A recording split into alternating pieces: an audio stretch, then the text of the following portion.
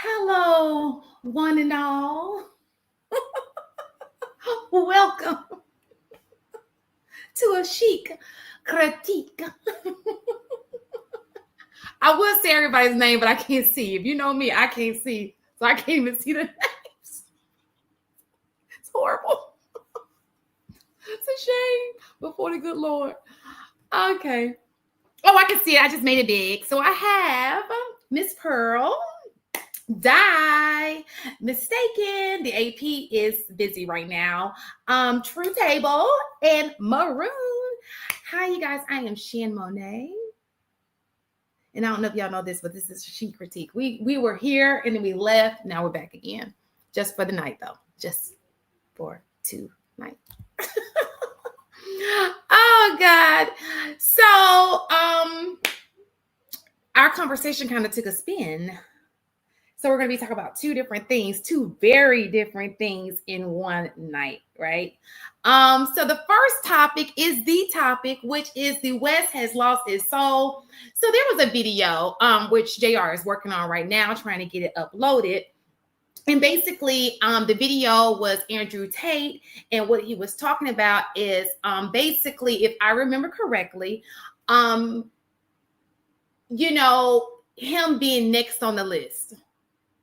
People, him feeling like, I think that there was an incident at his home or something, somebody attacked him or something, but basically people having the right to have a freedom of speech and not being harmed because of their freedom of speech. We know all the events that have taken place this week. People have had a lot to say. And so the topic is freedom of speech at what expense? So what are you guys' thoughts on, and I don't want to really talk much about the Charlie incident because I think we've talked about that a lot, but we can take a lot away from the incident, right? Because we're all on a panel. We all have a difference in opinion. We all speak our mind, right? And it's opinionated. It's just our opinion on a topic. But do you think that our freedom of speech is beneficial or is it damaging? Do you think we should have it? Should it be censored? Because you remember back in the day, it used to be censored. You just couldn't get on, even if you want to see a little cha-cha-cha, you had to pay for HBO back in the day, So what do you guys think about freedom of speech? Has it gone too far, which is causing a lot of commotion? Or do you think that it's just that people are taking things too far? What are your thoughts? If that makes sense. Somebody, anybody. I'll go. Look, I'll be like, everybody scream. This is how I be on the professional development when I be with the teachers. I'll be like, okay, let me wait. Let me see who's gonna go. All right, so let me just go so I can get myself out the way. Then I can relax. Okay. I definitely don't feel like our right to freedom of speech should be restricted or censored in any type of way. I think people have taken the right too far, of course. And I think these are more uneducated people in terms of not really using a level of discernment when they're speaking, and they end up inciting violence and building a rhetoric behind themselves that kind of perpetuates a seeking of violence. So I don't think we need to censor ourselves. I think people need to be more conscientious of what they say and the result of those, especially when they have a following, they're influential, and people look to them. I think we just need to watch what we say. I don't think we need to be silenced. But in watching what you say, isn't that still almost not necessarily silencing you, but it's just a censor? I mean, you're self-filtering. Nobody else is telling you what to say. You're using that level of awareness and foresight to know what you're going to say and how it's going to land with people. So, you know what I mean? You're already self-filtering. No, I get it. Yeah. Anybody else's thought on that? I'll go. Okay. Hey, y'all. Miss y'all. Hey, Shan. I miss you too, fellas. At some point in my life, I was one of those people who was like, freedom, freedom, freedom, freedom. And I still believe in freedom. But the more I have to like take on a leadership role in society recently, I realized a lot of people are followers and a lot of people have to be told what to do. I'm really like, I know some of y'all like, duh, but to me, I'm like, this is really, it's really people out here who need to be told what to do. And it's more people in the world who needs to be told what to do than people who are leading, you know?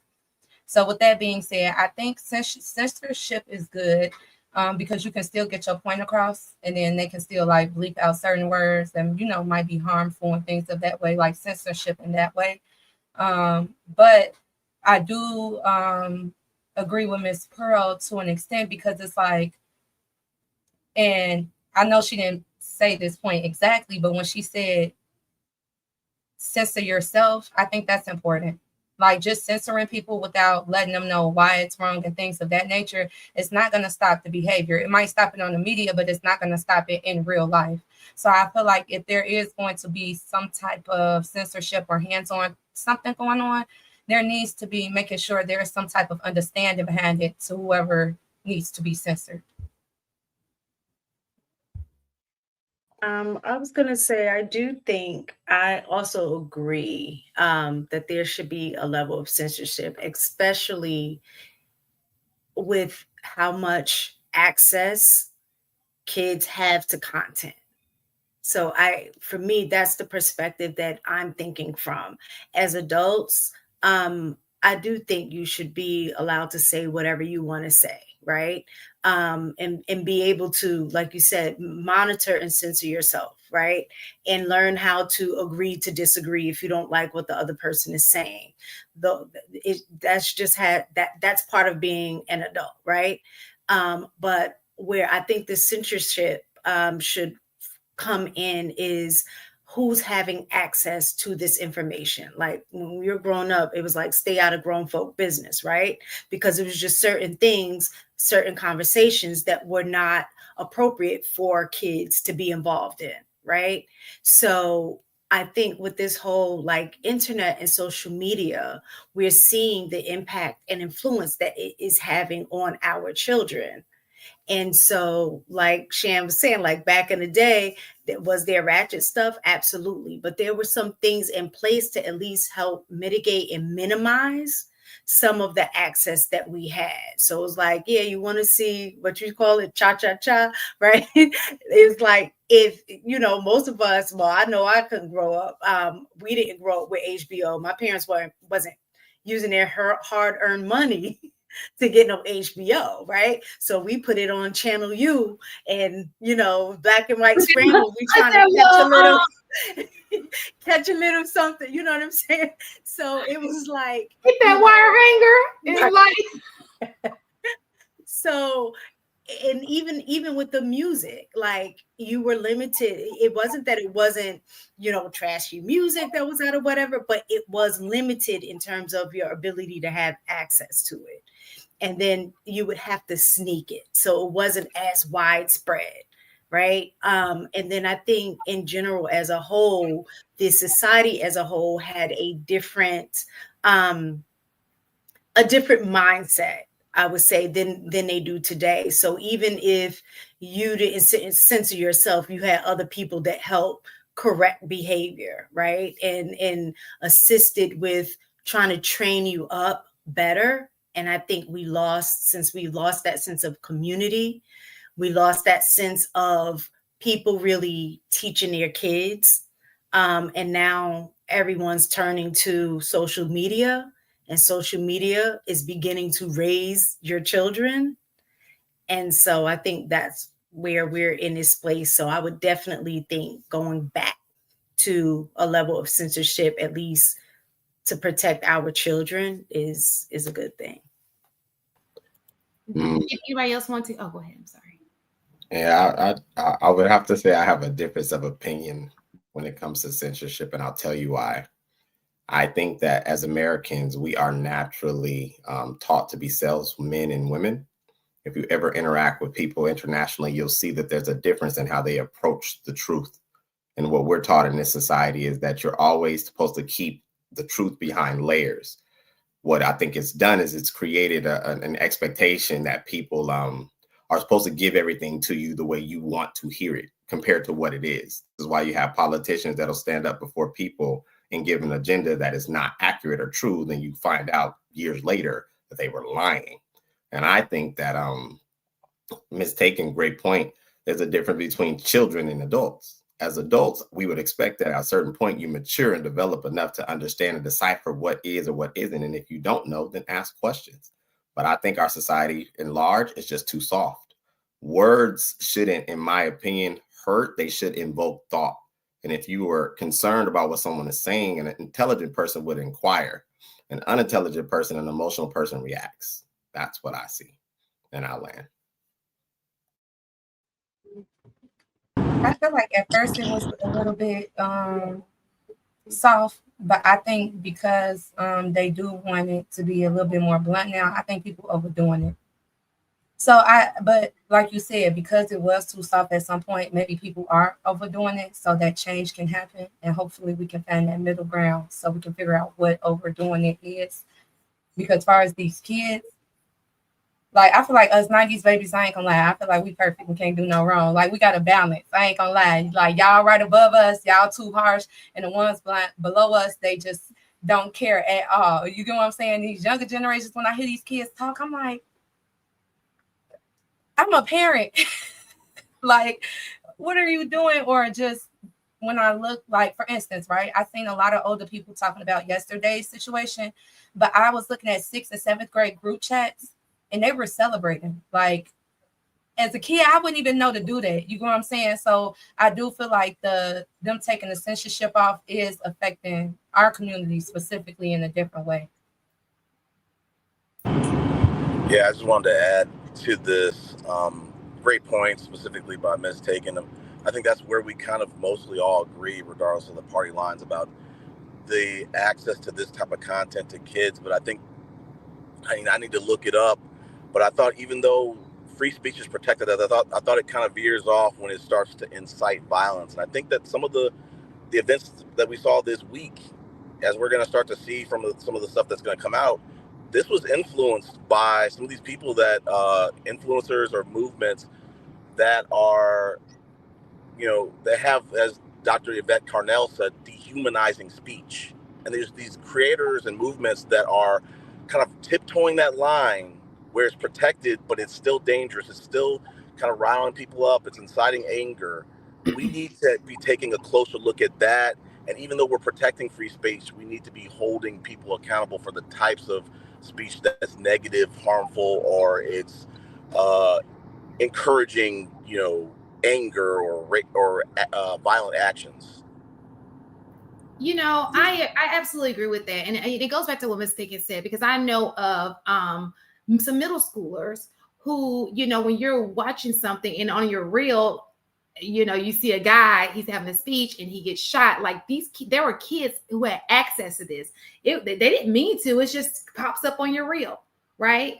And so now it's like, look how many people saw that video. Look how often people see videos like that. It's to the point where we are numb to it, and that's where, to me, and even, of course, they tried to censor it because, it came in and blocked all the videos, but look how long that took, so to speak, right? I think that, just like you, I think that there has to be a limit when it starts to show divisiveness. I think at that point, and it's okay to have an honest conversation. I think that when we have honest conversations, if you see a problem and it's solution-based, then I don't think that there's a problem with that, because you're genuinely trying to fix a problem, right? It's when it's not that way, when you're insulting people, or your whole point is belittle people. And no, that never ends well. And it doesn't end well in schools, because you'll find out most school shootings because somebody was bullied. And those people become adults. Maybe they didn't do anything in high school, but we know that everybody's not on the same playing field as far as their stability in their mind. We know that. Because if everybody was stable, we would have no homicides. There would be no killings, right? And I think I think somebody in the chat made a good point. I think that we kind of learned that early on. I think that that's the reason why we try to stay away from certain topics. I think that we go for safe topics. I think that we talk about women a lot because we don't want to talk about men because you didn't talk about certain people, right? It's safer to do that. I think that you learn when you go to certain neighborhoods, you start talking about people you might run and find out. We learn that at the early age. You talk about the wrong person, that's not new to our community. Maybe it doesn't happen on a public platform, but you just don't go around popping off at the mouth. Period. I agree. Oh, go ahead. I'm sorry. No. Go ahead. You can. It's just okay. And I agree to an extent because it has to be like clear guidelines when it comes to censorship. Because if we just say, okay, no negative language, well, when we start complaining about what we want changed in the community and how outraged we are, how upset, they like, well, that's negative language. You know what I'm saying? Because we can't, it's subjective or objective. Which one is it, y'all? Subjective. Yeah, when it's based on the person's subjective. Okay, yeah, it's subjective. You know what I mean? So I do agree to some extent. Like, I think that's where I get worried because then when they start putting too much censorship because people are really that slow, then I'm like, now I'm censored and I know I'm responsible with my words. You get what I'm saying? So I do understand why some people would be upset, but I do feel like when you, like what Shan said, when it comes to inciting violence and hold on, it won't let me see the names at the bottom right now. Okay, Maroon Tiger.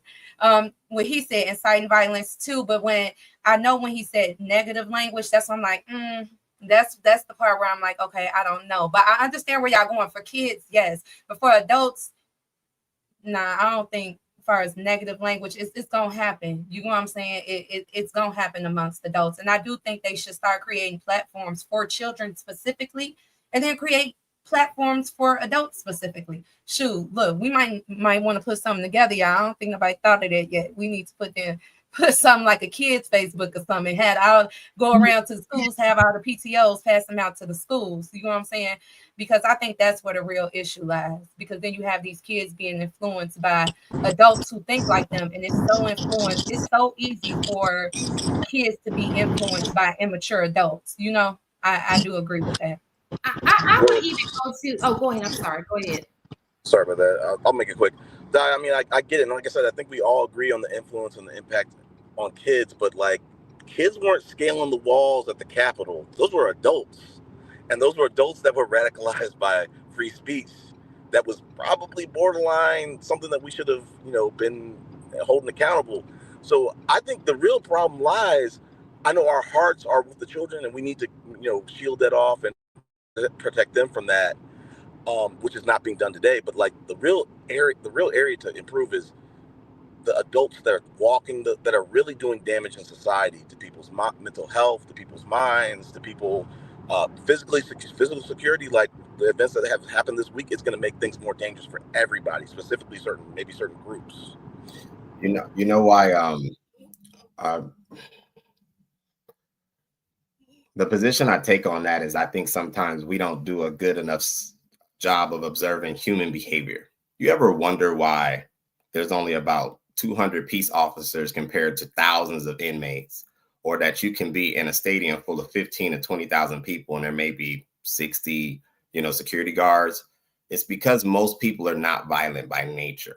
The reason why hate groups and insidious things of like that nature are so polarizing is because the average person is not violent. The average person does not get into fights. The average person does not walk around with guns, don't know how to use them, don't have any desire to use them.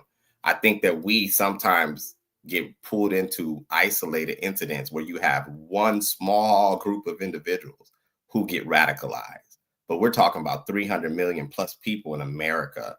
Most people are not violent. Most people don't even do, like, even when there's violence, most people respond to the fact that it's such a visceral energy occurring that they pull their phones out. They may call the cops, but they're not getting involved because that's not most people's nature. So I think we can do both, but I think most of society, in my honest opinion, will be fine because the average person is not really concerned about taking matters into their own hands, like storming the Capitol. or anything of that nature. Can I say something? I just want to add to that. Wait, can I say something real quick?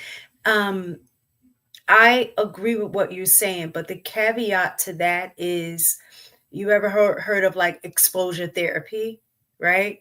So the more that you're exposed to those things, the less response you're going to have to it. So I think a lot of times I think that's what's happening in this environment, is that the continual exposure to the negativity and things like that is starting to become normalized, where the only way to make it not normal is to move to the extreme, right? And I think that's what's starting to happen, is that people are like going to the extreme with everything, right? And so I think that's part of the issue too. I do think kids should be protected in terms of things that they are seeing, because their brains are still developing. They don't really know how to decipher like real from fake. We're actually seeing that in school, like being able to identify fact from fiction, things like that, right? So that's why my push is making sure that, like, as adults, you do what you do. You're an adult, you make a decision, you deal with the consequences that come from that decision. Yeah, you have the freedom of speech, but there also comes the freedom of consequence, right? So as adults, you can deal with that. But as a child, you really don't have the mindset or reached a certain developmental stage to truly understand that. So in that way, they do need to be protected. But I also agree with you to the point that sometimes the negative exposure to them also helps teach them how to handle certain situations, right? So I remember, like, my grandparents and stuff growing up. I remember she was telling me a story about how they got called the N-word because they had to walk to school, and the bus would drive past with white kids, on it, yelling at them and stuff like that. So not that they should have had to have dealt with something like that, but I do think it taught them how to handle adversity. And I think in this generation too, the other issue we're having is that we're trying to remove all of the barriers that our kids are going to face, because we don't want them to hurt. We don't want them to feel bad. And as a consequence, they don't learn how to deal with adversity. So then they grow up in situations like this and hear something that they don't like, and then it might be taken to the extreme, like what happened. So it's trying to find that balance. I think I agree with what you're saying, mistaken, but I think of it in a different way, right? So we have people who respond to things in anger. We're kind of used to that, right? But let's not forget, like, we both, you and I, are historians by heart. I would argue that a lot of our major events happen by word of mouth, like impressionable people. You and I spoke, like, for example, the entire Holocaust started because power of words, propaganda, right?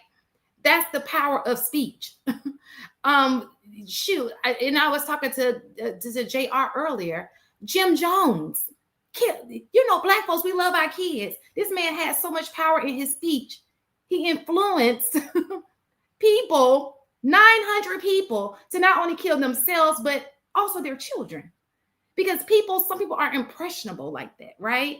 So I think of it from another standpoint too. Yeah, we're strong enough. We know, like, but how many people have been led astray because of speech? Like, there's when you just have control over people and you allow them to, follow just whomever. Like, you understand what I'm saying? Like, that's the part that kind of. But what you're saying, and this is no disrespect to that particular historical event. I like to. Absolutely. It's just, yeah. I get it. And I'm the same way, but we have to talk about it because these things, history has a way of replaying it, Sure. But I think when I was trying to narrow down my point, as a whole, and you can correct me if I'm wrong, I think the average person wakes up every day and the most probably frustration they deal with is maybe traffic. They're not having to deal with a loose gunman. They're not having to deal with probably getting robbed. I'm saying the average person. Now, if you want to go into dense areas where it's concentrated crime, then those variables change. But most people are just dealing with everyday regular stuff. What happens is things like this are polarizing, and it makes us feel like now we need to align ourselves with fear that this is a regular occurrence. It's not. These things do not occur on a regular basis. Most people, one, can't shoot a rifle, especially from 200 yards off. So that's where, in my opinion, when you just look at just everyday life, the logic behind it would tell you, generally, we're safe. Generally, you should be concerned about people, but not to the level of your life may be threatened because you're opinionated. A lot of people are opinionated, and they're not getting gunned the heck down. Like, it's just not occurring like that. That's the only I'm taking. Go ahead. So I think that, and I agree with you, and that's why I took it to another. I want you to look at it totally different, right? I think that a lot of hate, even just amongst average people. Let's look at when we talk about, and we'll talk about relationships later on, even how relationships have changed between Black women and Black men, all because of speech. You understand? So yeah, it's not killing anybody, but it definitely just does have power of changing things. I remember before, and I love Kevin Samuels. I have nothing bad to say about Kevin Samuels. Women didn't even know what a high value man was. No Black women didn't have no problem going 50-50. You understand? We've been going 50-50, and all of a sudden y'all think y'all deserve a man. You understand? That's the power of influence. You know that didn't take place before. It did not in mass. Not the way it did. You were happy to get that man, and you want to pay half these bills. Absolutely. Now these women like, oh, I want a high value man. I deserve a high value man. I never heard that before. 2019, never. So, and that's the power of influence, right? And people can take little things, and it could be for the benefit, but people will take the little things that they feel relates to them, and they'll take it to the extreme of things, right? And it does make it does change things a lot. And so I'm not saying you should stop speaking. I'm not saying that at all. I'm just saying we do need to acknowledge that words have power, and when you're on a public platform, that can change a lot of things for a lot of people, right? So that's all I'm saying.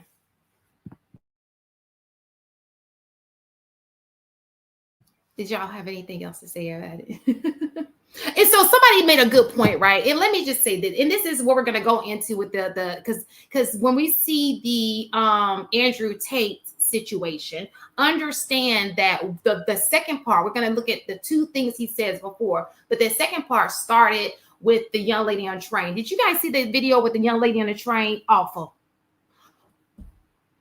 Listen, to be minding your own business, and then all of a sudden somebody just a sneak attack, like that is,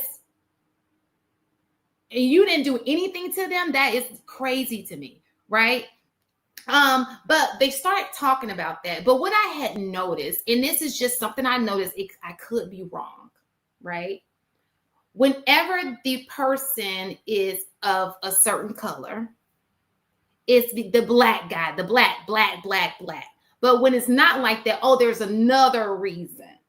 For example, oh, he's this, everything except for name and race, right? That's just something I've observed. Maybe I'm wrong, but it's just something I've observed. And I do think that we need to do better with the way we approach things, because a person who commits homicide is a person who commits homicide, and they're all in the same boat to me. I don't care what color you are. Homicide is wrong, but it shouldn't be like emphasis on race when one person does it, but then it's something else when another person does. That's just my opinion, because even those types of words can be damaging to, this is bad, this is okay, this was just this was because of this. Does that make sense? That's just my opinion. And I saw a lot of that. Anybody else have anything to say? We're gonna go to the video. Hit it, JR.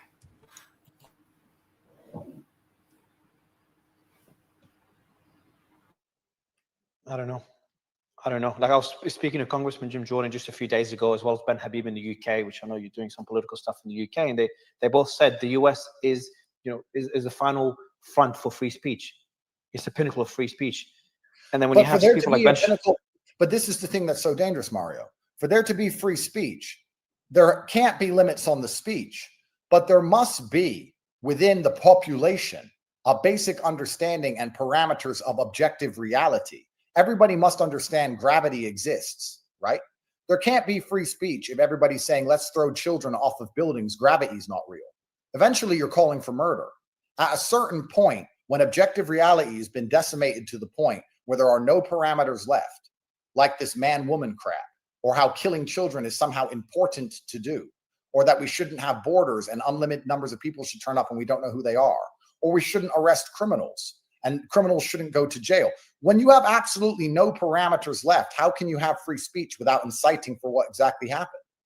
At a certain point, free speech just becomes inciting for violence, and the violence comes because these people do not have respect for life. They don't have respect for a differing opinion. They don't have respect for anything. So we've lost control of a large percentage of the Western population who live in a fantasy land.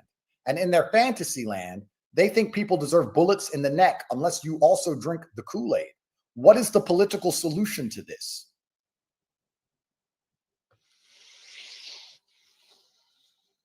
There are people who will, I know when they get me, there's going to be large celebrations. And people are going to say, he said women can't park cars. He deserves to die and orphan all his children because of a joke. But they will make jokes about Charlie Kirk's death. And they don't care, and they don't see the hypocrisy in that. These people are soulless. The West has lost its soul. There is no honor left. Not even the basic masculine dignity of showing respect to a fallen enemy. Nothing. There is nothing left. I want you to speak to Elon. I want to get on the rocket and go to Mars. I am completely heartbroken. Not just because of Charlie. Not just because I know I'm next. I'm heartbroken for humanity. I'm ready to die. I've had a great life. I'm heartbroken for the Western world as we know it. And anyone with a brain should be. I remember when we did a space.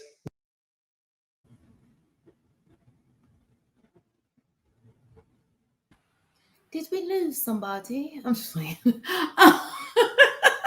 And there was six. And then there was six. So what are you guys' thoughts on that? Girl, first off, I follow Andrew Tate for a long time. I've listened. What's frustrating, because I've done research on what he was talking about too, like how everybody is just distasteful and things of that nature.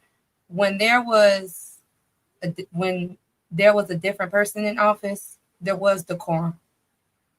As a leader, you're going to set the tone for whatever you're leading. So I know they don't feel like Trump is what he does is that much, but back to, I guess, to Shan's point, when Trump started using his free speech to spew lies, when he started using his free speech to say, okay, my speech is right, and now I'm going to stop your speech and only allow my speech to be free, it made people feel like, okay, we finna go backwards. Like, it's time for us to, we got our power back. You know what I'm saying? We can do and we can say anything that we really want to, and I don't think that's the case. I feel like I've heard Andrew Tate talk about some women who used to be abused.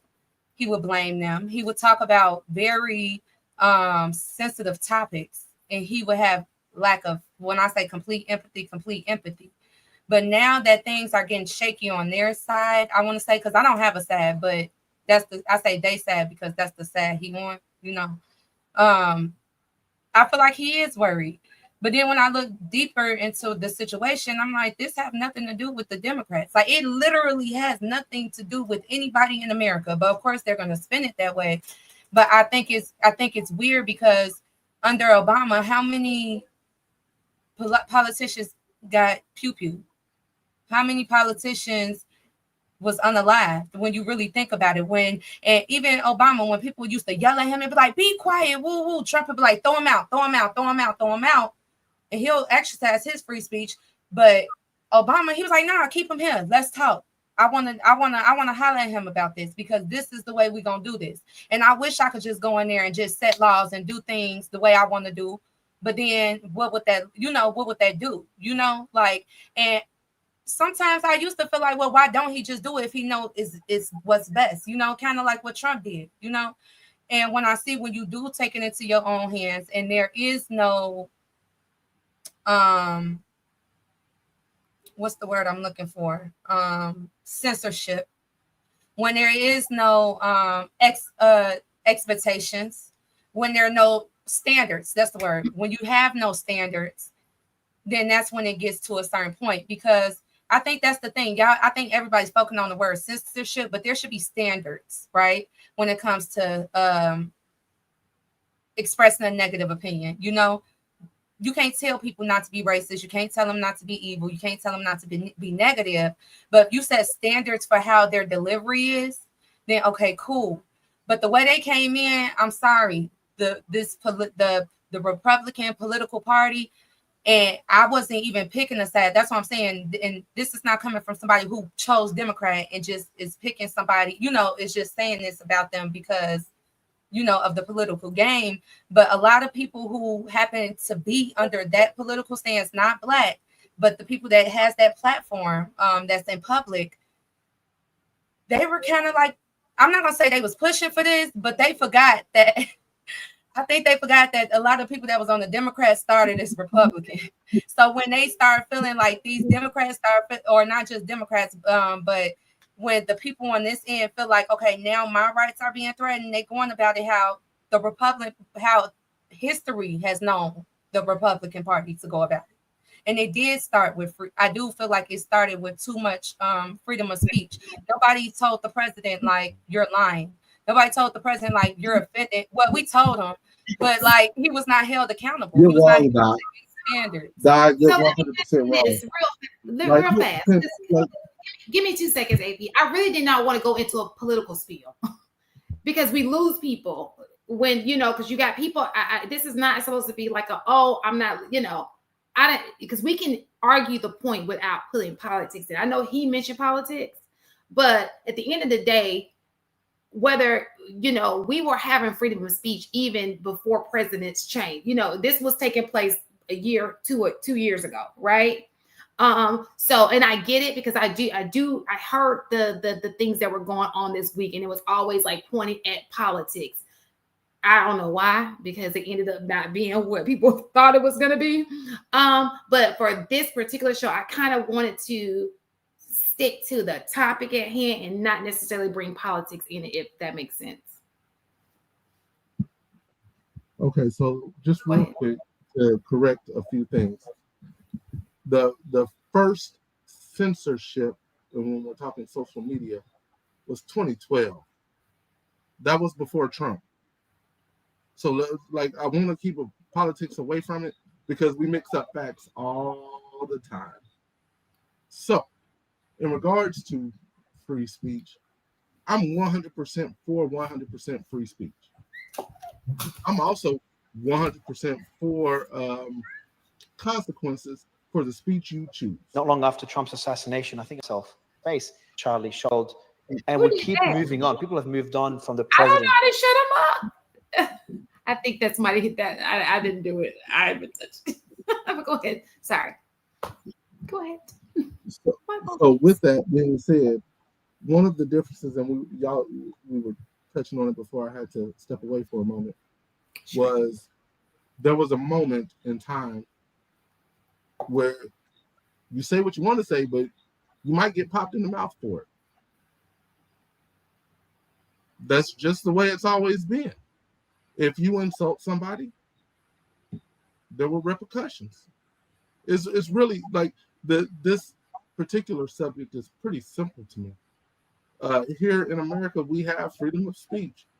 And to me, we shouldn't censor people. I'd rather know where you stand anyway. That's true. And then I can adjust according to where you stand. And that you might be sitting depending on what you say to me. But we've gotten so sensitive. We care so much about how people feel that a lot of the stuff that happens now didn't happen then, because we could have that dialogue, because we could have it out, or I could put you on your butt, or you could put me on mine. And What do you go ahead? Do you think that I don't remember this much discourse in 2012? Like, even if we did have we had it was opinionated, right? And I'm not saying it has anything to do with politics, because I do remember it 2 years ago when we had a different leader. You know what I'm saying? So it has nothing to do with politics. What I'm saying is, as a people, I don't remember in 2012 there being even though the freedom of speech was there. I think that it's kind of getting a little, I don't know if it's because the ratings, people trying to keep that money up. They know that this is the clickbait. I don't know what it is, right? I just know I'm hearing a lot more than I normally hear as it relates to things that can be pushing, can go a little overboard. You understand? Because let's not do that. People have always been sensitive. Don't ever think that people have not been sensitive. People have it's a lot of people who, say some things, and, I think that's happened years back. That is not a new thing. Yeah, but what is new is silencing people because other folks are sensitive. That's a pretty new concept. We had ways of dealing with that kind of stuff. But if you remember, 2012 is when there was the big rhetorical push for the, I don't like saying alphabet community. I don't like saying that, but that's before all the letters turned into the entire alphabet. That's when that push started. And the dialogue got real heavy, real fast. And if you spoke out against it, you were speaking out against women's reproductive rights. If you spoke out against it, you were labeled a homophobe. If you spoke out against it, like any negative thing you can think of, you were labeled. However, the reason where it truly came from was there was a lot of false claims about then President Barack Obama. So what Facebook first did was started putting those fact checks in. Twitter then went to pure censorship of what they considered fake news. And that's when all of that really started in regards to censorship. And when you start silencing that voice, the other voice in the room just gets louder. You got to have that dissenting opinion in order to really have a dialogue to, I think, get better as a country, as a people.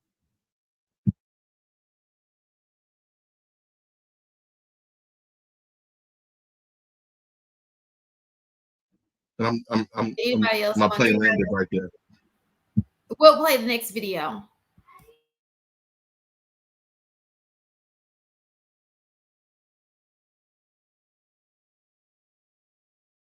I wonder, did he hear me? Technical difficulties. Anybody want to add to that while we do this?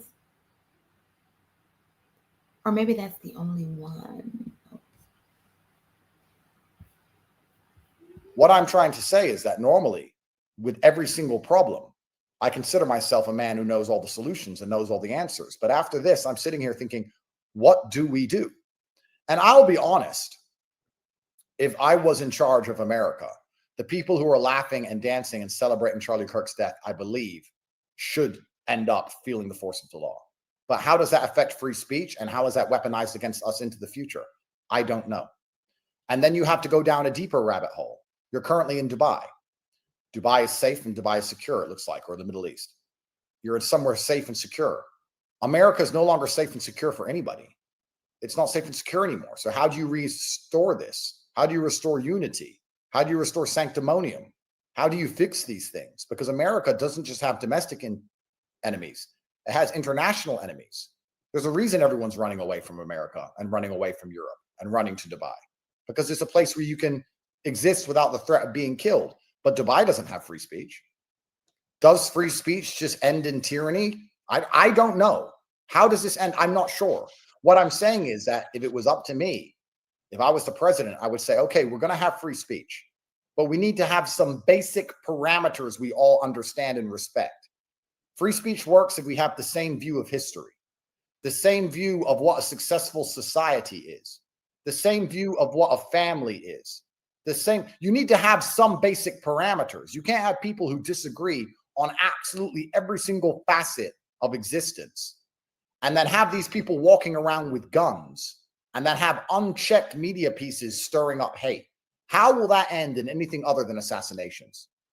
But then what's the solution? Because in Europe, you're seeing the opposite. You're seeing free speech destroy one's freedom. And we're seeing that abused in the UK. We're seeing all the people arrested more than Russia. Seven AFD politicians died before the election. In Germany. So people are dying everywhere for having the wrong point of view now. Because we're the Nazis. We're evil somehow. We've been demonized to the point where we deserve death.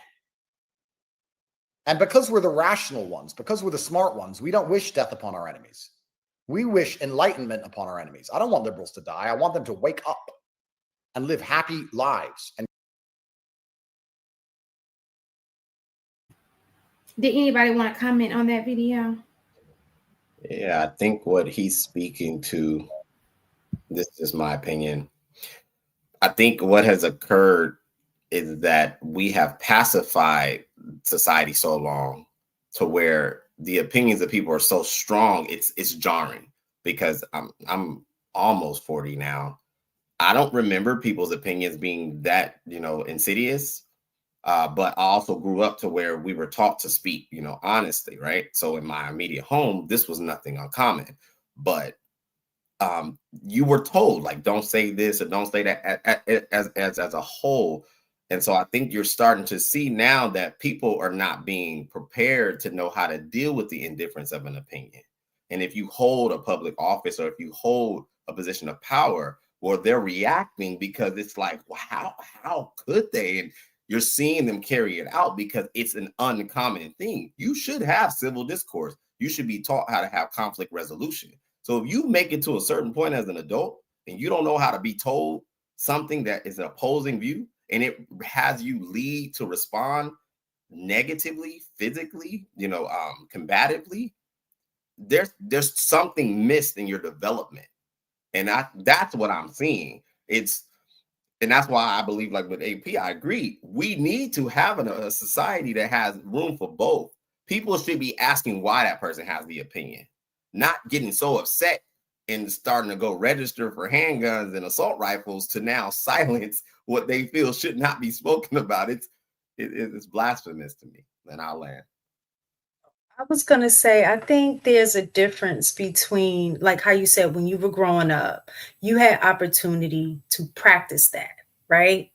So I think what's happening now is that practice that you get doesn't occur. So it's like literally handing a child a handgun without telling them the dangers of what can happen when you use it.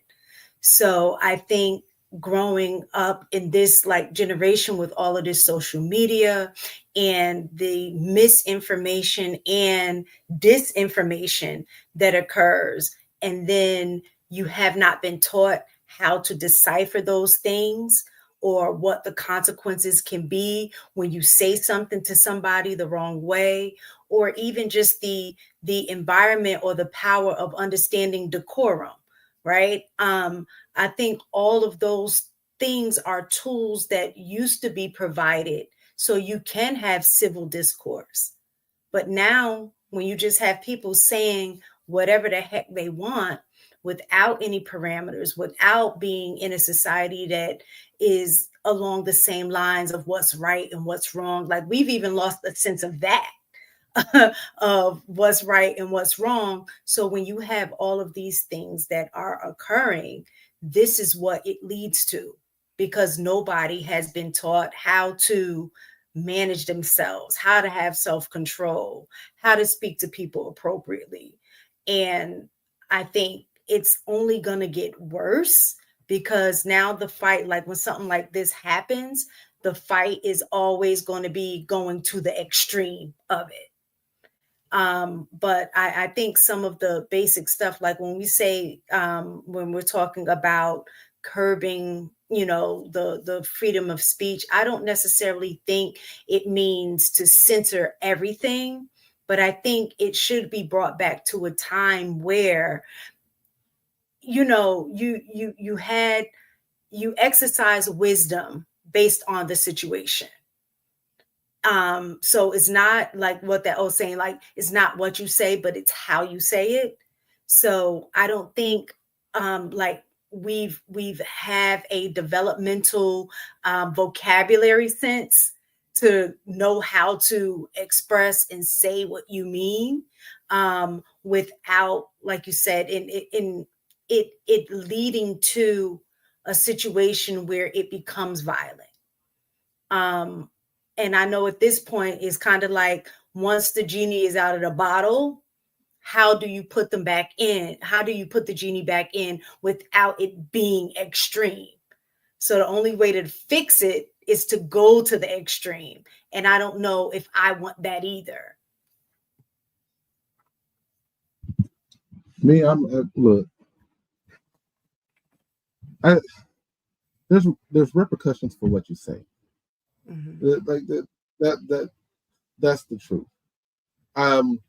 What it sounded like probably a few moments ago is we need to censor access, not the speech.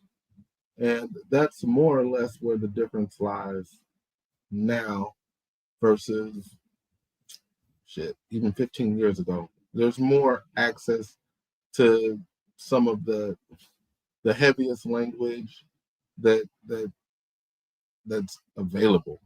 So I don't believe in shutting people up. I can't wrap my mind around making a person not speak or policing how they speak.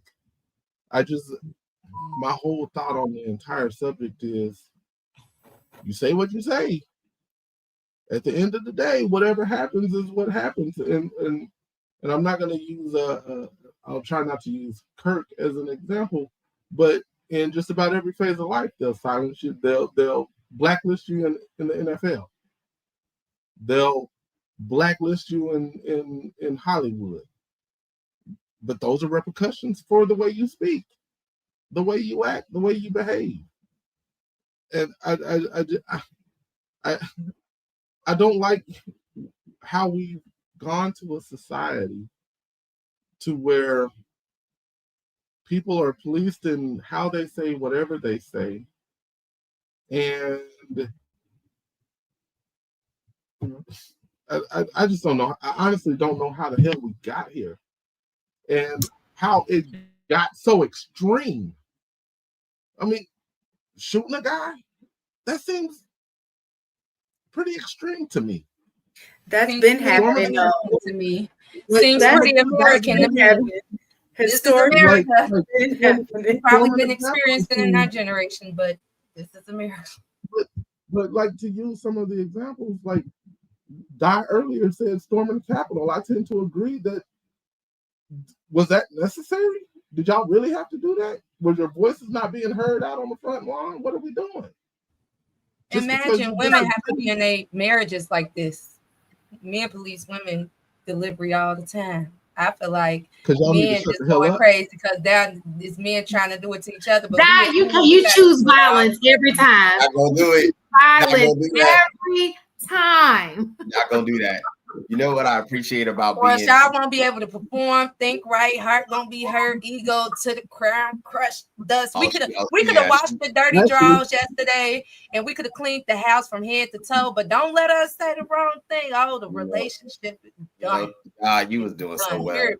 No, Di has a pretty decent point there, because you guys always say women with your tongue, a woman's tongue. I'm choosing peace. Y'all was doing really well. Di came with this tonight. Yeah, she choosing. Do they not tell us all the time? Watch how you say this, and if you say this, your I'm gonna mouth, tell you why. and he That might might be, slap and you. look, I'm just saying, and, hey, if your and husband look, slaps you true, because you got a smart true. mouth, that's That on might you. be, You feel that me? might be why So the it's UAE funny. is It safe. ain't no fun with Yeah, rappers. exactly. Exactly. Let me explain to you why, so that I don't want to insult your intelligence. I believe AP may be able to back me up on this. There's rules of engagement. If I'm talking to AP as man to man, we understand. There's just certain things that if I use certain vernacular, it may invoke aggression. Women don't have these rules, generally speaking. That's the issue. So when we say watch your mouth, it's because we cannot respond the way we are wired to respond. We need to arrive at a point to where we can converse that it is fruitful for both of us. But if you know you're gonna minimize me or attack my masculinity or attack my inadequacies, you're bullying me, and I'm left to be arrested and where I cannot. But that's censoring. But isn't this all what it's all about? No, that's education. That's not censorship. That's education. That actually makes you more fruitful. It makes you actually know how to move throughout the world, because this is a universal rule. It's just like the same way we would probably want to. Like y'all try to threaten our intelligence and then get mad. Self-defense is common sense, okay? It's not that I'm getting masculine. It's just I was taught how to defend myself when my intelligence is threatened. But so it's not stupidity, it's not masculinity, but don't mistake. Look, it's not stupidity. Like I have no stupidity in me at all. No. Sometimes, go ahead, True. No, I'm not gonna be. I'm gonna be honest real quick. I'm gonna be honest real quick with you, True.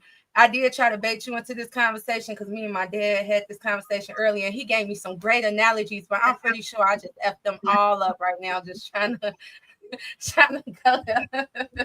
I appreciate the honesty. But I mean, it raises a good point, right? So when because it's going to take us into our next video, I find that, and I won't even, I'm gonna hold my tongue until the next video, if I remember, because y'all know I got ADD, so I'll easily forget. But to go by what Andrew Tate said, I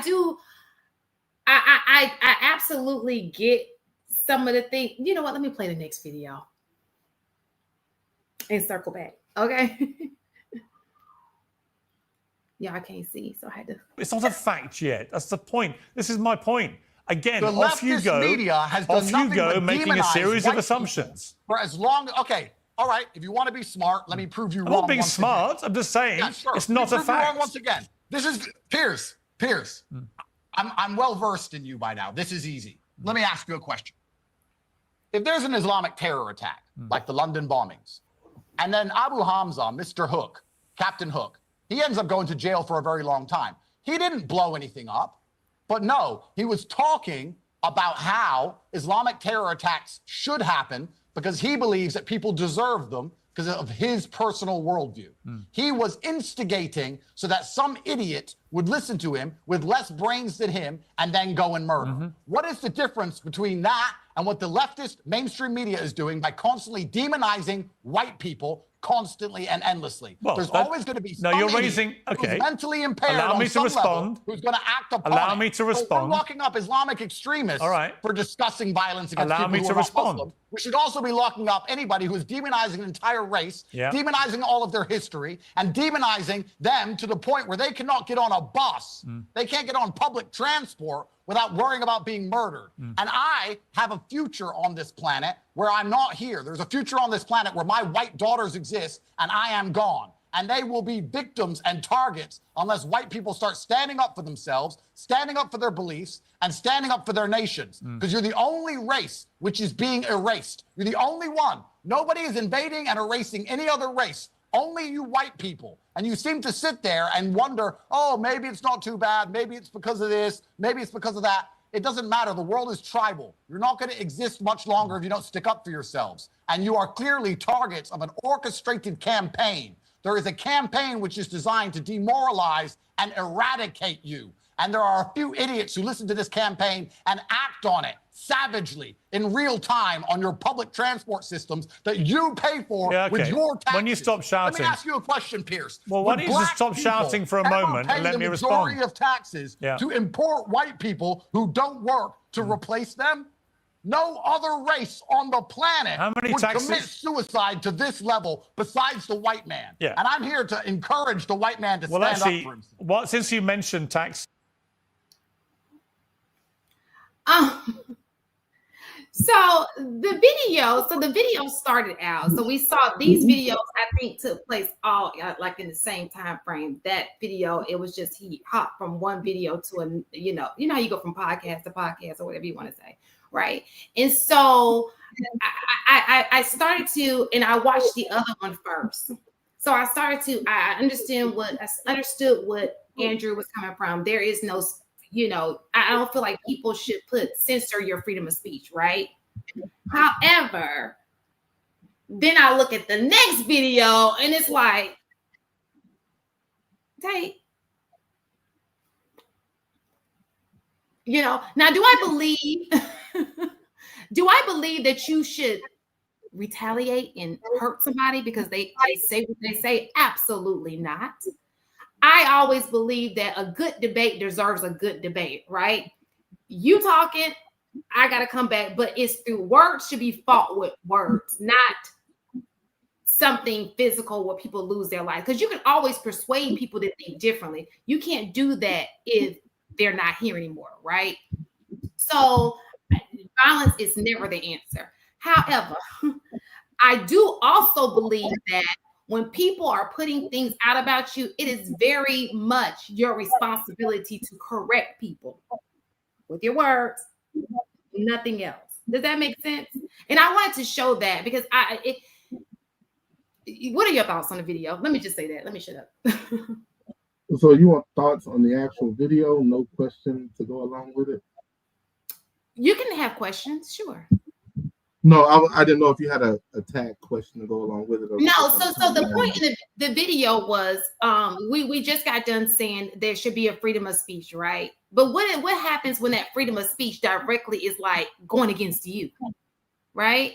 Because I think that people do feel attacked, but I will be one to say when people attack or say something that maybe you don't like, you say it with words. You don't go back and say it. You do something about it in any other way besides show them. Show them, like, not show them, because that can mean several different things, like speak, rebuttal, something of that nature. Does that make sense? Yeah, so he was on cancel them. Well, it's hard to cancel somebody like that because they're great for ratings. People tune in, people watch. That's why he's called on several platforms to speak. But the question that I have when I'm listening to that particular segment that you just played, would he say that? And I maybe he would, maybe he wouldn't. But would he say that in the presence of a True, or the presence of an AP, or in the presence of somebody that's willing to knock him on his ass, right? Because sometimes, shit, you're going to be met with violence by the way you speak. But that we've right been there saying was, it all like, night. His language on purpose was incendiary. Like, he meant for it to be incendiary. And when people are asking for it, sometimes they got to get it. Like that, and that kind of goes back to what True was talking about when Di mentioned about conversing with women. Is we know as men, Tate and I are having a conversation, and he uses language like that. He already knows he's intentionally escalating. He's intentionally escalating. But the difference with when we're watching a clip, he has protection from the screen. He has protection from wherever he is locally.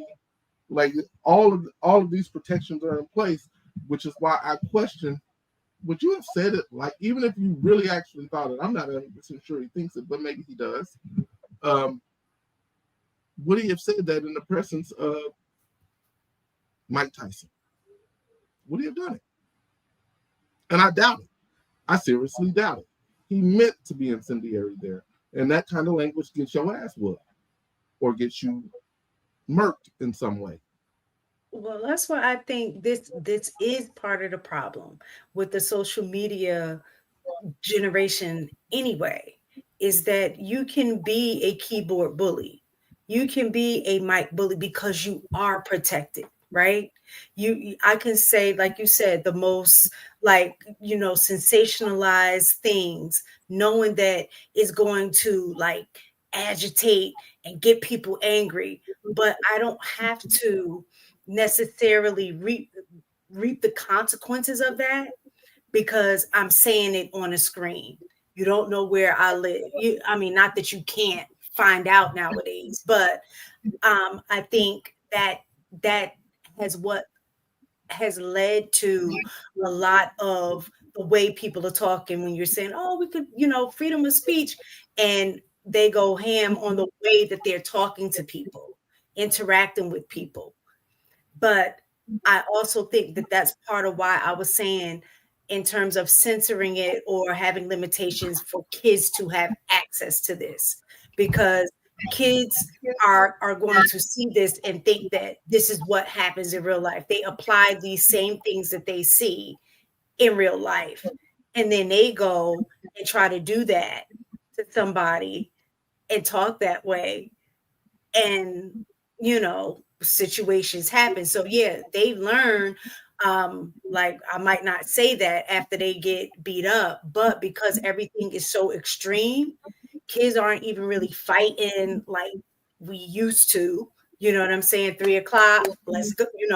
They're stabbing, they're shooting each other, they're jumping each other. They're like, I remember Shan said something happened in her school where she saw them kick a dude in the head or something like that, like getting jumped. So, yeah. So I think in anything that you do will have consequences. It could be good consequences or bad consequences. And in this environment with how much negativity is spewing, a lot of those consequences have been ending badly. You understand what I'm saying?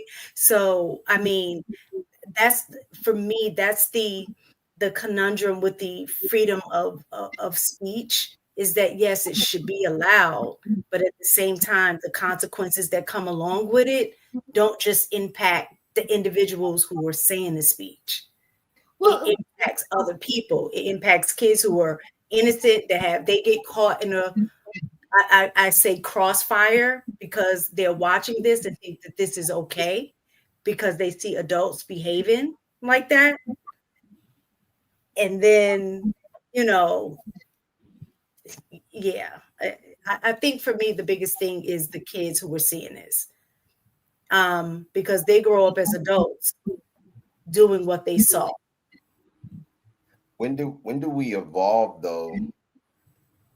And when I say when do we evolve, I can remember experiencing the most physical hand-to-hand combat when I was in my adolescent state. I haven't hit nobody in probably a decade, because most of our interactions occur through discourse. So we just have technology now to where it is, online. This is the new wave. So I get the way we used to maybe do stuff, but that was because you were probably in proximity, you were in the room, there was words exchanged, then okay. But when do we evolve to understand that there should be a maturation? We should be able to disagree and it not have to translate to, in my opinion, the reality of things. The response should be able to be handled where there is recourse or consequence, but it does not have to, in my opinion, be physical. Is there any space for that? Yeah, I guess for me, I'll speak for myself. I think a lot of people don't see the consequence of that in terms of the impact, because they're not around kids other than their like own or within their circle. Because we're in education, we see the outcome of not having the proper home training, having the negative influences that all of those kids, different ages piled up in one space, where you have some that may have learned, but then they're outnumbered by the ones who haven't, and putting those two in an environment where one knows how to use their words and the other group that don't, and the ones that don't, the other 50 that don't, they're going to resort to violence. And I can give you an example of something that just recently happened at my place of business. There was an altercation. One person told the boyfriend came and confronted the young lady. Well, then she then told her boyfriend, who showed up at my school with a gun, and approached the young man. Fortunately, that young man, from my understanding, pleaded, and it did not end in a certain kind of way. But that's an incident where somebody could have lost a child. You know what I'm saying? Because of words. But obviously that's that's always been an issue. This is nothing new in certain places, right? But when we're talking about on a level like the public platform, I don't have a problem with people speaking. For me, I guess I don't have a problem with people speaking their piece. But what I do have a problem with is allowing people to speak and you not speaking up for yourself. You understand? That's the part that when only one person is yapping and you're continuously being the big dog, and you can say something back in a classy way, right? You can put people in their place in a classy way. But I think for me, I hear a whole lot coming from one side, and the other side just allowing people to say what they want to say, do it, and even like I mentioned it earlier today, it comes in the form of when things are being advertised, one has race attached to it, the other one is it's another reason why. It's a play on words, right? When in actuality, they were both bad incidents from people who did bad things, and it shouldn't have had race attached to it. These are two people who did something bad, right? And so I think that's the part that bothers me the most. Do you believe stuff like y'all saying scandal, right? I believe scandal real. I feel like stuff like that happened for real. I feel like they'll sit there and stage things, make real life situations happen in order to do things. I do feel like that. But I don't want to get lost in what I was trying to present. When I'm saying, when do we get to a chance? Do we get to a place where we can evolve? Because my position on it is, it's hard for me to listen to grown tax-paying adults talk about they just get their ass kicked. Like, it's that to me. Yeah, that's what I'm saying. I think that if you're an adult, talk it out. Like, if somebody's coming at you, it's okay to rebuttal with a comment. We don't have to go to putting our hands on people. You know what I'm saying? You have a mouth too. You're intelligent just like he is. Just like he has the power of persuasion, you probably do too. You just have to say something, right? I think that when you have two adults going at each other, let the intellect, the battle of the words. Like you meet words with words. And don't take it. But you can have a comeback, but it should definitely not be with your hands. It should not be physical. You understand? So we're talking about having a sense of decorum in conversation. That's one thing, but when we get to a point where we felt insulted, that changes the dynamics of the dialogue we were having. We like True and I can wholly disagree and go back and forth, and at the end of it, agree that we'll never be on the same side of it, while even understanding the other one's point. But if in the middle of this dialogue, True looks at me right in my face and says, "You know what? You're a straight up bitch."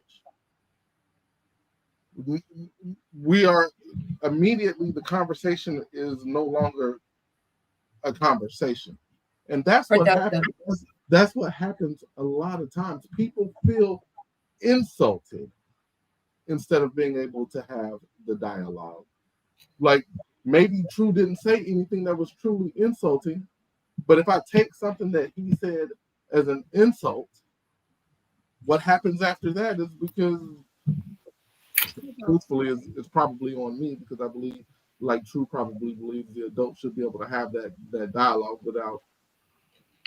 That's what I'm trying to remedy. Like, personally, I don't think there's anybody on this planet that can call me whatever I don't believe about myself, and I'm gonna be moved to try to assert myself the way. My threat, me personally, would be because you're trying to obviously impose violence, physical violence. But you can say whatever the heck you want to say. I'm not moved. I'm trying to figure out how do we get to the maturity of that, because it seems like we got adults playing adult instead of acting on being adult. Because an adult can take an insult and eat it, and understand that this person don't move nothing in my world. My fights are not going to get better. What am I going to gain by literally humbling them? Especially if you know that you can. I guess I don't. That's what I would like to see. True, that's what I'm trying to tell you. They incentivizing our kids to do the opposite.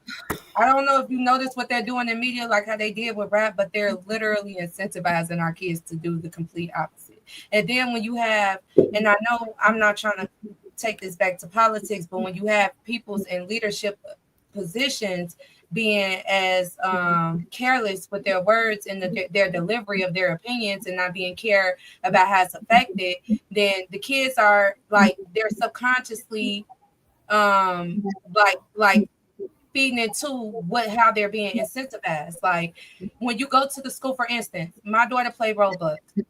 She's in 6th grade, so I'm not even at the high school level yet. Okay, 5th grade they was playing baddies. 6th grade, they're playing baddies on Roblox. I don't know if you know what baddies is in the Zeus network. Y'all don't?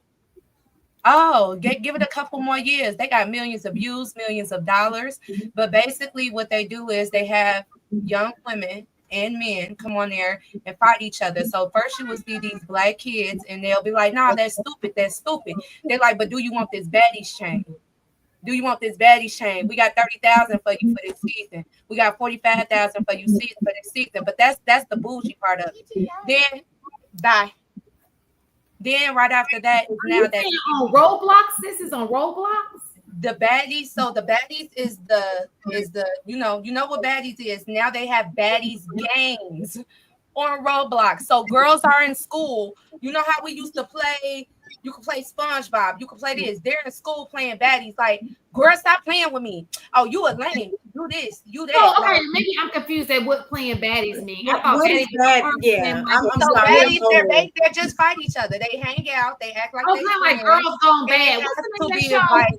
Bad Girls Club. Bad Girls Club. These girls are busting their eyes open. They're getting black eyes. They're fighting transgenders. They're some people are only getting paid $3,000 a season for this. That's why I said I keep up with how the people are being influenced. Now that TV is the worst. When I say these girls have closed eyes, they're 17 years old with bottles in their hand, drinking, on their kicking, fighting. And if you try to be the one that's with a mind frame, some moral standards and values, you're a punk. You're marked out. Why are you arguing? Why are you even talking about it? Real thugs don't talk about it. Real women don't talk about it. You just handle your business. You know what I'm saying? Okay, wait a minute. This is happening at the 6th grade level. My daughter is in 6th grade. So yeah, the high schoolers might not be into it because they're not the youngest. The youngest gets influenced the quickest. You know what I'm saying? So this is good to them. Literally. So I thought a baddie was a hot chick online. I didn't know it was a hot chick who fights. They changed it to that.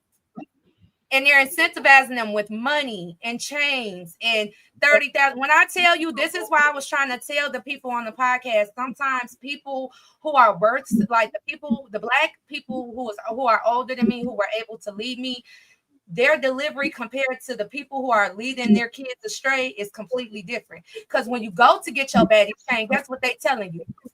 Oh, we got you. This is sisterhood. We love you. We understand you. We care about you. So the way that they're conditioning these kids, they're saying, I love you, I love you, I love you. When it's time to get in the field, they're like, yeah, now it's time to get in the field. Skip all that love shit. Like, I already gave you your 20,000. You know what I'm saying? The way that they're, and then everybody wondering why the kids so heartless. Why they out here doing this? Why they out here? And I'm like, y'all not paying attention to media. They're influencing the kids just like they influenced y'all back then with rap.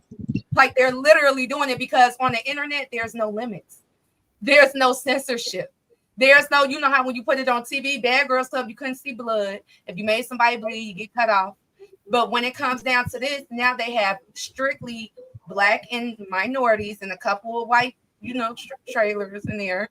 But yeah, they are incentivizing them. And kids are trying out as young as 17. They're telling them, come back next year. Come back next year. We got you. Just know that we got you. And I'm just like, if only the people who had the valuable information could be as welcoming and warm-hearted as these people, maybe these kids will want to do something different. I think I go back to what True was saying when he was trying to figure out, like, how do we get here as adults where we can't converse? And I feel it's deeply because we have a lack of education, but not just education. We have a lack of social emotional learning and conflict resolution opportunities as far as like restorative conversations, the difference between intrapersonal, intra-group skills, and how to navigate. When I say social emotional learning, I mean learning about self-awareness, who you are, social awareness, social cues, how other people operate, cultural awareness, how different cultures operate, relationship skills. When I was coming up, I don't know if it's because it was a Catholic school, I didn't necessarily start getting into public schools until I started teaching. That was 20 years ago. I'll get to that point. But we used to have circles, gender circles, where young ladies were able to address young men, and we had our teachers as moderators. I can say since I've been teaching for Chicago Public Schools since 2004, we may speak about social emotional learning and conflict resolution, but those are like posters that we just keep to put up around the school. There's no real dedicated time to teaching these children how they should be acting and responding within themselves and within each other. So a lot of the times what we're seeing on these platforms are just simply uneducated people who didn't have those opportunities. And now they are suffering because they are using their bodies in sex and relationships, but they have no idea how to be adaptive and how to just, they are just maladjusted. And what you said, True, a few platforms ago, they have arrested development. And a lot of the times they spend most of their time in schools with us. There's only a little small time, right? When they get home, it's those few hours. They spend majority of their time in schools. And in schools, this is not happening. In schools, you have what Ms. Dye is talking about. How are kids on baddies? Because I know when I was in there, I had what we call Go Guardian. It's like it's a sensor where me as a teacher, if you have a school issue device, I can see what all 20 or 50 of my kids are doing. And if you're on baddies, I could lock your device. You can't jump, you can't do anything. It's basically like I can freeze a computer. So that's a school issue if those kids are able to have baddies and watch it. And then it's another issue with that because then they bring in their own personal devices. And then you got parents that are arguing. No, this on Roblox, Miss Pearl. It's on Roblox. And that's what I'm saying. Like, are they accessing Roblox on the school device or their personal device while they're personal devices? Like, and that's what I was alluding to, because I can freeze the school issue device, but the personal device, if we try to take the kids' phones, now we got parents saying, oh, you better not take my baby phone. And if they try to take your phone, turn up this, turn up that. When we're trying to alleviate issues just like that, your baby don't need a phone. It's a phone in every classroom and in every office. So it's really not a matter of being, it's like a control issue with the parents. It get real petty and nonsensical. But my point is, we are missing the necessary conflict resolution and social emotional learning skills and all of the things that come into that. So a lot of these people are just maladapted. Like they're adults, but they're physically operating at childlike levels. And this is why it's so hard to get to them and say, damn, why y'all just can't get it? That they haven't been taught. They're literally walking around 20, 30, 40 years old. That young man that just killed him was 22. If I transfer back, that was 2003. I know for a fact. And I've not been at one school. I've literally bounced around. If you saw my resume, you'd be like, damn, you've been in all them schools. Yes. And it's the same story with every school. It's just a different uniform, different colors, but it's the same shit a different day. It's not happening. Not in the way it should be. I promise you it's not. I can barely teach my kids reading, math, science, and social studies. So social emotional learning, it's on the schedule, but it's for like 15, 30 minutes. And if y'all in the schools, y'all know what I'm talking about. It's just something like a field buster that they put on their schedules, their resumes, and make it seem like it's something that we are supposed to do, but we're not doing. So again, I don't want to make excuses, but I'm just letting you know that a lot of these people and it's not just Chicago public schools, it's just public school districts and educational systems, period. They're not dedicating that time to social, emotional, cultural, and conflict resolution learning. So this is a result of that lack of learning. I Am I playing? Because I feel like I'm talking too much, but y'all get what I'm saying. No, I got a question for you guys that actually work in the schools, or you ladies that work in the schools. What is the pushback you get if you made, like, there's a way to block signals coming in and going out? What is the kind of pushback you guys would receive for attempting to do something like that? You mean in terms like what I was just saying, like trying to take their cellular devices, like upon entering the school? We got Something parents. Like that. Yeah, we got parents that'll come up to the school and they'll physically tell you, don't take my kid phone. We'll have the kids who won't give us the phone. So we can't touch the kids because now that's an issue, right? So I can't go in your pocket. I can't go in your book bag. I can't go in your purse. So now it's a standoff. Do I stand here and go back and forth with this kid that's not going to give me this phone? Or do I just let them come upstairs to class? And it's not that one kid. I got a population of probably 500 kids. And over 400 of them got this same ass case. Like they don't want to give up their phones.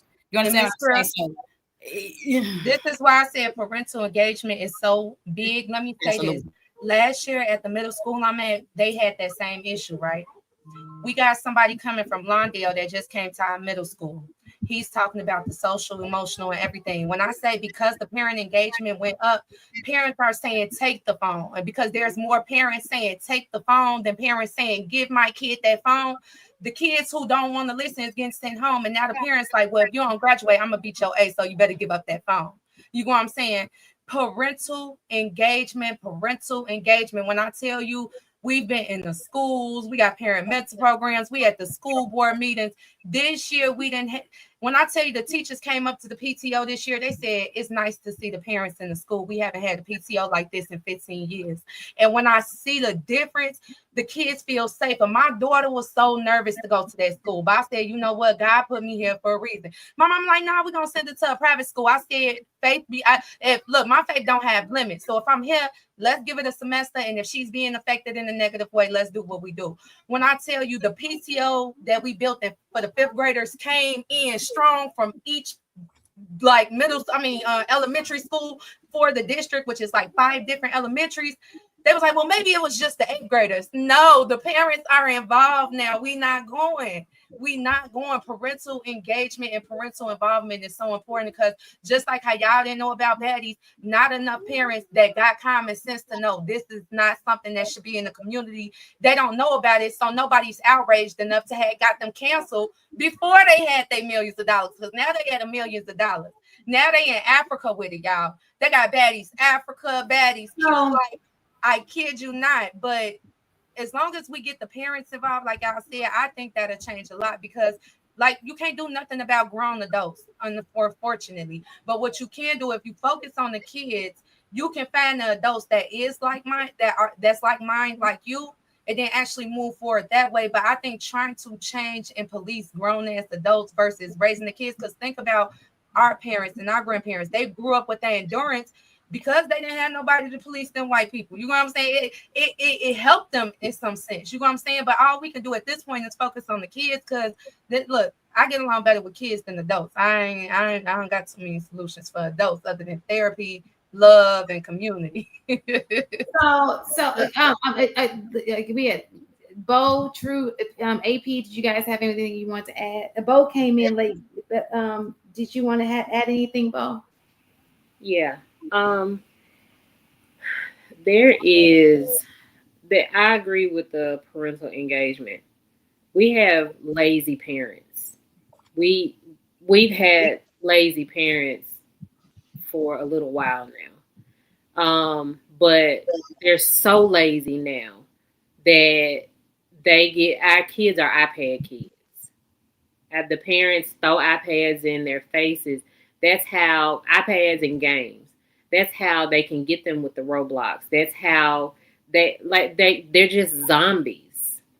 And it's because parents don't want to engage with their kids, but also the school system is failing, but because the parents do not engage with the school system anymore.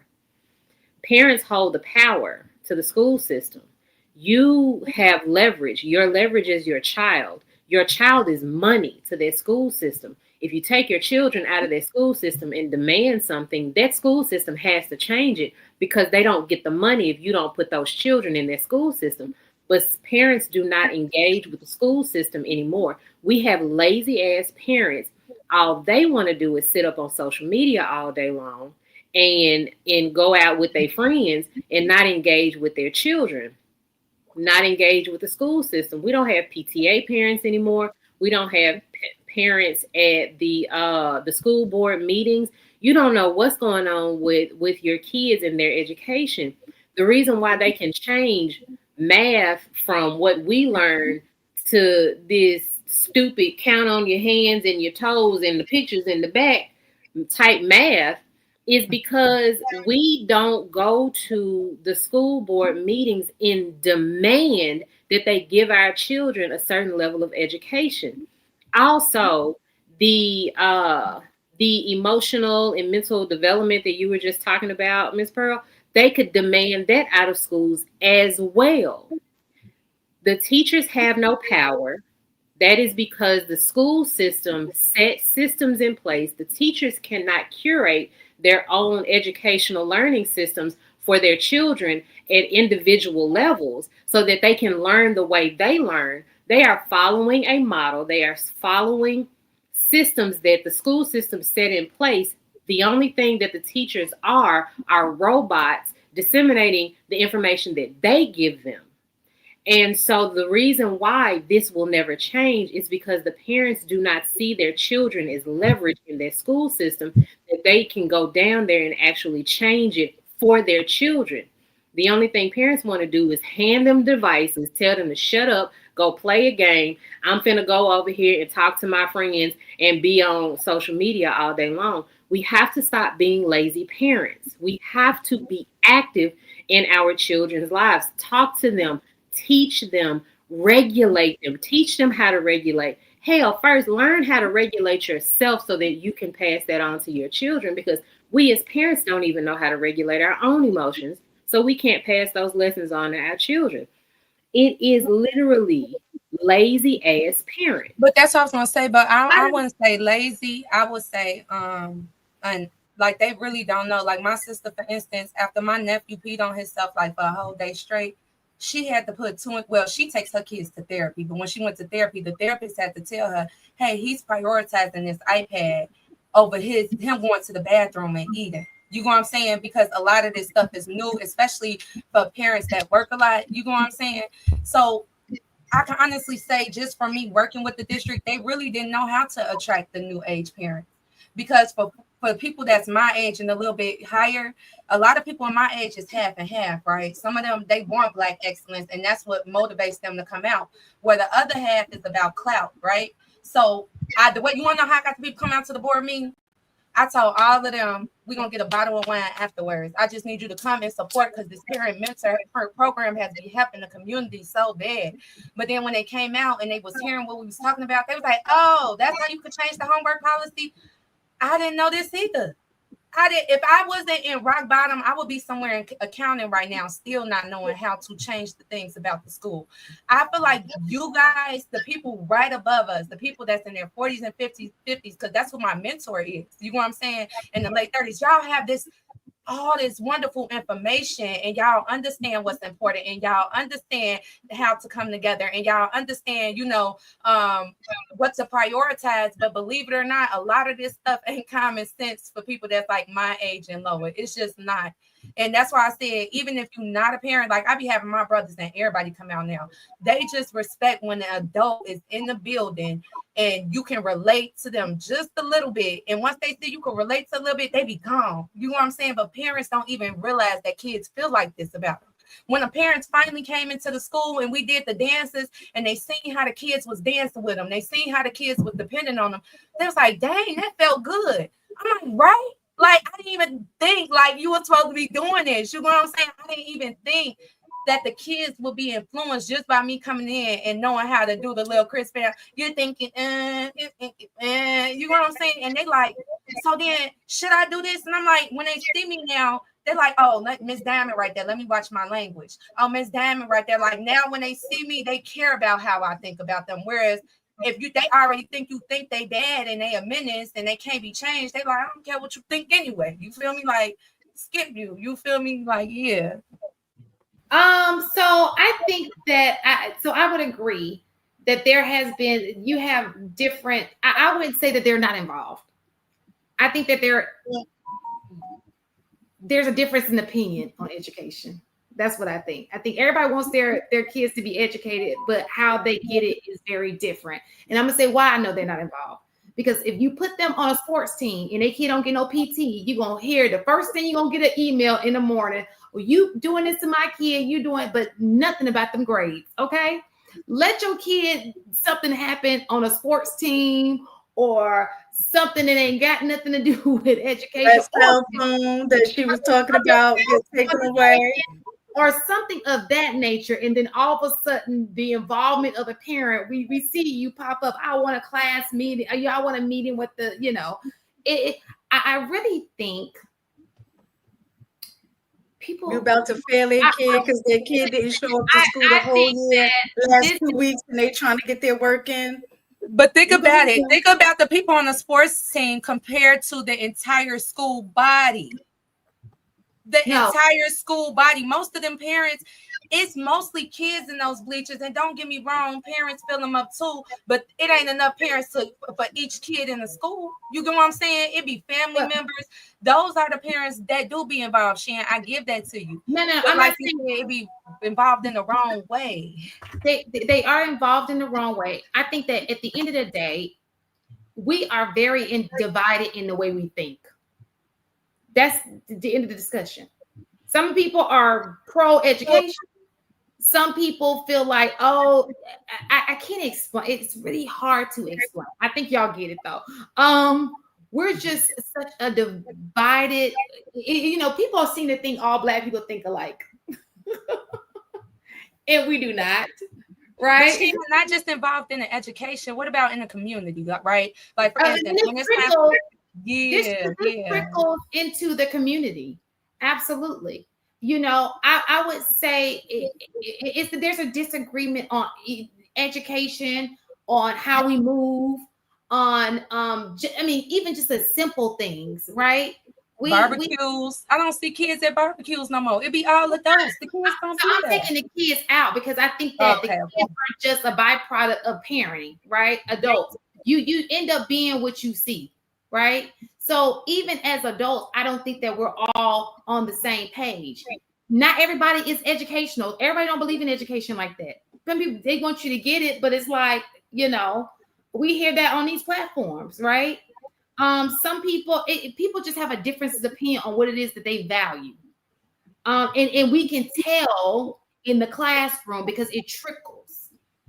It's not I don't know how else more to say that. If a kid is getting in trouble at school, more than likely his parent did the same thing when they were in school. It's tolerated. You know what I'm saying? It's a culture within the household or in wherever they are. It's a reflection of society. I heard Miss Bo what she was saying about lazy parenting and not wanting to parent and stuff like that. Now, while I do agree with her, I think the bigger issue is society as a whole. And it goes back to kind of what we were talking about, censorship and things that kids have access to. Because when I was growing up, right? I mean, I grew up in the midst of crack era, and we were latchkey kids. So our parents weren't home. We had access. They have iPads now. We had TV. You know what I'm saying? And so a lot of kids were raised by television.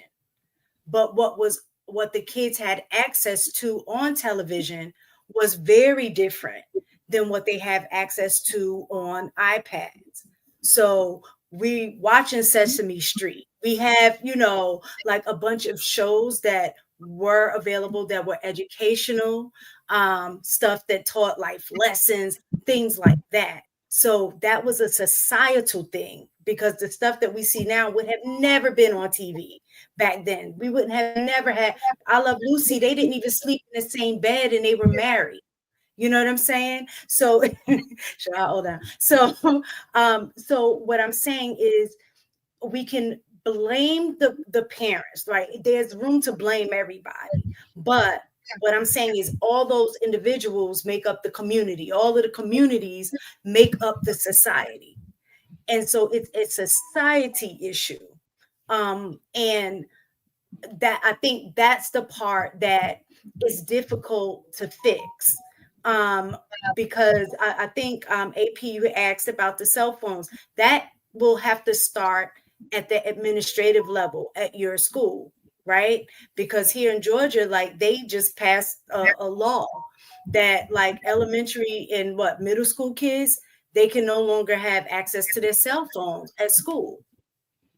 So it starts at the top, and then you have individual schools who like, because at the high school level they didn't make that law, but at certain schools the principal set that standard and was like, we're also going to limit phones, access to phones at the school. So you have some teachers that got the lock boxes, and that's their rule. When you come in a classroom, you need to put that phone in that lock box until the end of the period. And it gets reinforced. So the parent can't come to the school talk about, you better get, kid my phone, like, because they already know what the expectation is of that specific school. So Yeah, I agree with you. You guys, I want to hear from the guys because we've been kind of talking a lot. So I do want to hear the male opinion on the situation, but and I do want to also hear, what do you guys think? What do you guys think our fascination with the way we move is? Like, I'll get to that part. Guys, did you have anything to say about what we said so far? Anybody make this for me? Go ahead, AP. No, I was saying I couldn't hear you. Thank you. Go ahead, Drew. Okay. I left 2 steaks in the freezer. So I didn't understand the question, Shan. You said, do we have an opinion on? So did you have an opinion on what we were just talking about? But my question is very different, and I guess you can tap in on that too. My question is, I hear all of these things. We got baddies. We got all of these things that, in my opinion, disrupt. It's very counterproductive in moving in the right direction, right? But there's a fascination with it. It to the point where it overrides much of it. Because if you look at people who go that way, you may see a few people, of course, entertainers who succeed that way. But I just want to know what the fascination is in it, because I don't get it. I understand it because I'm fascinated by it. That's why I be trying to explain it to y'all. They building a community. This is why it was so easy to get the kids to listen to me, and I have a big group of kids who do not mess with that at all because I show up every day. I do the events. I come out even during the summertime. One of the students saw me during the summer. She said, Miss Diamond, please do a boots on the ground, because they're so captivated by the technology. They only have their iPads. They only have. I think you're missing what I'm saying. I taught them how to do double dutch. They didn't even know that existed. They didn't really know how to do hopscotch. They didn't know how to do just simple line dances that we still do to this day. That's making everything go viral. Imagine if all these parents came in and said, we're not gonna listen to Chief Keef, but from now on, we finna throw these events, we gonna throw these barbecues, and we gonna play our music from back in the day. You know what I'm saying? We not finna play this.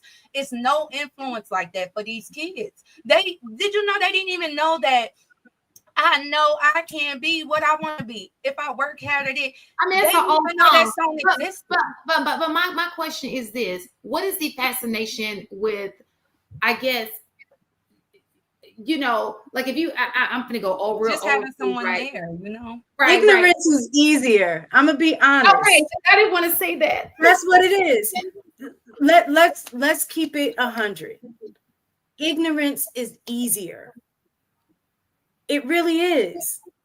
Most people are gonna gravitate towards what's easier.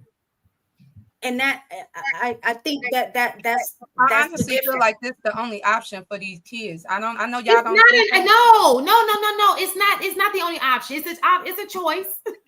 No, I'm saying that's what they feel like. I'm telling you, this is what they feel like, because only certain media is targeting them and like saying, "Come here."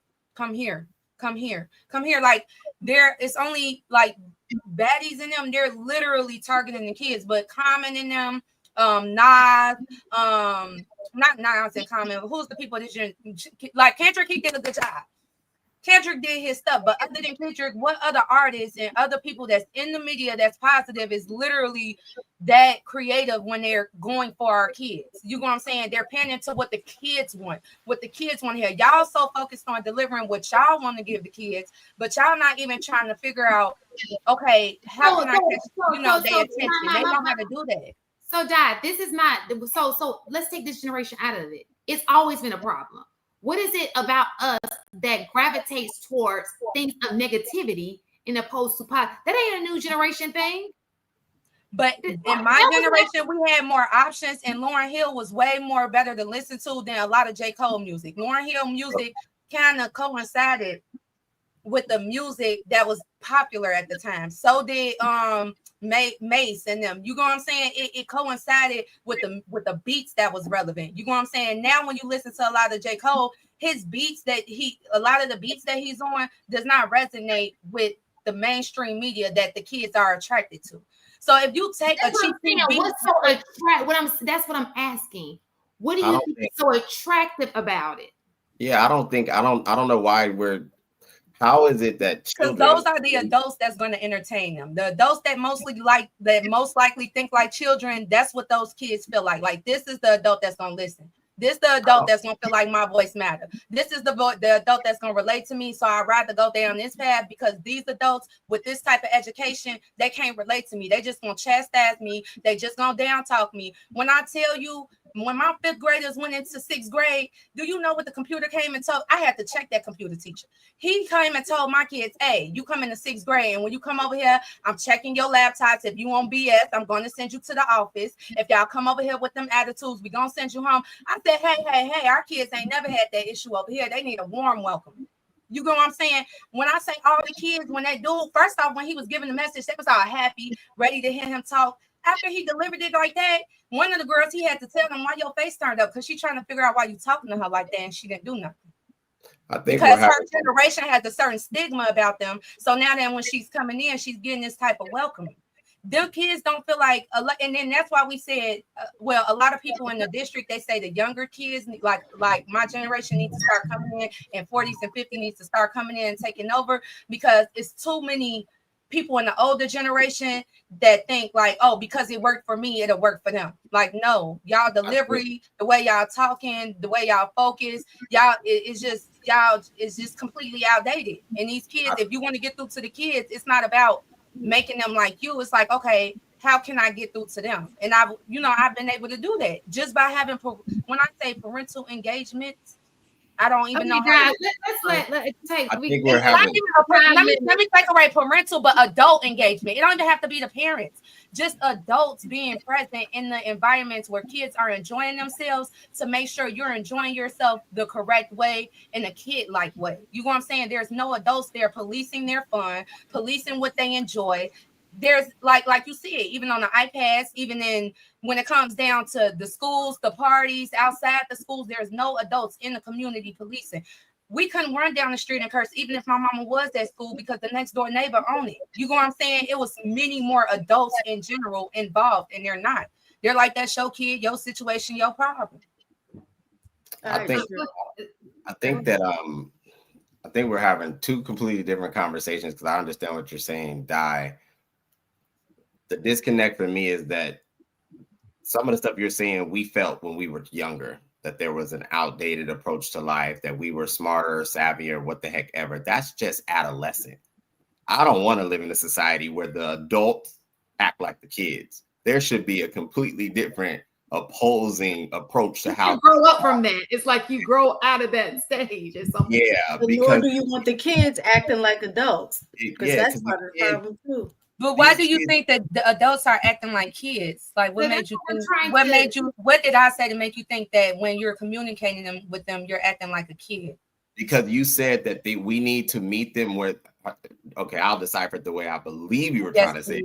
Yes. We need to meet them where they're at, but there's a way to do that and still remain in the leadership position, in the positive position. But what it sounded like when you were delivering your commentary is that you almost need to identify with them on what they can digest from what they can digest. We're not children. We've lived that already. Like, adults are supposed to bring structure. They are supposed to hold you accountable. They are supposed to remove the nonsense on why you're doing this and why you're not doing this. What it sounds like, again, is that there's a lack of just parenting.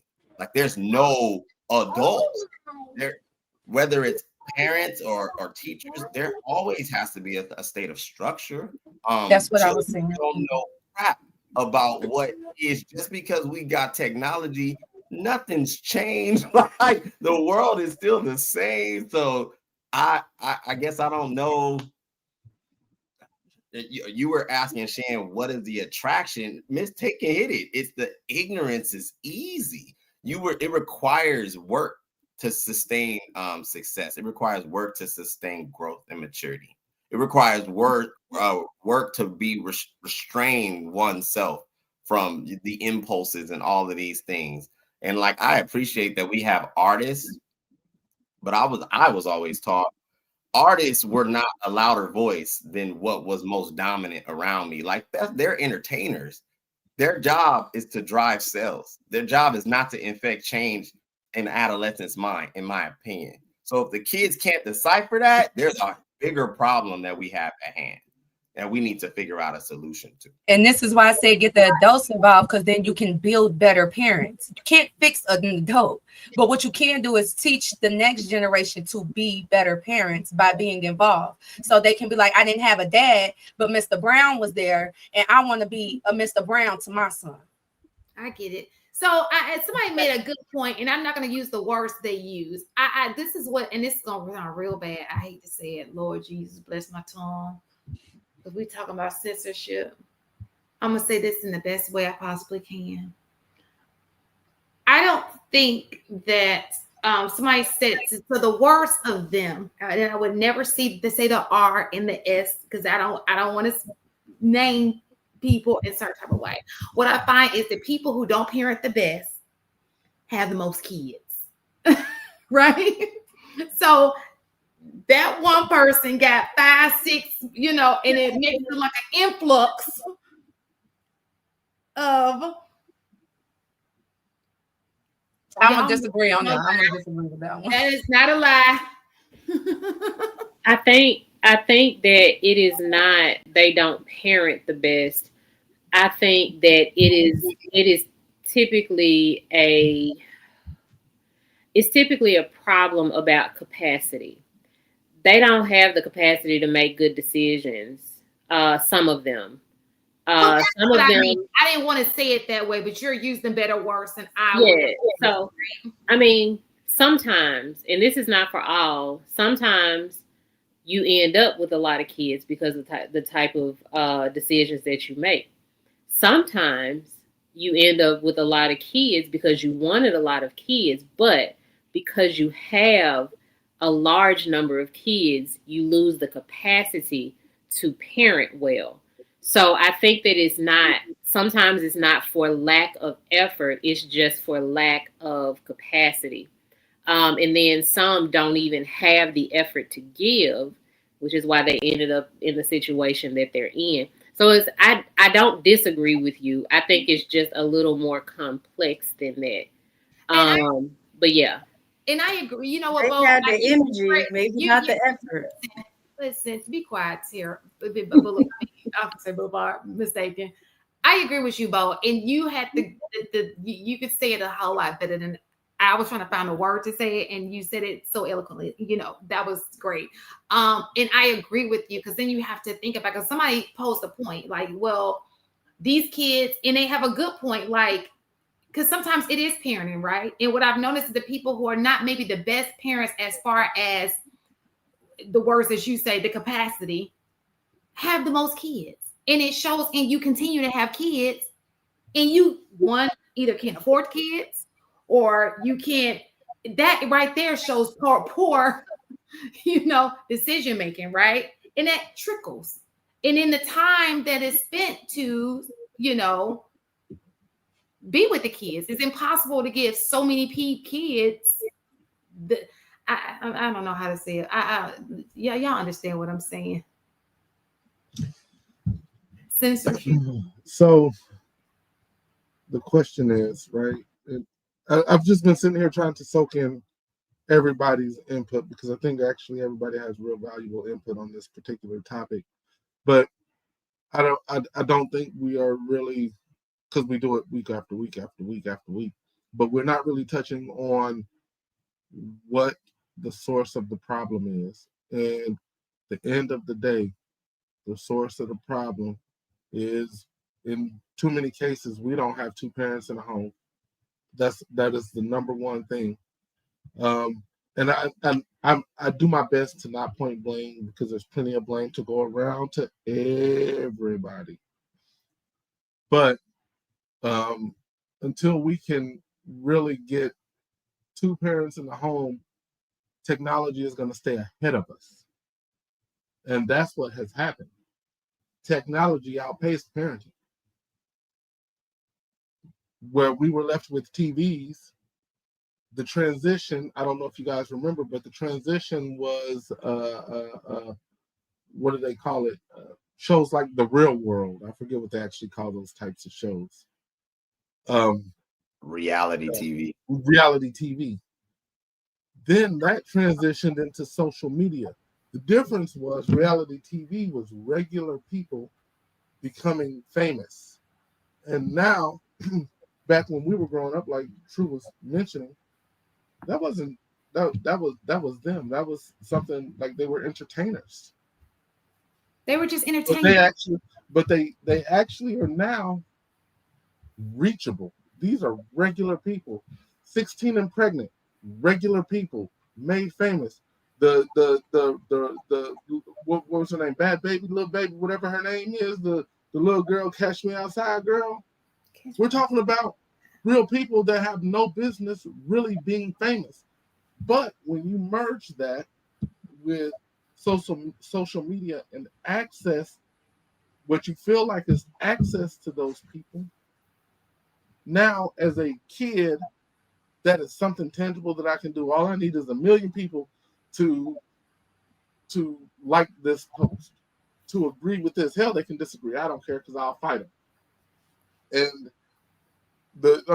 when I say fight, I'm talking about argue back and forth, the keyboard warrior. I'm not talking about hand-to-hand combat because we know these kids are not meant for hand-to-hand combat. So that's kind of how they view the world. And without two parents steering that child in the right way, making sure that one of them has the pulse on the homework and the other one has the pulse on the discipline, the structure. And that's kind of what's missing from this conversation. Like, I don't think it's parents choosing to be ignorant, and I don't think it's parents choosing to be lazy. But if we got one parent working three and a half jobs, how available can that parent be for that child? And when we look at it, we grew, many of us, not we on the panel, but many of us grew up without always having a parent there. But the programming that was available to us back then with TGIF and the Cosby Show and A Different World was very, very different than the real world to Instagram, social media. And I think that's where I think that gap is. And like looking at it from a school standpoint, administrators don't want to deal with these badass kids. Fuck it, let's drug them and have them zombie walk through school. I mean, like, because when I see videos of a teacher trying to get a phone from a kid and the kid hits the teacher, do I really want to deal with that shit every day? I mean, as an educator, I wouldn't. And I'm pressing charges, so now your ass can go to juvie. So we're going to change the subject in a second, but before we move on, I think that this, and I'm trying to find the videos I wanted him to upload. I think that this problem, I think we've given it to social media, but this has been a problem that has been going on for years. Well, in the 60s, right? And I think that but the 60s did a great job at showing us two-parent household, like the Martin Luther Kings, the people with the two, and they didn't show us the other side. But now YouTube, you find these videos and you see like, oh, well, that's a totally different situation in which I thought took place, right? So what I'm saying is, even without the social media, it seemed to have been still an issue.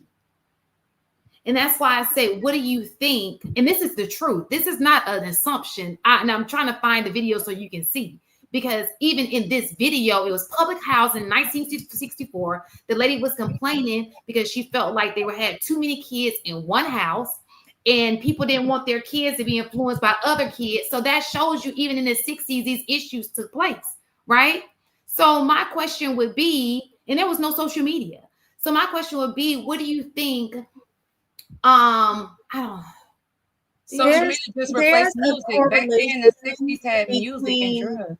There's a correlation, and you can look up a lot of studies, and people say it's different reasons why this correlation is, but there is and has always been a correlation between poverty and multiple kids, right? And the opposite, it goes the opposite way too, where you'll typically see the higher the economic income, the less children you have. So I think a lot of times when we are talking about like these people and they know they can't afford those kids and keep having kids, I would really like to know like the dynamic of why poverty creates more. Well, it is a cycle.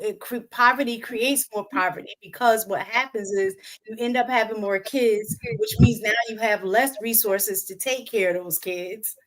And then you end up repeating the cycle of poverty. But I just want to find out the connection between, like, because sometimes people say, oh, it's a lack of access to, birth control. Right. So that, could be, but a lot of times in poor areas, that's where you have a lot of the, centers where you can go and, so I don't really like nowadays is so much access to, contraception that I don't really know if that's the case anymore. I'll say depending on where you live. Let me take that back. That the birth rates went down. Depending on where you live. Mm-hmm. So, or the education around, I don't know. I guess education went up family planning is another thing that they'll say, like access to family planning or education around that, having access. So I really don't know what causes that, but that is part of the problem. You will see, like, when you're talking about multiple kids, multiple baby daddies, like all of that, a lot of times it really depends on the socioeconomic status that you're in. But I don't know why that happens. And we're going to go into, there's an economics guy who will look at his video in a second, who kind of breaks that down when it comes to marriage and how some classes view marriage and opposed to other classes. But go ahead, Bo. Two very important things. I think I want to start with the one that is going to not favor men first, because I do have something to say and a lot of men are going to agree with me. But what I will say is this whole two-parent household conversation, we agree on it. Can we just leave it alone? Like, we don't have to bring it up every single time, because I think that we all know this. I think that it should just be like this unspoken thing that we are working toward, because every time someone says it, it sounds like it's the single mother's fault.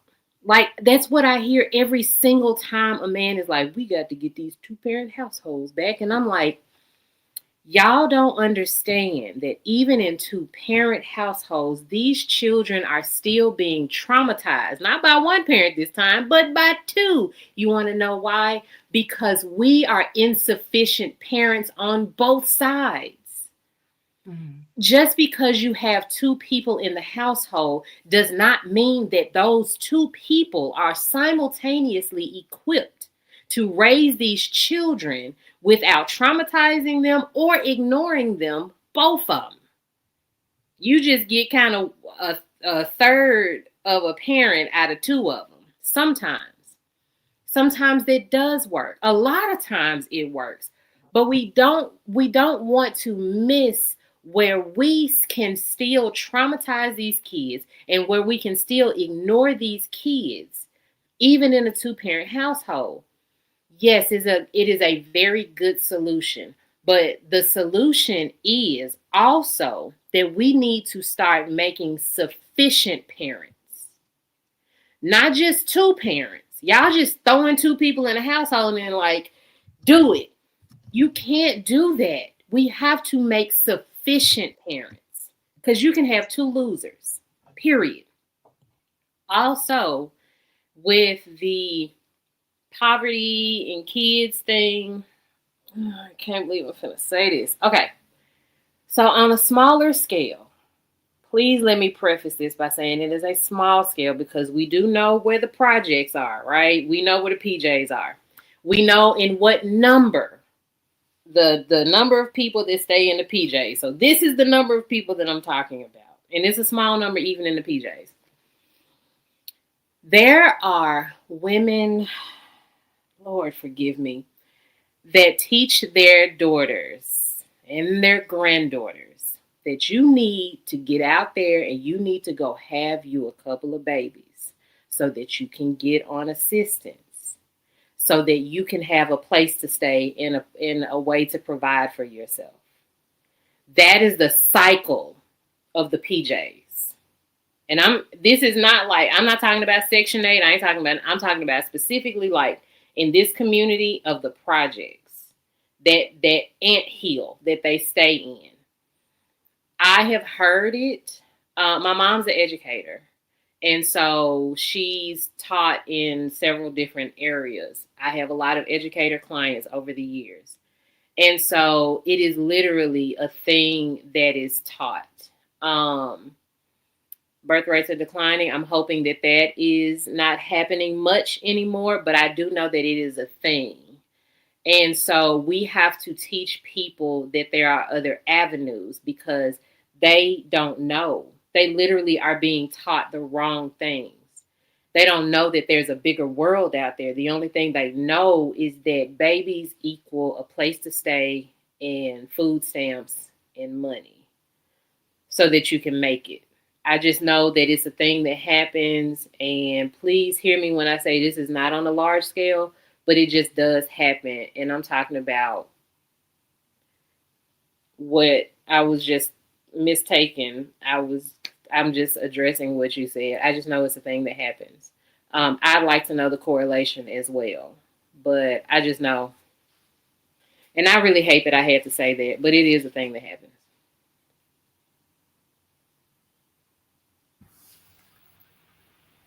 Anybody else wanted to contribute to that? So, which goes into, and this guy, let me just tell you, I'm almost to the point where I kind of want to explain it because he's so slow, but his stuff is so good. Like if you listen to him, he's an econ guy, he's a statistics guy. He goes over marriage and how marriage is usually seen by each economic class. And I won't go because I don't want to beat a dead horse with the lower class, right? And so it starts out with the lower class and it's saying these people usually don't believe in marriage, right? And this is not a new thing. This has been going on for years. They don't mind having children, out of wedlock. And then it starts going into what he called the procurement, the procurement class or something like that. And that's the class that's coming out of that class that may have a bachelor's degree. They're starting out, and sometimes what they'll do is they'll take the mentality still because maybe they had a parent or they grew up in the lower class, but now they taking themselves out of the lower class, but what they didn't do is take the mentality out of the lower class. They brought it with them into a separate class. And so some of them also don't believe in, you know, marriage the way, or they feel like they can do without marriage, somewhat like the lower class. And then he gets into the professional class. And the professional class looks at marriage. No, the middle class. The middle class is probably the most successful at marriage because they're both secure in their own right. They get married. It's like, we can do this together, because when you do it together, it puts you in a different class, like an upper class, right? And so those people are more successful at marriage. And then it goes to the business class. And this is where I think that people don't understand, because when he said this, it all made sense, because people love to say, oh, men don't want women who have degrees. And this man actually proved the point very differently, right? Because he said that they want them because, and that's where the power couple dynamic comes in, because they're successful and they kind of want to be in a different class, and they know that they want to make just as successful with them so that they can work together to move up to what they call the Ivy League class or the elite class. Does that make sense? No? Yes? I can let him talk. Do y'all want me to let him talk? But he's just so long-winded and just so dry. How much of the video you gonna let play?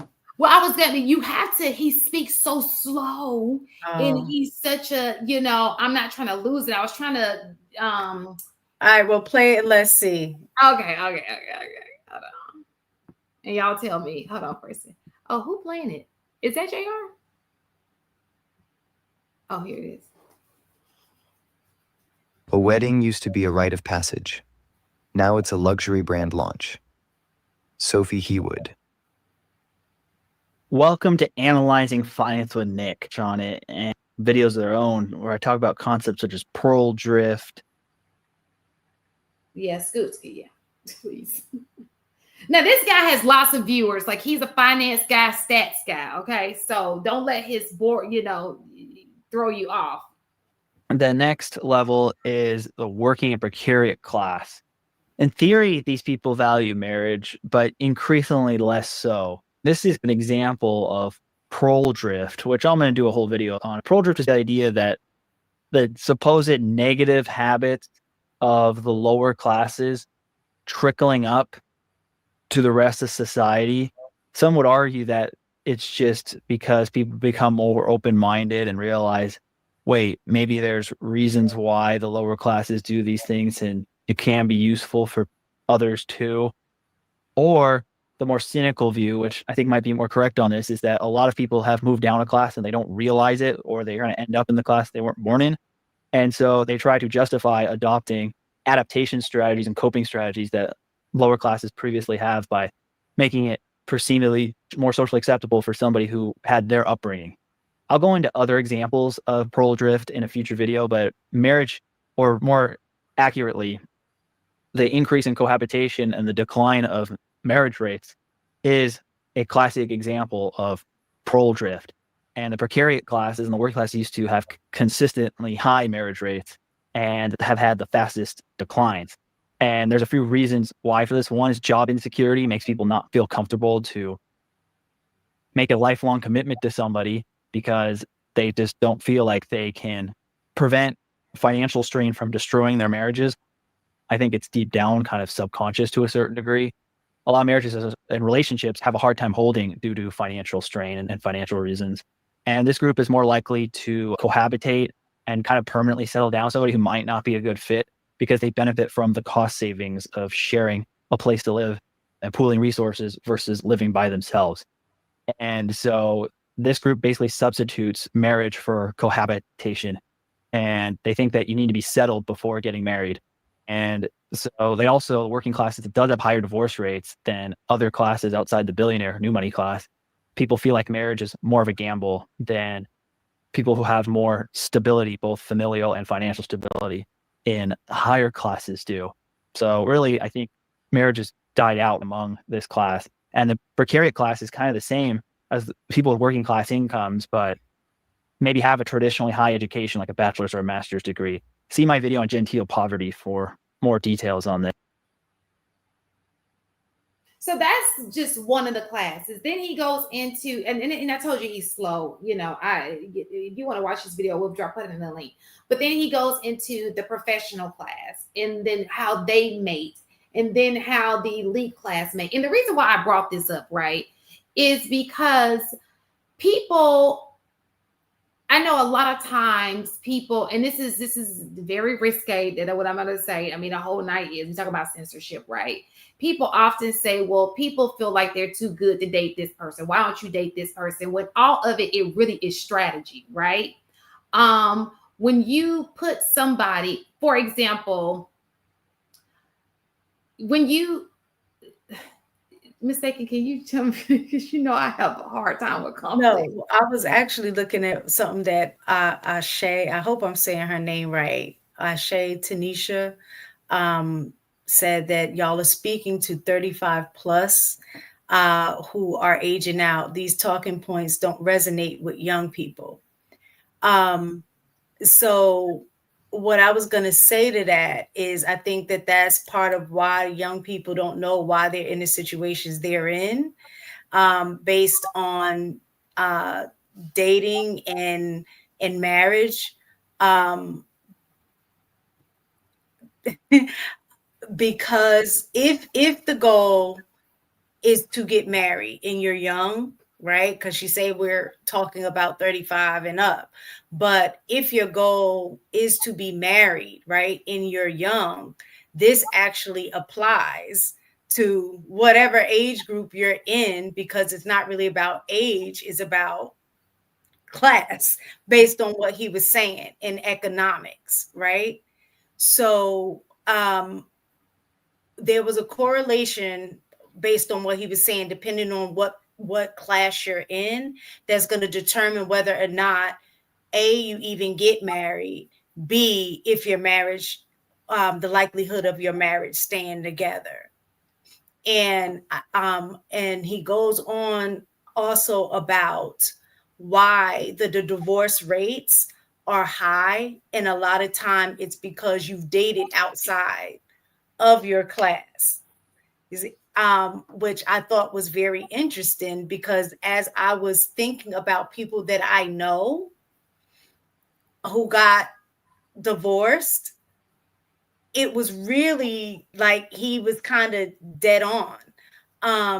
He said that the likelihood of your marriage being able to work, and if you date out of a class, going one prong up or down, you might be okay. But anything outside of that, if you go two prongs up or two prongs down, you increase the likelihood that your marriage will not work, because your values, all of those things that you learn depending on what class you're in matters. So if you're at a low, let's say at the lower class, but then you happen to marry, let's say up, the likelihood of that marriage staying together, your divorce rate increased, because you're coming into a situation where what you value, the things that you were taught, all of those things are very different. So that was kind of what he was getting at. So for people who are dating young, like what she said, oh, what you're saying is for 35 plus year olds. If you are young and you're dating and you're like, oh, I'm about to get this, well, it depends on what kind of money you get in.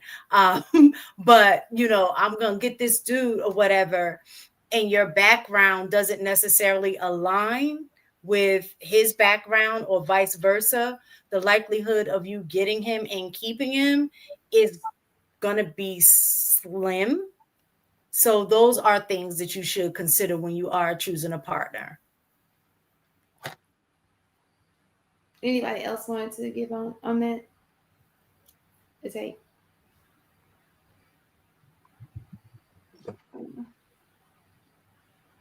I don't know if I necessarily really want to touch the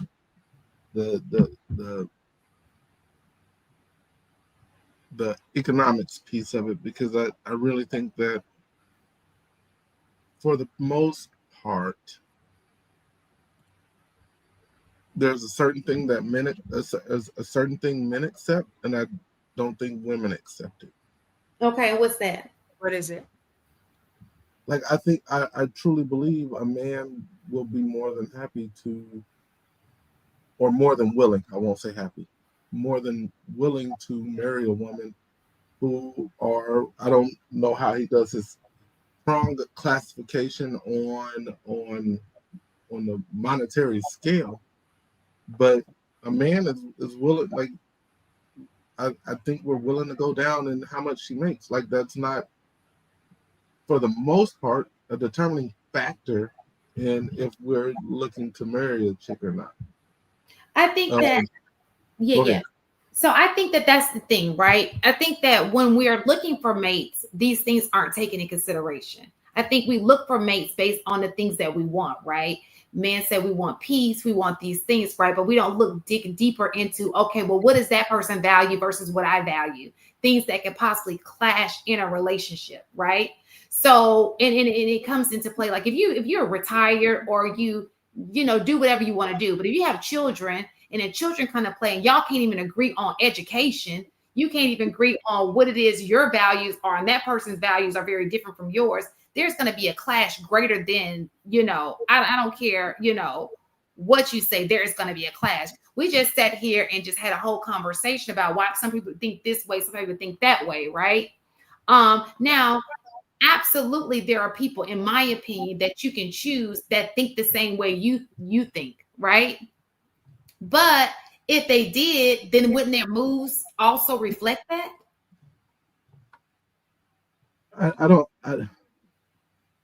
I don't think either party vets properly that, like, that for way. Sure, like, I agree. Like those conversations, the issue is those alignment conversations are not happening early. They're like, not. I personally had to learn that you got to have these conversations early, because if you don't align, what's the point? So do you think that is probably the reason why our divorce rate is the way that it is? Oh, because we base so much, and don't get it twisted. I think love has a lot to do with relationships, but we base so much on love and not anything else, right? Or we put so much emphasis on that on one part and not enough on the substance, are we moving in the same direction? Do we have the same values? Because love, you can love somebody and not be with somebody, right? So and of course, I want you to always love your partner. That's first and foremost. But when it comes to choosing a husband, and I think that men do this better than women, I will say that. When it comes to choosing a wife or choosing a husband, it's far more complex than, okay, I love this person. Does that make sense? It does, but so the younger you are, the less you know. No, Bo, and I'm not just talking about women with my next statement. When you're younger, you don't know to ask those questions or to have that type of dialogue unless you've seen it. And in single parent homes, not single mama, single parent, you often don't get an opportunity to see what that actually should look like. Agreed. You don't get an opportunity to have somebody say, hey, this is how I met your mom. These are the things that we discussed. Or this is how I met your dad, and these are the things we discussed. I don't think that they're tooled oftentimes they're not tooled or skilled enough to really have that dialogue. They're moved by love. They're moved by their dick. They're moved by everything other than the substance of a person. And the unfortunate part is not until we get experience where we know where we learn that those things are important. The unfortunate part, according to YouTube, is that women get washed up the older they get. Notice how I said that. Um, the unfortunate part is, according to YouTube, men get stuck in their ways and aren't going to deal with an unruly heifer, as I've heard on some of these panels. So you have to learn those things early, which goes back to the very root of, in my opinion, all of it. This is the root, in my opinion, to the whole shebang. A man and a woman raising kids inside of a home. Sure. I believe it takes two, and I believe until we can get back to a I'd say a 60% mark on that, we're going to continue to see the same things, and we're going to continue to see the same exact cycle continuing. And to move on to that, so let's just say, hypothetically speaking, let's just be real about the conversation. You have two parents, a woman and a man, right, who do decently well for themselves. Mm-hmm. And you leave that dad in charge of choosing a mate for his daughter. I personally believe my dad would be a whole lot stricter with my mates than I would be, right? So I think that that's even the what he's saying is even more so if your parents are involved, because your parents are going to always want the best for you. You may settle for something like, "But I love him," and your dad is like, "Absolutely not."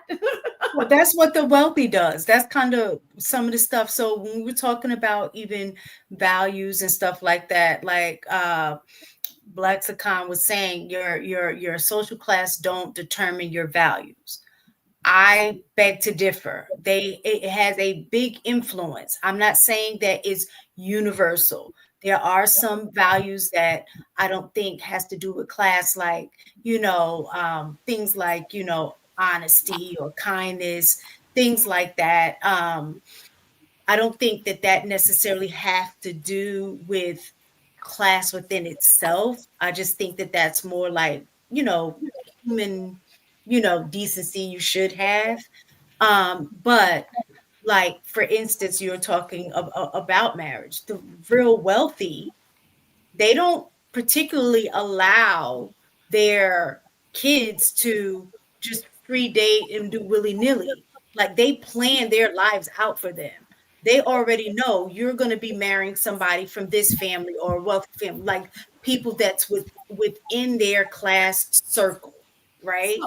I agree, and I don't want, because I think that when we talk about things that we feel are unreachable, I think that we lose people. So even when we talk about, let's stick it, when you can make that point, even with average class, right, or with middle class, right? Because I'm gonna tell you, if you have a mother and a father, let's just say your dad's a doctor and your mom's a teacher, right? Trust me, at some point in that conversation, who is this guy? What do his parents do? What kind of family does he come from? Those are questions even I had in my family, right?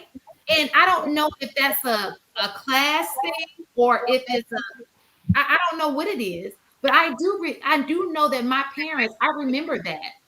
Those are questions that your parents, both your mom and your dad, they ask you, right? But the influence or the level of influence. No, that's not what the level of influence is very different, though, is what I'm saying. The fact that they asked you and things like that, the vetting of what you're saying. What I'm talking about is in that super duper, like that upper class, that does not happen. It's right, not a matter of who are you dating? Oh, let me, it's but we want to be, so most of us are not in that class. So it really doesn't, what I was trying to say is we know that they orchestrate, I mean, you can look at the royal family. You can't just be anybody dating, they keep it a buck. But right. What I'm saying to you is, even in, like, let's just say in the classes that we are in, right? Even in the middle class, I would say my parents were probably in the middle class, right? These were questions. If I let my parents make the decision on my love life, they were stricter than I was. You understand? Because I know AP was saying, parents, that's why you need a 2-parent household.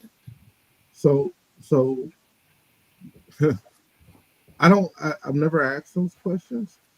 What happens at my house is my daughter will say, "This boy likes me. When do you want to meet him to see if he's okay?" When I meet him, then I'm going to meet the parents, and then I sign off. It But goes you're doing in, the same thing. You're just doing it in a different kind of way, right? yeah, like so. I do give her the flexibility to make some decisions, right? Because I'm not ultra wealthy, and I'm not going to say you're going to go marry one of the Koch kids. I don't have that ability. I'm not there yet. But on the scale that I can, because I am involved, and because I've set this with her at 16, there's never been a boyfriend that wasn't approved. She's only had 2. And this one, I approve of the family, and we'll see. Like, I understand, because I'm not delusional enough to believe that at 19 you're gonna run off and get married, like that, and things don't change. But at the same time, it's been consistent with her because of my messaging. Period. And I'm not saying it would be different if I wasn't around. I'm not saying that, but I know that there was the rules that I set, and she's abide by, right? So I just think that when we can get to a place, and I'm not wealthy, I'm not broke, but I ain't balling on a limitless income either. You know what I'm saying? So I would see that as more middle class. Well, let me ask you a question. Were you the class that you're in now? Were you in that class growing up? Nope. Oh God, no. Okay. The projects Right. that y'all were talking about that Bo mentioned earlier, I lived in them. Well, let me ask you this question. Would you say are the values that you had in that class are the same values that you have now, or have your values changed? I've understood them better. I'd say they haven't changed. I'd say I understand why now. Like, why I've always thought a certain way. I would say so. So we both know that there are exceptions to rules, right? Because I would say that I know people who live in the projects who think totally different way. They're not they live in the project. They're not of the projects, right? And there's a reflection of that. I've seen students who grew up in poverty, the smartest, the brightest kids in the room. They go off. They end up being very, very successful. So we do know that those kids exist. So But are they the majority? No. No, they're not. I was in the projects and of the projects. So I'm gonna keep it a stat. I wasn't. I was bad in the bus. I was in the projects, but I definitely wasn't of the projects. But like you, I didn't know until I got older to understand the difference. Like just I mean, I had both of my parents. I grew up with married parents. Both of my parents were we were the only ones in our entire apartment that were not on some kind of social service, stuff like that.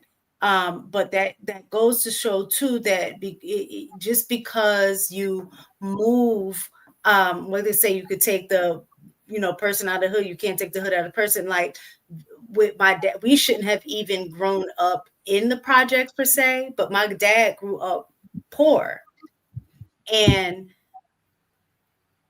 that's how we ended up in the projects, because that's what he was accustomed to, even though financially we didn't have to be there, right?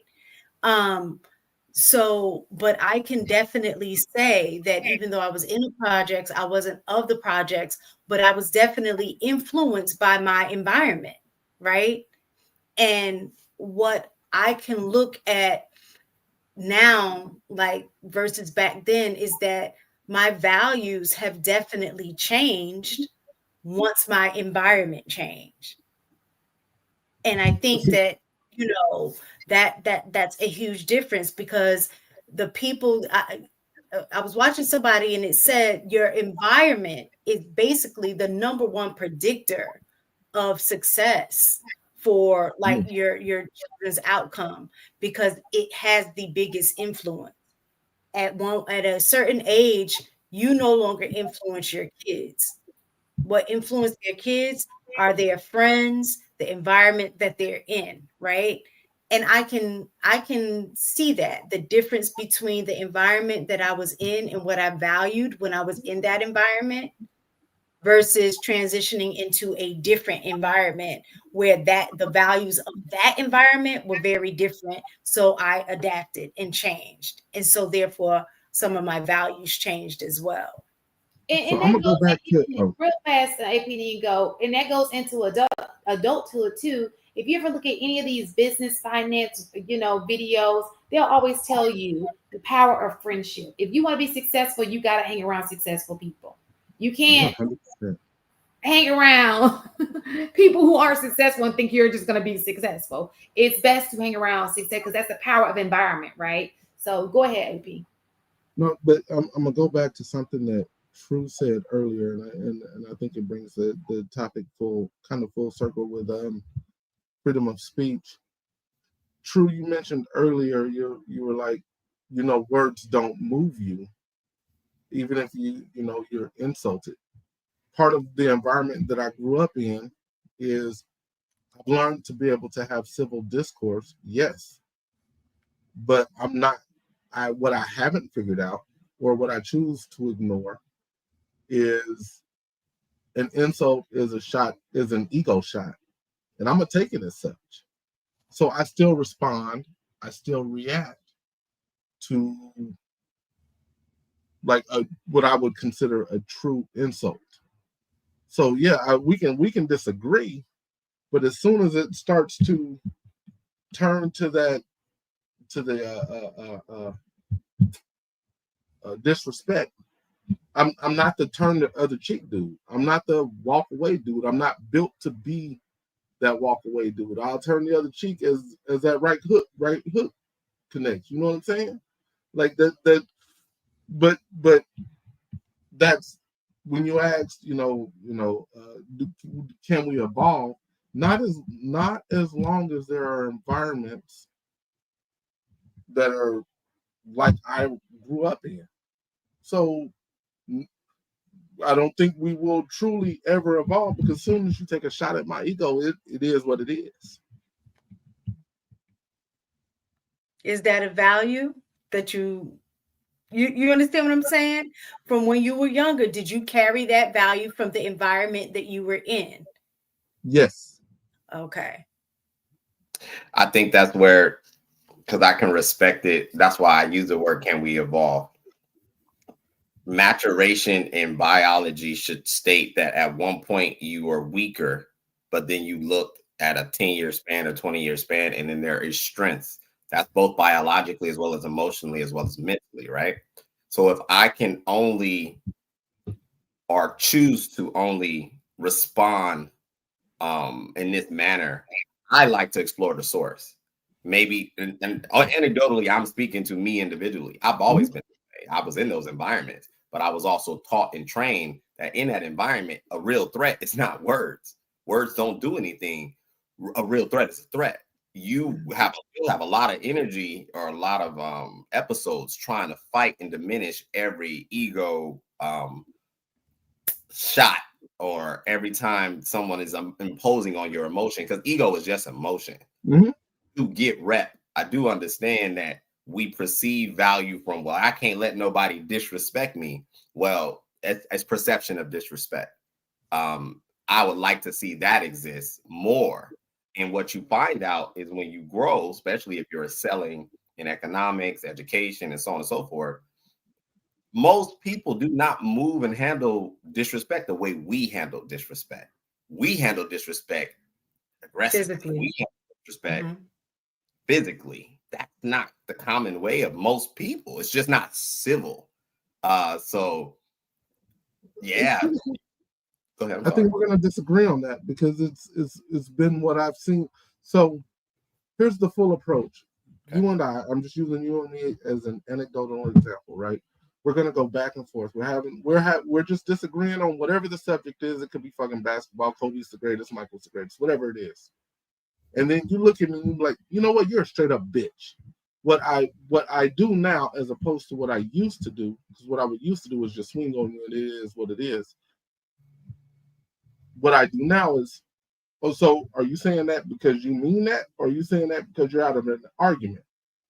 If you're saying it because you mean it, that means you intentionally meant for me to whoop your ass.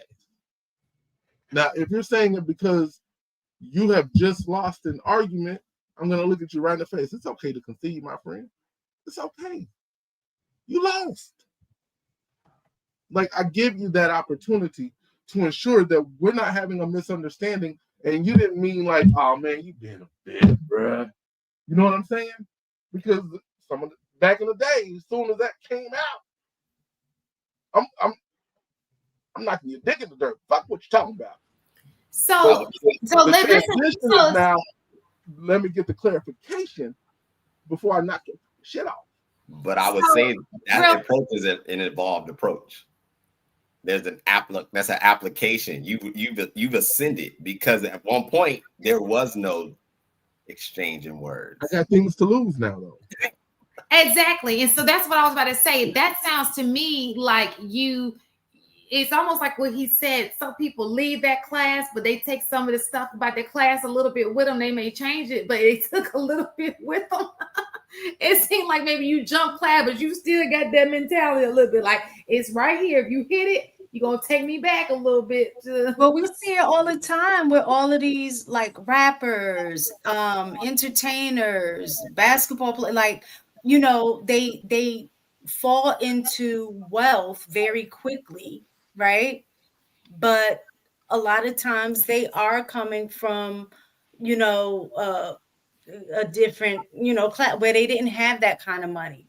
So they're still living with the same mentality, not recognizing, like what you said, AP, that they have something to lose because it happens so quick. I think it's very different when you start in a class and you move up because you're learning stuff along the way as you get there versus just coming into I'm, you know, on, you know, food stamps or, you know, all of that. But now I just overnight, I have $2 million or $3 million.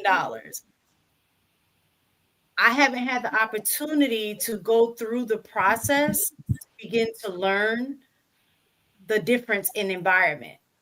I still got the same mentality, but now I got that mentality with a lot of money. And I would even go to say, do you see how that will be a clash in relationships, right? Absolutely. So here is Table, because Table made it very clear the other day that it's certain women he don't even give an opportunity to, right? He has made it very clear, and then there are people just like him, right? So he may not have gone through the same steps you went through to get to where you are, AP, right? He has a no nonsense, like that's what I'm used to, and you're not about to bring it to me. But I can understand why, because if you're a finance guy, right, and you're economically, and if you work so hard to get to a certain level, and then you bring a person on board, maybe because she's peaceful to you, she speaks right to you, but she pops off at the mouth, right? So now that's your brand she's taunting, not just her popping off, you know, or when she's in public, she can't control herself. You have a lot to lose, but maybe she didn't work for it the way you worked for it. You worked for it. And now you are going to lose because now you are partnered with her. And unfortunately, that liability lies on both of you guys. Does that make sense? It makes perfect sense. When I speak to coming from the same environments, I also was fortunate to experience things outside of the environments, and not to say that the exterior environments were the better environments. They were different. Our reference point a lot of times within the community is that everybody lived this way. It's not true. Most people do not handle their discrepancies physically. They just don't. So there's an immaturity that exists there. That's what I'm speaking to. That we are intelligent freaking people. And you're telling me that we can be artistic, we can rap, we can do poetry, we can do all the stuff. But my feelings get hurt, and now I have to assert myself in a way. because my feelings are hurt, there's a limitation there. That's the part that I don't get, because this does not happen anywhere else. People go back and forth. They may raise and elevate their voices, but we meet a place to where, like AP said, okay, my brother, did you mean that? And from that point, respect, because it may be because you have something to lose. I think it's just a development. I think it's really just a maturity. But my thing is, even if you meant it, then what? Right? It's the then what? So no, you mean it. We next level. But see, and that's next level. You heard what I said. But I think that's his point, because whether he meant it or not, the next step, the next move you make is going to determine the outcome for you. You already said that you got something to lose, and you're willing to lose it over somebody else calling you a bitch, and you know you're not.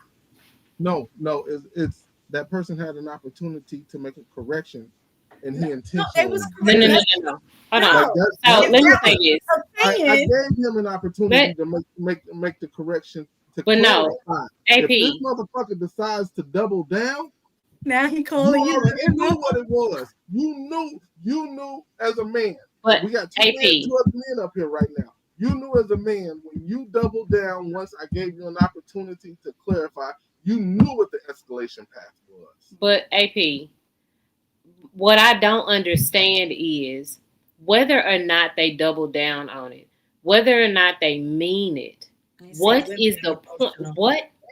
What do words specifically do to hurt you, harm you, or make you? Because nothing but you can make you do something.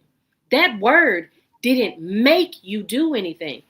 Now, this is coming from like 10-year-old Bo. I said these things literally in 5th grade to somebody. You don't know how to use your words? Because what is it that words do for you that make you get out of your physical body and actually touch someone? Because that is impulse control in you. That is something weak in you that allows you to let someone else's words control what you do physically.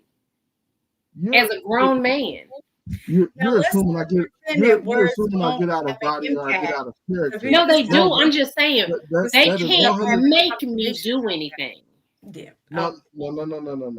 Look, people, in my opinion, people still need to be checked, and that's why we are where the hell we are, is because people haven't been checked. And then when people do get checked, suddenly, I can't believe he acted that way. It was just words. Yeah, that motherfucker's neck broke now too, ain't it? I bet he won't say it again. I bet he understands that his words have power, action, and there's something behind it. Martin Luther King was killed over words. Words. He used the power of his tongue to get shit. No, he used the power of his tongue to get things done. And throughout history, not the United States history, throughout history, words have built nations and words have broken nations.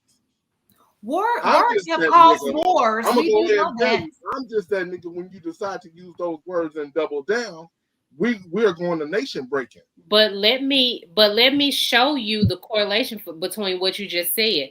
Words have affected nations, right? It is the words that come out to the person. That person lets their ego take an action to those words that they could have kept to themselves, because a lot of stuff can be avoided if you do not let someone else control you. They literally have a remote control and they are playing you. They got a game control and they literally are playing you. Angers you, control you. Yep. Like that's the problem. You see what I'm saying? All they do is press that button. We say words don't mean any. Words don't really mean anything. I didn't say that. We have a whole other side of this country whose words have impacted. I didn't say that. I didn't say that, AP. And if you're we not don't listening, do anything, that's the thing. I'm hearing you just fine. If we don't do anything, if we turn the other cheek, which is what you're saying, if we turn the other cheek, just maybe Master will let us eat off his table. No, that is not what I'm saying. No, there is a more strategic action than physical violence, is what I'm saying. There is another way to handle things rather than physical violence. You do not have to do that. And you also don't have to turn the other cheek. There is another game that you can play with them that is not physical violence. And I don't know what you don't get about that. You are thinking that I am saying that you should be docile. That is not what I'm saying. I'm saying that there is a better hand to be played than physical violence, because physical violence will always, 100% of the time, as a black man, get your ass put in jail. And you have too much to lose. Ain't been to jail yet, and it's worked out. And I'm gonna tell you this: some kids you talk to, and some kids you gotta beat their ass for them to get the lesson. All right. Good night, y'all. Because I'm not doing abuse for children. All right. That's the way you take y'all it. have a good night. That's the way you take it. I'm not doing abuse for children. They get their ass. I got my ass whooped, and I turned out just fine. Like that kind of rhetoric where a narrative is spun intentionally to try to change what you're saying. That's the kind of shit that is crazy. Crazy. She knew exactly what I meant. Wait, I'm honestly trying to find out what sorry. do you feel? Oh, what did you feel that she spun a narrative about? All she said, this is what phrase. No, that last phrase. We all knew what I meant by you gotta beat some kids' ass, you gotta spank some kids, and some kids you talk to for them to get the lesson. Okay. That's exactly what I meant. That was the intent, and it was understood. But instead, we talking about violence against kids. Okay, I see. As a coach, you think that you stop it. You did it on purpose. It was intentional. And that's what's funny to me. I see it a lot on these spaces where people will try to spin what you're saying to say something that they know you didn't say, which is why I don't even say pause. You know what I'm talking about. I'm not talking about gay touching. You should definitely say pause, though, for sure. Negative. I'm not going to say pause, no diddy, none of that. You understand the context of exactly what I'm saying. But this is exactly what we're talking about, the power of influence and words. Again, you have grown men who can't even have a conversation about saying certain words without saying pause. Where did that come from? It just transitioned from the no homo to a pause. Same thing. Like, I think it's very irresponsible current day to not deliver or misdeliver the message because of the climate of sexual fluidity. That's where that comes from. It, because at one time, I mean, that's always been a thing. It's context. Everything is context, though. So my thing is, if you and your boys, y'all are talking, y'all already know each other's lifestyle or whatever you want to call it, right? If y'all are y'all just trying to have a conversation, like I've literally sat here and saw grown men like trying to filter the way they converse because of that. And to me, that is, it just doesn't make any sense. I'm not questioning. Nobody in that group is questioning where you are. You're like, oh, pause. You know what I'm saying? Like we don't want no confusion. We don't want no confusion. And it's hilarious. Like you say something that you know you didn't mean, and then you be like, pause. Everybody laughs. It's like sometimes you want to take stuff a little too serious, and like sometimes it's just like, yo, like it's just something that you do culturally. That's like saying like, slang changes. It's like sometimes we just say things because it's what you would do societally. So it's really no big deal whether you say pause or don't. But for a lot of people, it's like, hey, I don't want to be misinterpreted saying this seemingly weird term, right? So it's just like, it's really not that deep. Like the whole thing of that comment that she was just like, oh, we're talking about beating kids now. Bye. Okay. Go be great, boss lady. You know, you still look nice, but you know, you'll be all right. But for the most part, this is the reason why it's always hard to have conversation with women, because you say one thing and it gets spun, and now you out here looking like some jerk or some weird dude, when all you was literally just saying something that it's like, it's not that deep. Like, it seemed like y'all was having a good conversation, and then he said one thing wrong, and you know what I'm saying? That's why I just like, well, it's just been a long night. You know, some people, it's just been a long night, and they just like, you know what? I think this is my. She could just been like, "Hey, okay, it's past my bedtime." That's all she had to say. And we're gonna leave it right there on kids. This is free. Ain't nobody paying for this but JR. So it's just like, hey, you know, we go on about our days, and we got work to do tomorrow. Like, it's okay. It ain't no big deal. So can we go back though? Can we go back? I don't want to. Okay, so I do want y'all to finish if you have something to say, but I do want to go back to the marriage talk. Okay, because we see a lot of this in this circle of we see a lot of this in this circle, right? And even with AP and True, who have two very different ideas on what they would like. So AP said, I don't mind marrying McDonald's. How about you, Abel? I spoke on that the other day, but I'll reiterate. I think that is a very general perspective with men, because it's not to say the woman who's educated has no value. It's to say that that's not the driving factor. And absolutely. I think that we've come to a place now to where some women want to sell themselves to us through education. While she's a horrible person, the experience of you is going to suck. So the fact that you're educated means nothing if I can't stand being around you, where someone who works at McDonald's may just be a more pleasant woman. That's what they're saying. I'm using a lot more words. Just simply is what they're saying. So I think that this is the issue, right? This is where the disconnect, because I understand what you're saying. You're saying that it's not necessarily I want a McDonald's person, but because your attitude sucks so hard and you keep throwing that degree in my face as if that is the driving point, that's the reason why you can't get a man. Absolutely agree. And I get that. And I don't know why women use that degree, because I don't know women who use that as a talking point. Now, I've heard women say they don't want to date anybody who does not have their education, right? Which is a very different thing. Just couldn't let it go. Huh? AP just couldn't let it go. This is exactly what we should. What you mean? In them chats, get out them chats, AP. Oh, okay. I was confused. So I think that that's where the thing is. So there are some women who say, well, I only want a guy who makes this amount. And I think that when women, let me just clarify what I think women are saying when they say that, right? They know that their other option is being alone. They know that. So when you put a woman to understand the psyche of a woman, there used to be a time when women needed men, right? So now both men and women is almost a want, right? So what a woman is saying to, I think that what they're saying, not necessarily my beliefs, but this is what I've observed it over and over and over again.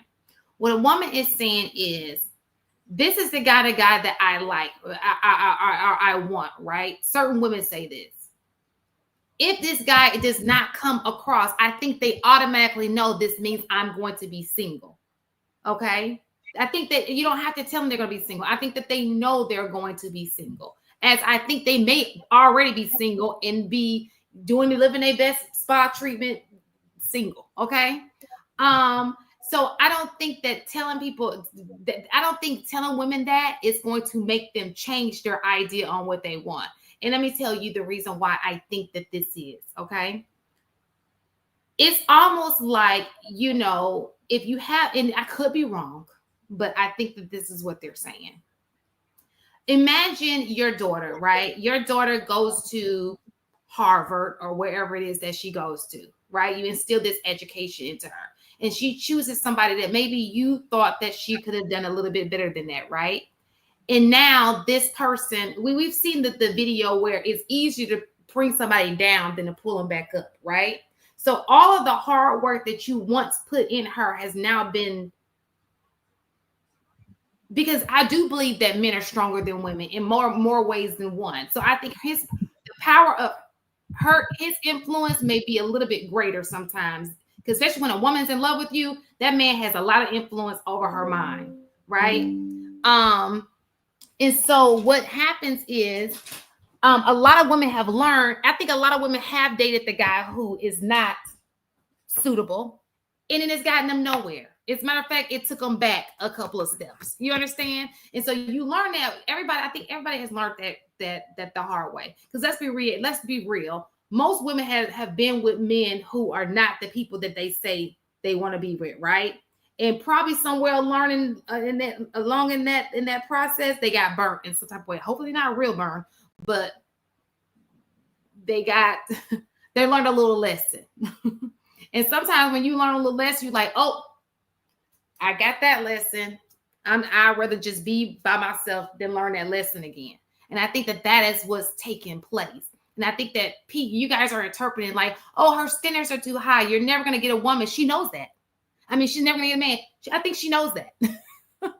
I think that what men fail to realize about women is women have this thing, a power of community, right? Women can find other things. And let's just be real. Most women got somebody who's going to occupy their time, because men want women for certain things, right? And sometimes that gets women over, so to speak. Like an easy fix, or I can, am I making sense?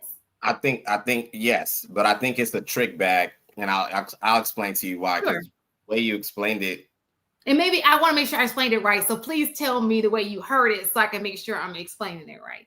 The way I heard it is that you're saying that from one end, it's understandable why a woman would be built up with value, strive to the highest level of wherever she was capable of, and not want to associate herself with someone who has not done the same, mainly from value, your daughter, the parental unit you're coming from. The reality is that's not most women. They're not coming from value. They may have achieved something in a collegiate pursuit, but okay, that's cool. That's permitted. That has very little to do with the type of relationship we're going to have.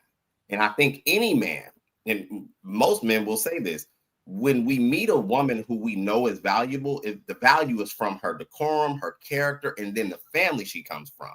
You couple that with education, you couple that with other factors, then now we're assessing, am I best suited for this exchange? That's not what's occurring. You meet, she's very basic. She may be pretty, but she's educated, but her family's in shambles. She doesn't know what a family unit looks like. She ain't never really been nowhere. So all she has to stand on really is the fact that she assumes this is supposed to be valuable, where I believe most men, especially if they're assessing you, like you, Jenny from the block, you just went to school. Cool. Your education, sweetie, is just, you're educated. Great. Who am I going to be able to build? Like, what are you? What's going on here? What's going on here? And what you're finding is that this is what I've seen. I think a lot of women don't like the exchange of I'm educated, you're not educated, because it doesn't sell the same way. This is what I agree. I agree. Go ahead. I understand completely. You can tap in whenever you want to, mistaken. But I understand completely what you're saying. But what I'm saying is, I think that. So let me just say this. I get what you're saying, and let's just understand that degrees are obtained different ways, right? There are people who don't go through the 4-year university; they go back to get a degree. There are people, so they didn't get that lived experience. Some of the things that you learn at a college is on the campus, right? It's like 25% is really the academics. The rest of it, we know you learning it through networking on campus, seeing how people move. You got a diverse group of people you live with for 4 years. But a lot of people don't experience those things, right? So that person may have taken something totally different from college than a person who experienced that. Because you got people who do online college. You got people who did it at a later age where they might not have done the campus life. They just did the academic life. So when you say a person is educated, we didn't get the education the same way. So the moves are gonna be different, because the part that you learn how to move is the part where you live on the campus around a very diverse group of kids, right? And you're learning things from, it's the only place you can possibly be with people from Australia, Bahamas, different cultures, places that you've never been before, and you guys are forced to live together for 4 years, especially if you go to a PWI, right? So you are living with these people, and you're living with people for such a extended amount of time. You start to learn the way they move. You observe different things about them, and you adapt some of those things for yourself, right? So some people didn't have that experience. They have a degree, but they didn't have the experience that came along with getting the degree, which is very important with how you're moving. See, I can take that, what you're saying, because I think most dudes could take that. That makes sense. That's not what the conversations are happening. What tends to happen is that because I'm educated, and again, education is great, there's posturing that comes with the education. This is where we try to figure out, and I know women generally do this, it's a leverage play. Mm-hmm. Where can I stand over you or match or under you, wherever? That's what it is typically. All of what you're speaking to, I totally agree. But then I would encourage. Can you give me an example of what? Because I honestly, I just don't know what that looks like what you're explaining in terms of a leverage or try to weaponize the education. Like I hear guys saying that, but I'm gonna be honest, I truly don't know what that looks like in action.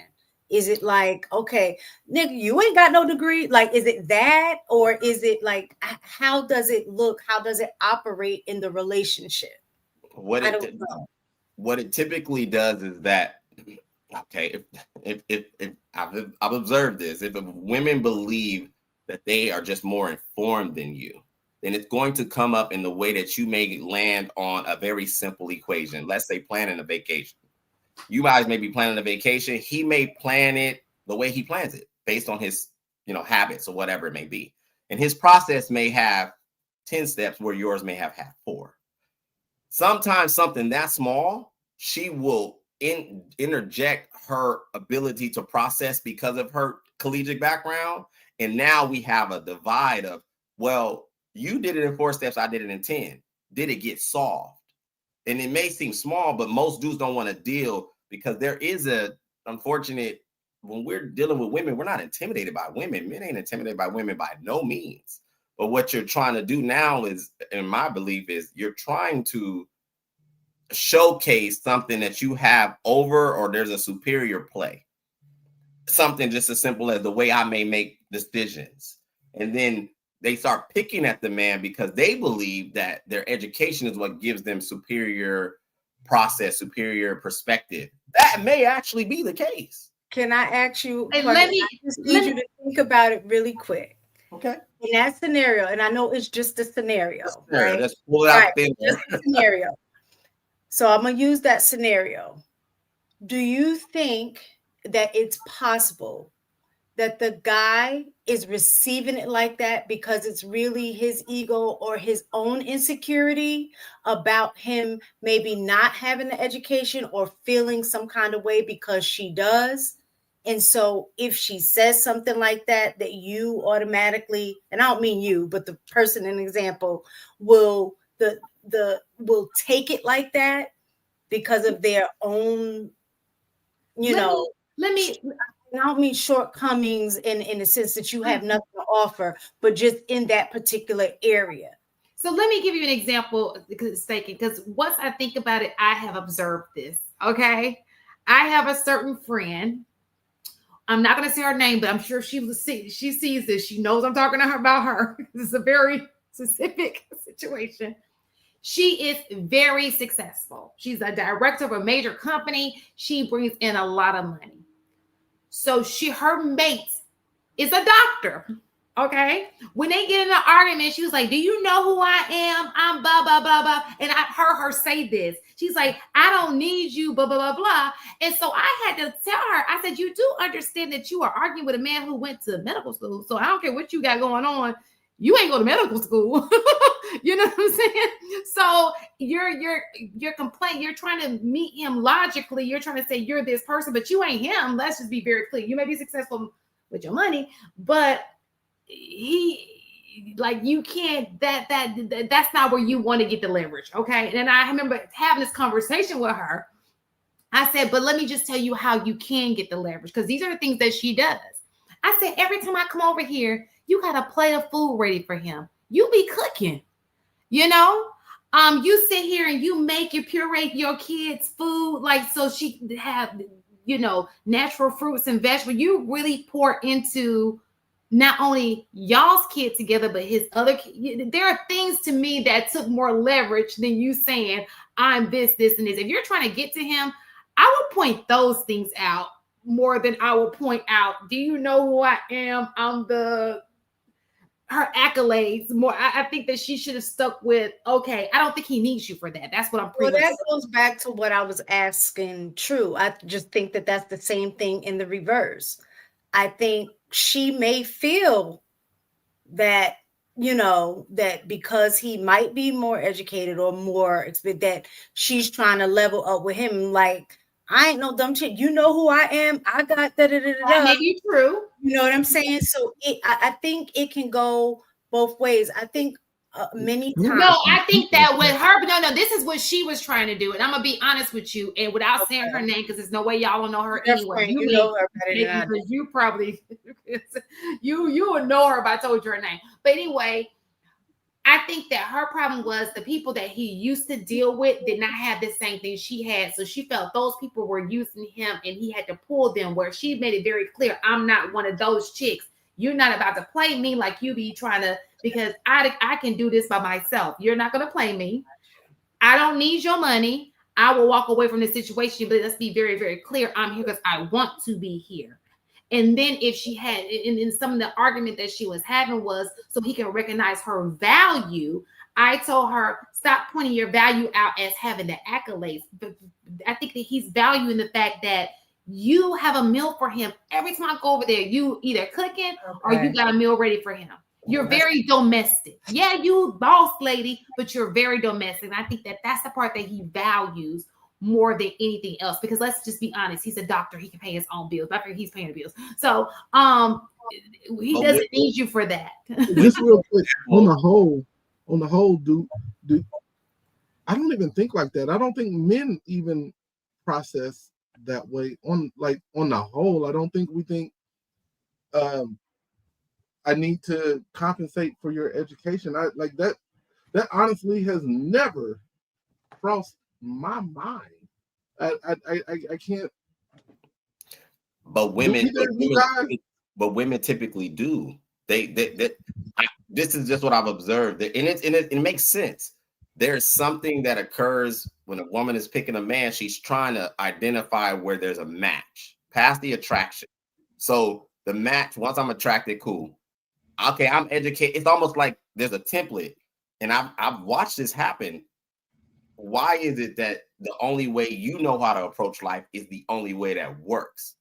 That's what I've noticed with women who are educated, because instead of, okay, if you meet a gentleman who isn't quote unquote educated, well, then this is where questions come in, because you're already attracted. But what you'll typically find is that they dismiss the man without actually getting the information behind it. You know, he may not have gotten educated. What is he doing? You know, he doesn't have a house. Why doesn't he have a house? Like, it'd be simple stuff. She got educated. She's paying mortgage. He's paying rent, but he has a portfolio. But you don't ask those questions. You eliminate options because in your mind, it's almost linear. I went this way. This is what works for me. Well, your temperament may be best suited for that. Your goals in life may have been best suited for that. If you're pursuing a mate, in my opinion, you should be a little bit more open-minded. And what you're finding is that something like education, which again, in no man's mind is sexy, education means nothing. When we're with our boys, we're not like, bro, she got a 4.2 GPA. She graduated summa cum laude. That's not what they talk about. They talk about how experienced this woman is, how she is as a person. Like, that's what matters. And that usually is something maybe domestic, maybe the fact that she knows some sports, maybe the fact that she is actually industrious. My woman is smart. I can trust her, this and that, so on and so forth. Y'all, they be stuck on the education like that's supposed to matter to us, and it doesn't. I think it matters more to you guys because when y'all telling the story, it sounds better. Doctor, entrepreneur, whatever that lady was, or so I think it goes back to what Shan was saying when you're, in my opinion, let me start off with saying that. I think that goes back to kind of what Shan was saying, is that the exposure that you get in college provides a different mindset, right? And so I would think that a lot of times when women are asking those, oh, what school did you go to? Like if they are college educated, they're asking certain things to see if there's a level of alignment with the mindset as well. Because I can find you attractive and not necessarily saying that the education is going to be the deal breaker. But because I know what the education provided, I know a level of a mindset that comes with that. I need to see if we're still going to be able to click on that. You know what I'm saying? Because that matters. I totally get you. And I will add to that too. I think that with men, and I know women need to do a better job. I absolutely get it. I think that even in society now, men have less to lose in that situation than women do, right? You know, you already know once a woman's heart is involved, it ain't nothing. You can talk to the wall. It's like thin line. You want to get that woman, your daughter, everybody, before her heart gets involved. Because once the men know that's once you got a heart, it's a wrap. So I think that women try, and I think we just do a piss poor job of doing it, trying to find things that are gonna be less. If I get stuck on this dude, like, is it gonna be a less of a hit than, you understand? Like, I do understand, but I think that they're very superficial things. I think sure. Yeah, if we're going to deal with the humanistic factor, yes, money is important, education is important, but I'm by no means a woman, just the observation of them sometimes I'll be like, so you get stuck here. Like you met this guy, you were attracted, y'all had chemistry, but he didn't have, or you went to a HBCU, he went online, or he didn't, whatever. Like my personal experience, I never stepped foot on a college campus other than a party. Graduated high school, but I went to the military. So some of these conversations I've had with young ladies where by the time we were conversing, I'm like, yeah, 23 plus countries, X, Y, Z, all the things that I've accomplished. But a lot of people look at that as almost the same way, right? You had structure. It was I think they do. But let me just say that. Let me just say this too. I completely get what you're saying, but I think the part that people are missing out on is men, even when they don't go to college, can still run you dry. You understand what I'm saying? Ain't nobody out here, whether he got an education or not. You can sit here and date the guy. I think we've all dated the guy before. Because it's just not, let's just be real, it's not enough guys who went to college for us to all be dating, right? Everybody's giving the guy a chance, but he doing the same thing. Like nobody's marrying. It's the same result.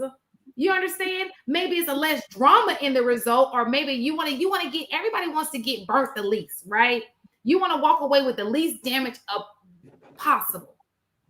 Does that make sense? So you're going to try to wean little things that maybe will like, well, if he has a lot to lose, that means that you always want to be with somebody who got a lot to lose. You understand? But that I'll say this, and I'm gonna pass it to HD. I think that's actually how men should adopt dating and getting to know young ladies. I agree. Yeah, but it's not gonna be just education. No, it shouldn't be. Yeah, go ahead, HD. Yeah, I have a serious problem with the way that women approach conversations. Mm-hmm. Because oftentimes when women get more stuff, they automatically think they're better than everybody for some reason. Right. Just because you have a degree, is majority of women. Because anytime a woman gets a PhD, she's like, hey, I got a PhD. I need you to talk to me with some respect. Right now, guys respect accolades because when we get accolades, we got a level of respect. Right. But we sometimes don't look in a relationship dynamic with a woman that your accolades feel the same as me. Because sometimes what happens is a lot of reasons why women get money and they get education is so that they can take care of themselves. And then when they find a man, they start trying to transition from all of the education and all of the money that they did, and they start to pull back. So what's interesting is that for some reason, women in most men's mind are starting to act more like men, right? That they complain about. Not only that, when the roles is reversed, when a guy makes more money than his woman, there isn't a disrespect factor. But for some reason, when you flip it, when women make more money than most of their men, there becomes a disrespect factor. And that sometimes women have an idea, and if you don't fit the narrative or idea, you can't even play the game. Because the reason why they're saying, hey, I need a man that's educated that makes money, right? Because you can kind of like, you can write it on the checklist, like, ooh, I have this, we match. So because you got a house, I got a house, we match. You got a car, I got a car, we match.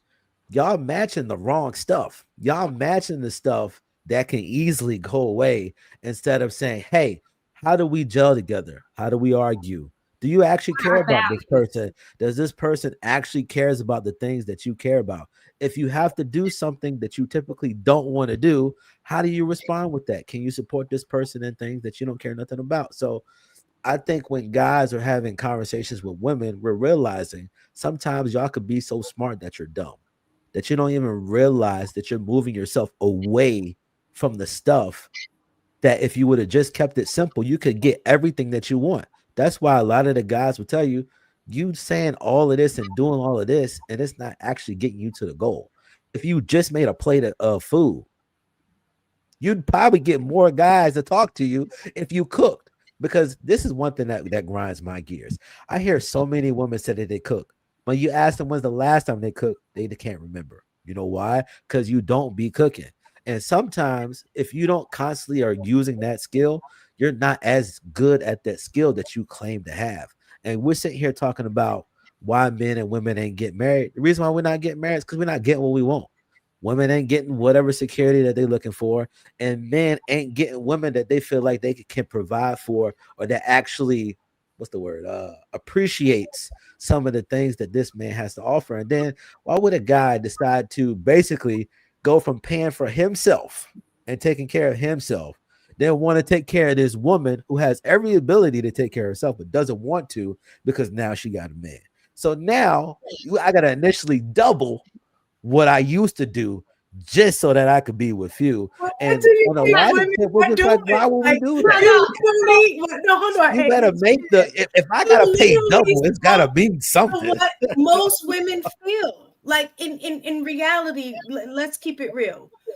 And I've said this before, prior to marriage, and let's say both of y'all lived on your own, right? Both of y'all lived on your own, which means you're paying your own bills, you're cooking your own food, you know, you're doing the things that you have to do to adult, right? To be an independent adult.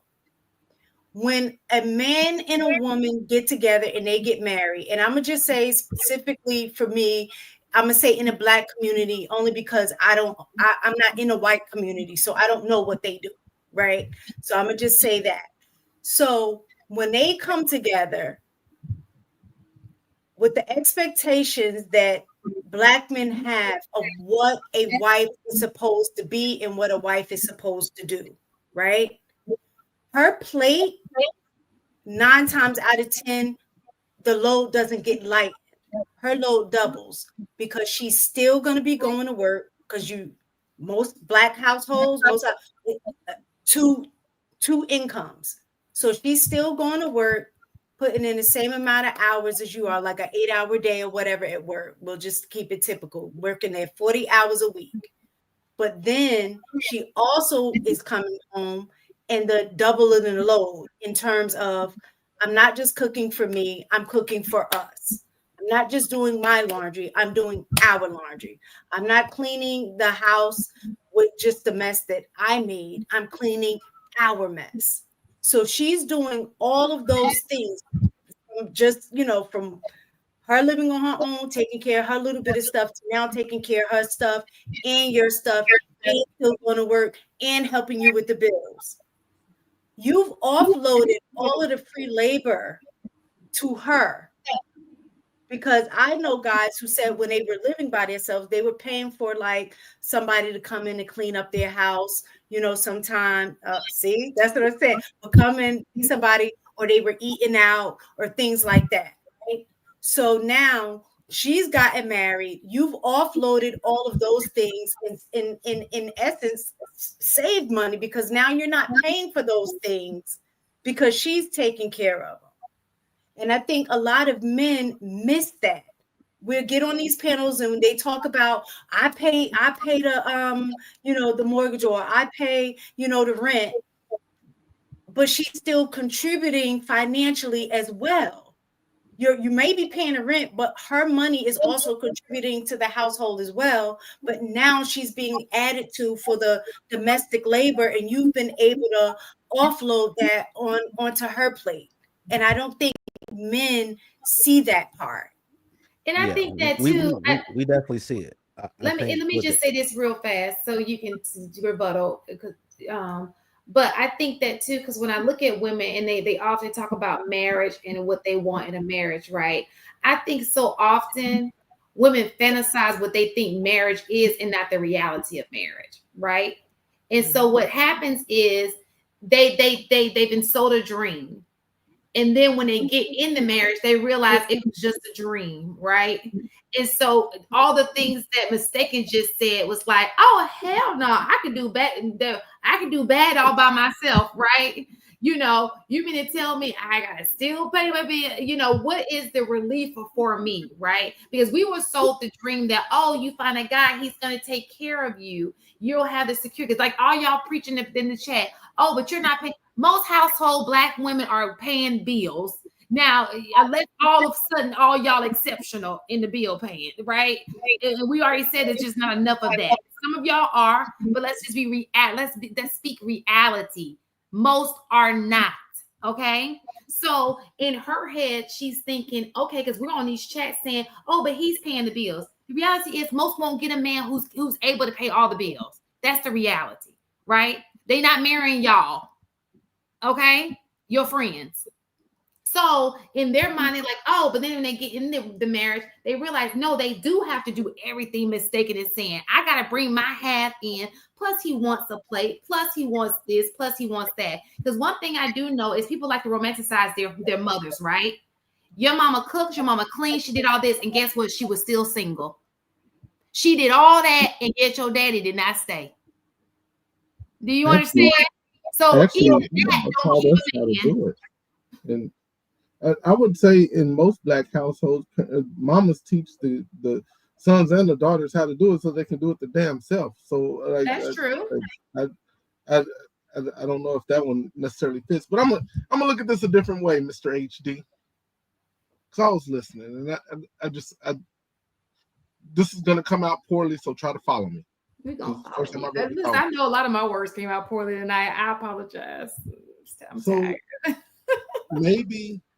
maybe women tie those things to part of their security. Mm-hmm.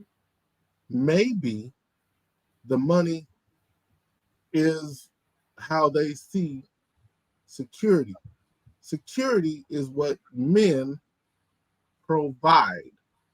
So if you aren't reaching the level that she's at, can you provide the security necessary so that she can feel secure with you?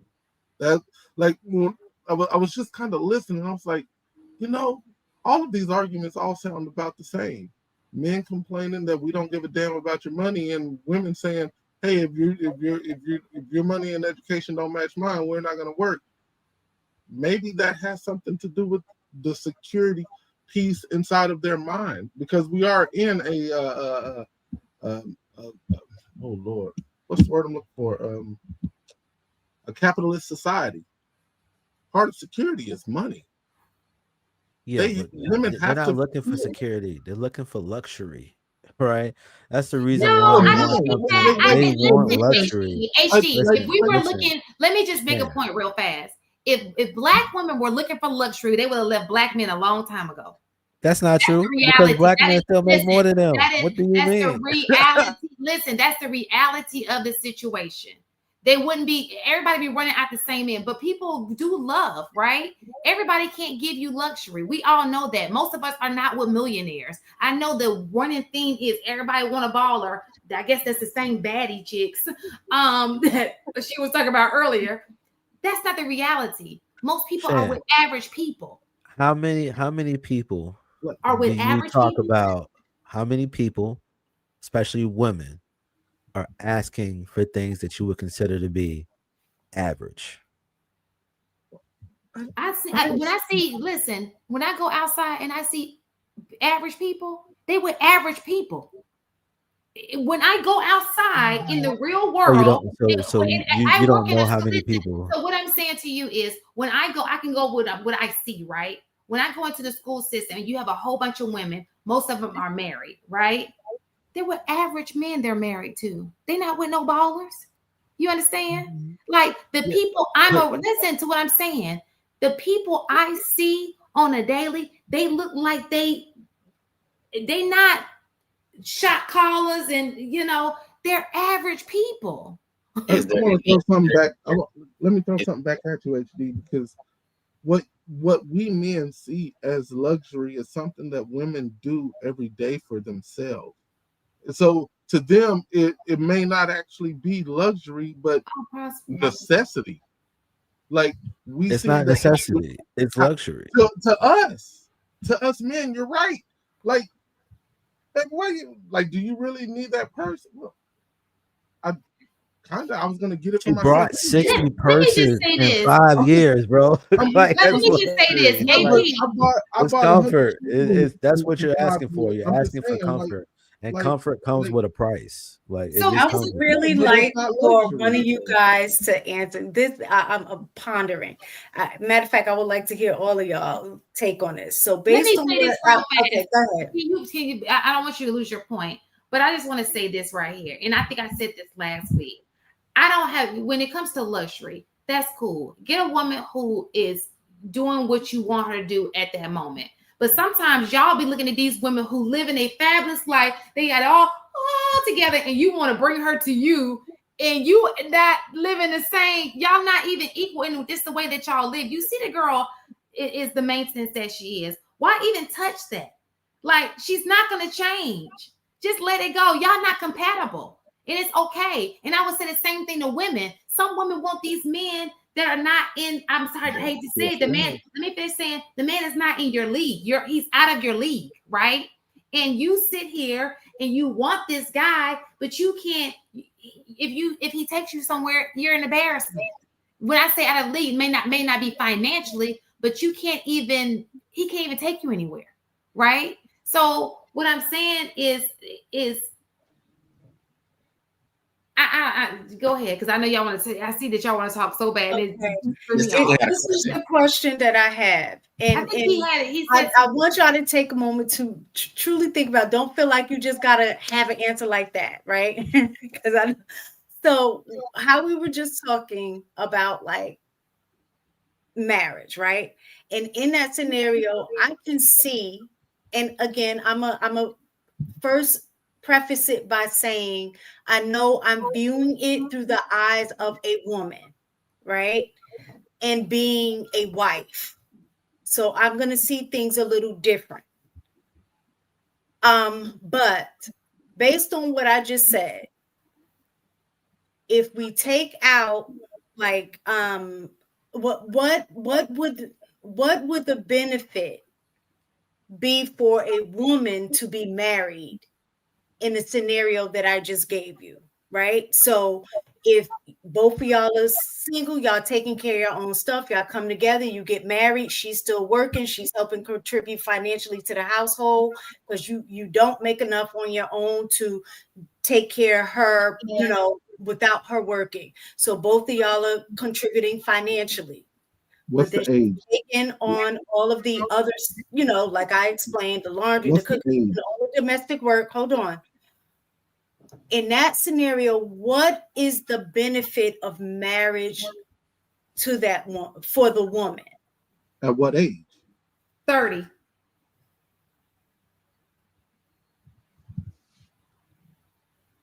30-year-old still got to work to help pay bills. So if y'all don't mind, I'm because if I'm already single and I'm already taking care of myself as a 30-year-old man, and I'm gonna bring in a 30-year-old woman, I've already done the mathematical calculations with her to come live with me, because I'm not gonna go live with her. She has just now removed a whole ass bill, whatever was on her plate. No, she said that. I know. Said that, like the question is, how does she benefit? The number one benefit is she no longer has to. Let's say she's helping me with she's helping with the bills, but I moved her in with me. I was already paying the bills. I don't need her money. It's already been calculated. So that's one thing that's not normal. AP, stop. It's not. It's not. I'm telling you, I dated. It's not normal. That's the problem. It can be. The problem is y'all don't listen worth a shit. If I say move in with me and I'm already paying the bills, you're not gonna pay rent. Why would you pay rent when I'm already paying rent unless I'm asking for half? If I'm asking for half, that means you didn't vet me right. Like we're looking at it as we now have to go buy this $5 million mansion. No, I'm moving your ass in with me. Let's say we already don't have kids, so I'm just moving you in with me. Okay. That's the number one thing. Now, so maybe we split the food, but you're still not paying your rent or your mortgage or whatever the hell else you had. Now, let's just say you had a mortgage. I helped you I walked you through helping you get the house sold so we could set up a portfolio just for you. I have already upgraded your life. Already. Now, if I'm already paying the rent, that means I'm already paying the lights and the water. You ain't coming out of that shit neither. Unless I say, hey, can you help me with this? The problem with that question is, nigga, wasn't you paying that already? Right. So you're going to be left with just your debt, your car payment. And if we're married, we're probably on the same insurance. And maybe you help me out and we split the insurance. So what do you gain? You gain a house. You gain security. You gain, if you owned a house already, you gain knowledge from your portfolio. If you didn't, you were able to create one from the money that you saved because you no longer are paying rent. Like, it's all a win for a woman. I'm laughing at you because you're really speaking from. I'm laughing because you're really speaking from privilege. What nigga you know talking about now? You got a portfolio. At 30, Sorry, I just had to use. I couldn't say that no other way. Let me talking like that. So let me ask you a question, AP. Let me ask you a question. So I understand that those are the privileges that you brought to the relationship. Are you saying that that's the type of a woman should be going after? Without question, unless you marry at you're like 22 and 23, and then you're asking, hey, what do I gain? As the man grows, if he's moving the right way, and hopefully your father vetted this man, and he's going to be the kind of guy that goes on an upward trajectory, then guess what? The further he goes, the less you have to do. This is my dear. Let me see mistaken. No, hold on, Sharon, because neither one of them went. So True and HD, let me hear your. I don't want to hear nothing about no portfolio. I need a regular dude right now because AP is trying to act like he talking right. But mistaken, real fast before they go. I want to point out, and AP is the reason why I said, okay, you get daddies involved. That is a daddy response on a man. Men are a lot more, have higher standards than women do, because it's a woman who's willing to move in an apartment and pay half of that apartment, which HP was like, I know. But go ahead, both of you guys. I'll go first.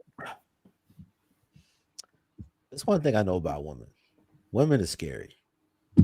When y'all be in the house by yourself any noise that happens, y'all be about ready to lose your mind, right? I'm here by myself. And oftentimes, what happens is that when a woman with a guy that she feels is competent enough and gives her some sort of feeling of security, right? Her brain starts turning off. So all this stuff that she's constantly overthinking about, all the things that she's like, oh, I just can't make this decision. A lot of guys have the ability to be like, all right, you're doing too much. This is what we're gonna do, right? So hopefully she has a guy that has enough sense to be like, all right, we're gonna simplify your life a little bit if you're willing to listen, right? Because women, y'all like picking up stress, you're like picking up a whole bunch of junk that y'all don't need, and then look at us crazy because we don't do the same thing that y'all do. So hopefully you got some guy that can help, like, kind of like simplify things, right? Just even on the financial idea. Say, for instance, you got a 50-50 guy, right? You got a 50-50 guy that's like, hey, we splitting everything 50-50 down the line. All right. You don't have kids yet. And even if you do have kids, right? You having to pay full price and then having kids is a dramatically different thing. And now with even studies is showing that men are actually doing more in the house than the women now, women can't use that argument anymore. They're literally They're saying that doing men more are than they doing used to, not more. no, they're saying they're doing 54% of the household duties. So I mean, hey, it is what it is, but it don't make no difference because whether I'm wrong or I'm right, it doesn't matter. It's It a does. hypothetical If situation. you're It wrong doesn't. or right, it does make a difference. But go ahead. No, because no, it doesn't make a difference because in this conversation, like, people are gonna do more or less depending on how they feel valued in a relationship. Like, women will go above and beyond, guys will go above and beyond depending on the person that they pick, right? So it don't really matter. Like, just because we got 54% of guys doing more in a house doesn't mean that this woman's gonna be with a guy that's gonna do that. That's why I say it don't matter. So hopefully you got a guy to simplify things. Hopefully you're not paying majority of the bills, because most of the time when guys get with girls, they say, hey, even though we're saying we're going 50-50, he's still going to be ass, or he might decide to pay the larger bills. He might pay the rent. He might pay this. He might pay that. Right. And then your stuff is like a supplemental stuff. And oftentimes, like guys are a lot more reasonable when it comes to a lot of situations when we see you struggling. When we see you struggling and you say, hey, I need help with this. Guys will help you. You know what I'm saying? It's like, I don't understand why women be arguing and fussing about stuff that they know the guys that they with be doing stuff. They be calling dudes at 3:00 in the morning to come fix a tire or something stupid, right? So it's just like, I just don't understand why we have so much vitriol for each What's she side. doing out at 3 in the morning? We women like at the party. They like to be out with their Still trying to- girlfriends. I'm They like still- to drink. I'm They still like to waiting for the dance. They answer. like to go to the freaking, And like, you married that girl? guys be marrying everything. That's the reason why all the good women are saying the hoes is winning, because the hoes is getting married and the good women ain't. So it's Ain't just nobody like, getting married. no, the So hoes is wait, getting married. They putting it all online. What do you wait. mean? I still need Yeah, to they answer. So far, what I've got, you said simplify them from having to think. No, That's you forgot the money okay. too. And then also, y'all, like, a lot You of said women, y'all what? just, What was the second thing? Money, I you said said? the money. Because say, for Keep instance, half of you the money. having to pay all of your bills by yourself. We So have women complaining about being single mothers all the time and they're not getting no help. So half you is literally have help okay. and yet you're still complaining, right? And then also you have to sit there and think about it like this. Like, the stuff that you do that is bad, right? Sometimes he will come in and cover you when you're doing stuff that isn't beneficial to you, right?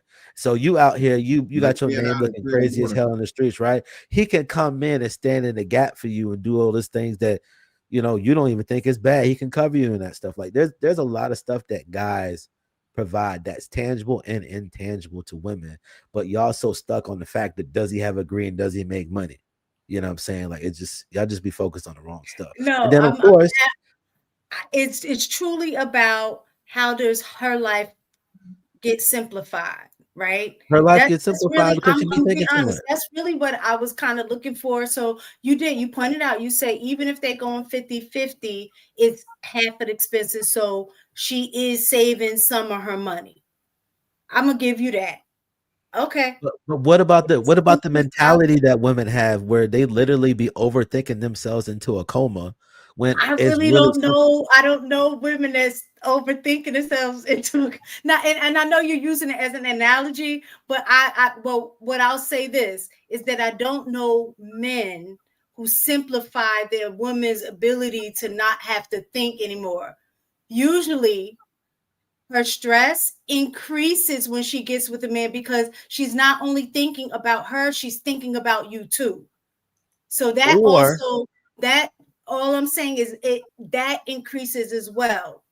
Being in a relationship, I know y'all may say too that it can be stressful for y'all, but for women it is stressful as well. So we're thinking for you, thinking for us, and God forbid if we have kids, we gotta think for the kids too. And I see it all the time, even with my husband, like he has had the luxury, I guess what you say, to not have to think, babe, where are my keys?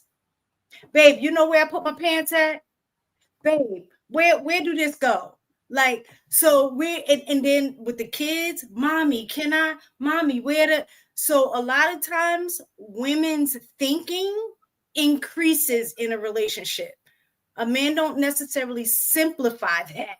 He adds to it. But sometimes the reason why women have more stress is because of how they think about stuff. Sometimes if stuff isn't done the way that you think that it needs to be done, you get stressed. If you think, just like when he brought up the example, it takes me 10 things to go through in order for me to do something. It only takes you 4. So you're stressed about the fact that it takes me 6 more steps to get something done, but I still get it done. So a lot of the stress that women have, like I remember one time I was working on a contract, right? And I went in a house with this woman, right? And she was in the house cleaning her house, right? She was having a good time. She was pissed, but she was still cleaning her house, right? And I said, "Hey, you got boys and a man downstairs. Why don't you have them help them?" Oh, she said, "Well, when they help, they don't do it the way that I want them to. So I do it myself." I said, "Well, you do know that you're literally picking up the situation and continuously making it worse because you won't try to get them to do it the right way, that you're literally adding to your stress." She said, "I'm willing to take on the stress because my house looks so much better and I can sleep better with this stress than if I just let them go do it." And that's usually what happens. Women That stress will drive them have crazier than them doing it. that's what I'm saying. And this is the stuff that be happening. Like you literally be causing your own learn how to problems. do it. Y'all don't. That's Yes, we don't learn how to do it your way. We learn how to do it a different way. Right. So I think it may not be the right way though. For instance, The right way is relative. There's different ways to fold a t-shirt, man. The bathroom. Like my dad did this before, and my mom freaked out. Cleaned the bathroom. He took the toilet brush and cleaned the bathroom with the toilet brush. That is not the right way. It's not. There's no way you can convince a woman who likes a clean home, who likes a sanitized home, that you cleaning the bathroom with a toilet brush is okay. And then say, well, you asked me to help, and this is a trick. Guys that do stuff sometimes intentionally or act like they don't have the aptitude to do it right so they can get out of doing it. I've seen that too. But it's true, you're laughing because you know it's true. I want to give some free advice. Tell me yours. So AP's trying to say something, Tara. Oh, I'm sorry. Let me just give some free advice to any man that's listening. When it comes to the house, move the hell out the way, y'all. Leave them alone. Go play basketball when they try to clean the house. Go do something else. Just get the hell out the way. Y'all can continue. But AP, she just complained that the men ain't helping, and you're like, "Well, I'm gonna help them by not helping them." What part of the game is that, AP? They just want you to be miserable while they do it. I want to see what Table has to say. We heard you, AP. We heard HD with that mess. Let's go ahead. We can't even count AP because we're not. We can't count AP because he in La La Land. Realistic. See, there's a difference between a 23-year-old and a 30-year-old. Supposed to be. And there's a difference between a man that's moving a very specific direction at 22 and he's staying on trajectory at 30 than a guy that's just doesn't really have any direction. AP, that's you know, on y'all. That's on y'all if y'all not picking that dude. If y'all not trying to date that dude. AP, they are trying to pick that dude. It ain't enough of them. That's how they're all running for the same guys. That's what you're not understanding. There aren't enough of those. That is the problem. But before you go, I just want to say one last thing. I think also women need to understand that marriage isn't a short play. It's a long play. It is. And you have to understand that what you get up front may not be what you get 10 years from now, right? Like when you're sick, when you can't go to work. But women ain't thinking about that. They thinking about trips. They thinking about where they can go. They not thinking about that. They like, oh, what can I do today so that I can be happy today, not happy 10 years from today. They only thinking about today. They're not thinking about 10 years from today. But you know, what do I swear when we get sick, we just got finished. Remember before they said that when a woman gets sick in the marriage, it increases the likelihood that she's gonna get the man will leave her. 25% chance that he You're talking about terminally sick. I'm talking about a cold, like she's sneezing. Now she got cancer. Jesus Christ! Damn, I said when she gets sick. I didn't say when she was dying. Cancer. Damn. I can take care of Yo, it's crazy. Yo, hey, we need somebody to clip this because they was like, oh, when I get cerebral palsy, he gonna leave me. Man, get some Mucinex and some Robitussin and sit down somewhere. That's what we talking about. We're not talking about when you can't walk no more. Jesus Christ. I got you. All right, go ahead, True. Wait, hold on. Let me make sure I got all of yours, HD. You said simplify them from thinking. They get to pay half the expenses. Am I missing anything else? Yeah, if she gets a the cold, long play, she gets you know, the disease. interest that builds up, and then also you have the idea like when you have a guy in the house, there's stuff that you would normally be concerned about as far as like sounds and just like just overall life that sometimes just gives a certain level of comfort. You know what I'm saying? 50% of the bills and 100% of the protection. Okay. All right, go ahead, True. Oh my God, Miss Taken, you killed it. That was funny though. This is like you can't make this up. Like this is like comedy. Okay, so I think I'm glad the two gentlemen went first. I think what you're trying to allude to, Miss Taken, is that there's a simplification that's supposed to occur, but I think that's mutual. I think that if you're talking about being married, what I hear from even what you said is that when a woman moves in with a man or they get together, all of a sudden she absorbs more work-wise, domestic-wise. Well, if she absorbs more, I can tell you that they didn't talk. There was no communication that occurred prior to that relationship being established. Because if she is being blindsided by this, that means that nobody was talking. I think she's being blindsided by relationship. I told you, I think that women live in a fantasy on how relationships are supposed to go. I think that that's probably, but you're right. It does come with conversation. No, I think 9 times out of 10, see, this is where women and men are very different. And I got to give respect to the men for being this way. 9 times out of 10, a man is going to communicate to you what he needs from a woman. He absolutely will. And what we typically do, if we want him, even if that's not who we are, we pretend to be that to get him, right? Yep. So men are very clear on what they want. Women typically aren't. So we kind of know what we're getting into. If we know that he expects cooking, cleaning, all of that, 9 times out of 10, he's going to be clear about that up front. Yeah. Let's take a quick question. Have a conversation with women on why they're pretending. that's what it sounds like. But what I believe a woman would get, I believe, yes, men are amplifiers. So what typically would happen if you got a good man, if you got a solid man, a man that's worth something, one, you're going to get my network. My network is going to include my friend circle, my experience, my family. That's what you get. It's not just me. And I think that's where we do each other a disservice. We look at marriage like dating. Marriage is a unit. Your family. Union. Extended family. Yeah, so you Depends on absorb. what kind of family you got, though. You might not want that. But that's what he's trying to say. He did say if you get, he said a good man. I'm just saying. I got it. Yeah, so you get that. There's almost no price for a man who's lived long enough and have experiences that you just can't buy. Good man. A woman around a good man is going to improve her overall perspective. He's going to show you things that no matter how many times you may have read it or think you know, no, because that's what we do. We give of self. The protection's baked in, the finances are baked in, but what we do also have a benefit over you guys is that we're built to work longer.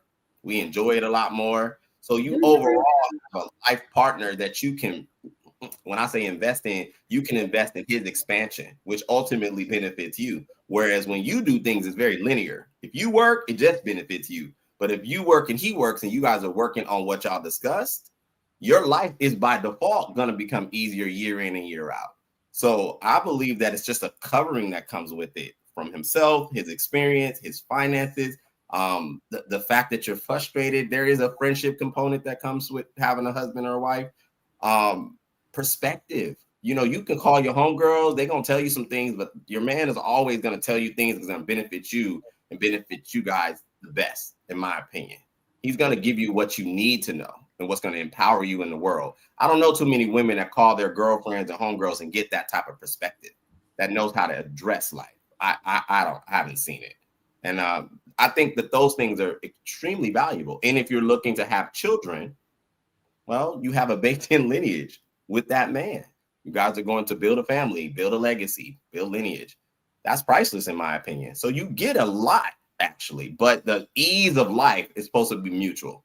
Whatever he needs help in, whatever that may be. You complement each other. Agreed. But now let me flip that, because all of these, like I said, even HD, even what you say, all of these is helping me to add that up, right? Adding everything up you said, adding up what True said. But now flipping that, what do you feel a man, and I'm gonna tell you why I'm asking this question. I asked that one first. Now I'm asking it the opposite. What do you feel like a man benefits by having a wife? I think that an accountability partner is one. Just like we expand you guys expand us. You guys are necessary because the things that we would achieve in life would be more, I would say, one-dimensional and surface level. But with a woman around, we have to expand. We have to think further.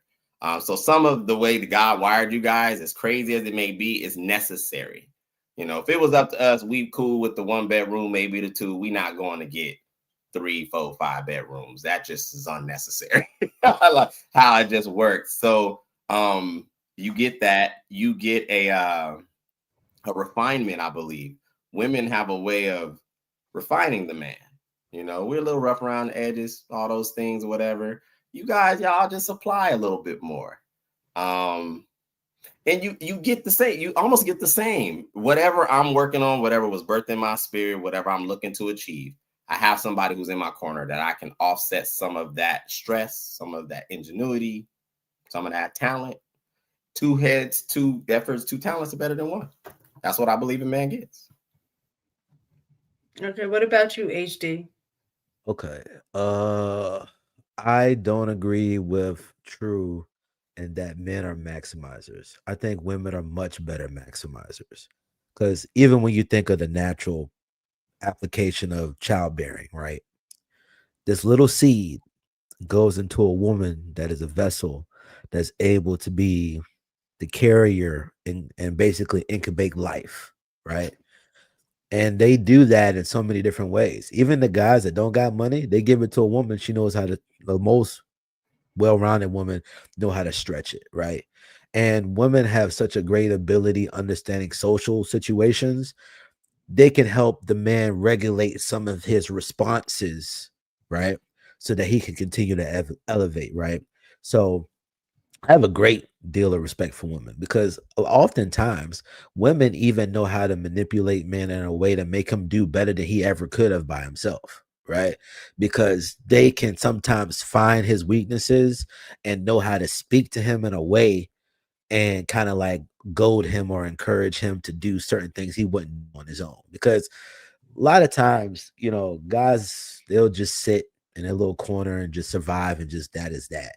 Sometimes when you're with certain women, they help with the quality of life. Like as far as your perspective, like we're gonna argue about the fact that we got 6 pillows and it's 2 of us in this bed, right? But he laid down on that pillow in the bed with you, and now we're like, I complained about this, but this ain't so bad, right? You know, you know, and like some women are such great interior designers, like y'all be like making things look like this, and y'all got and the women that I know, at least the women that I've met that I had the pleasure of dating and experiencing, right? Excellent organizers. Like y'all like to make spreadsheets for stuff and calendars, and you got this little drawer that I had all my junk in, and then you ordered and sorted out my drawers, or you put my clothes away, or you was like, well, why are you cleaning like this? Why don't you do it like this? You know what I'm saying? So this is what I agree with you on. Women have a much very different perspective on how to get certain things done. So I think women care about how you do things versus guys care about getting stuff done. Because if you say you got a problem on the roof, right? I'm just gonna climb up on a roof. I'm not thinking about having the harness on and wearing the safety gloves. I said, yo, I don't care how I get it done, it's getting done today, right? But you're like, well, if you injure yourself while you go get this task done, well, then that means it's going to hurt me because now you're hurt. And now the things that I need you for, you can't do. And, it's like a whole thing that y'all think of. So I don't think women get enough credit for who they are, but that's not what they present. They present everything else we don't want. We want you present us to us. And then we don't want that. We want the stuff that we like women for, but we don't get that. Okay. I would definitely disagree where AP goes. The reason why I said men are the maximizers is it's true. I can prove my point. You cannot name any woman in any sector that has achieved the highest level of her best self without male application. What you spoke to is the fact that they can birth children and expand and refine, which I said women refine. But everybody, Serena Williams, Venus Williams, Muhammad Ali's daughter, any woman you name that is at the pinnacle of achievement, there's a man behind her. That's what I mean. We do that for them. There's a power that we get. We're coaches, we're teachers. So that's what I meant by we maximize them. I don't know any woman that's been her best just around women, solely just. Well, I think it's two sides of the same coin, because a lot of times they say the great man behind a great man is a great woman, right? That's where Serena admitted that it was their mother. Yeah, that's what I'm saying. So, well, I would say I think that there's two different conversations. That's the difference between a parent. We're talking about a romantic partner. Yeah, we're saying like Michelle Obama, like when Obama stand up in front of the world, he'd be like, hey, I wouldn't be what I would be if it wasn't for Michelle, right? And like multiple times we realized that, like, what we should realize at the end of the conversations, the answer should be nobody wins by themselves. You just don't. Like the level that you can achieve with somebody that can actually like blend well with you, you can go so much further, but that's not the conversation that we have. The conversation we have is that, oh, it's got to be one or the other, when in all actuality is like, as much as women have achieved things they've never achieved before, a lot of the tools that they have, they got from men. And even the men, a lot of our tools that we got it from women and other men. Like most men don't know how to fix cars, but they know a guy that can fix the car so that you can get to work, so that you can make your money. A lot of people are entrepreneurs, but they go to a person who has their business, right? And you work for that business. And it's like nobody rides for free and nobody makes it on their own. You just can't. That's not how the world is designed. We need each other in order for us to be able to get someplace, but we're too busy bickering about stuff that don't matter for us to actually get some actual good results. That's the reason why we're not getting married. It's because we don't actually understand what we should value from each other so that we can actually get some relationships going. Let me tell you why you're not getting married. I think that you are not getting married because women are, I hate to say it, dumb in relationships. I'm be honest with you, right? Because expound. Because I can tell you right now, let me just tell you this. If all of the things that you are getting in a dating stage only were reserved for marriage, and you were not getting these things before marriage, you would have, if you did not have access to sex, if you did not have access to all of the things that women provide, you were just by yourself, it will promote marriage a little bit more. That's why they always say, oh, I think it was Trigger Mike last night. He was like, oh, I have a bunch of guys who want to get married, but you're not gonna want those guys. You know why they want to get married? Because they're not the guys that people want. When people have a lot of options, they are a little indecisive, right? Because the grass is always greener on the other side. You understand what I'm saying? They're not as quick to jump in. Why? Because they're getting the benefits without the commitment, without the responsibility. But let me just tell you, if every woman got on the same page and didn't give away the benefits, there would be a lot more marriages. We've been saying that. Mm-hmm. I don't agree. Men, here's the truth. Men have been saying that on all of these panels all the time. It's exactly what they mean when they say close your legs. It is that exact point that men have been saying. And just real quick, both True and HD, both of y'all are right. But the truth is, we're men and women are one half of one whole. True, you're right. Men maximize, period. But HD, you're right. Women multiply. So do we really reach our maximum potential without the multiplication? Anytime you multiply, you get more up. So I believe both to be true, and I live both. So in my opinion, I agree with both of you guys. But in order for us to really have the success that we want as men, you gotta find a woman. Because AP could appreciate that now, because he didn't know how important that organized junk drawer was. Man, y'all don't even know. See, you laughing. You don't know. Ain't no joke. There was a long time I was looking for batteries. She's like, it's in the junk drawer. What the is a junk drawer? Man, this thing, look. I wish I could get a picture of it now, but right now I'm in Jersey. But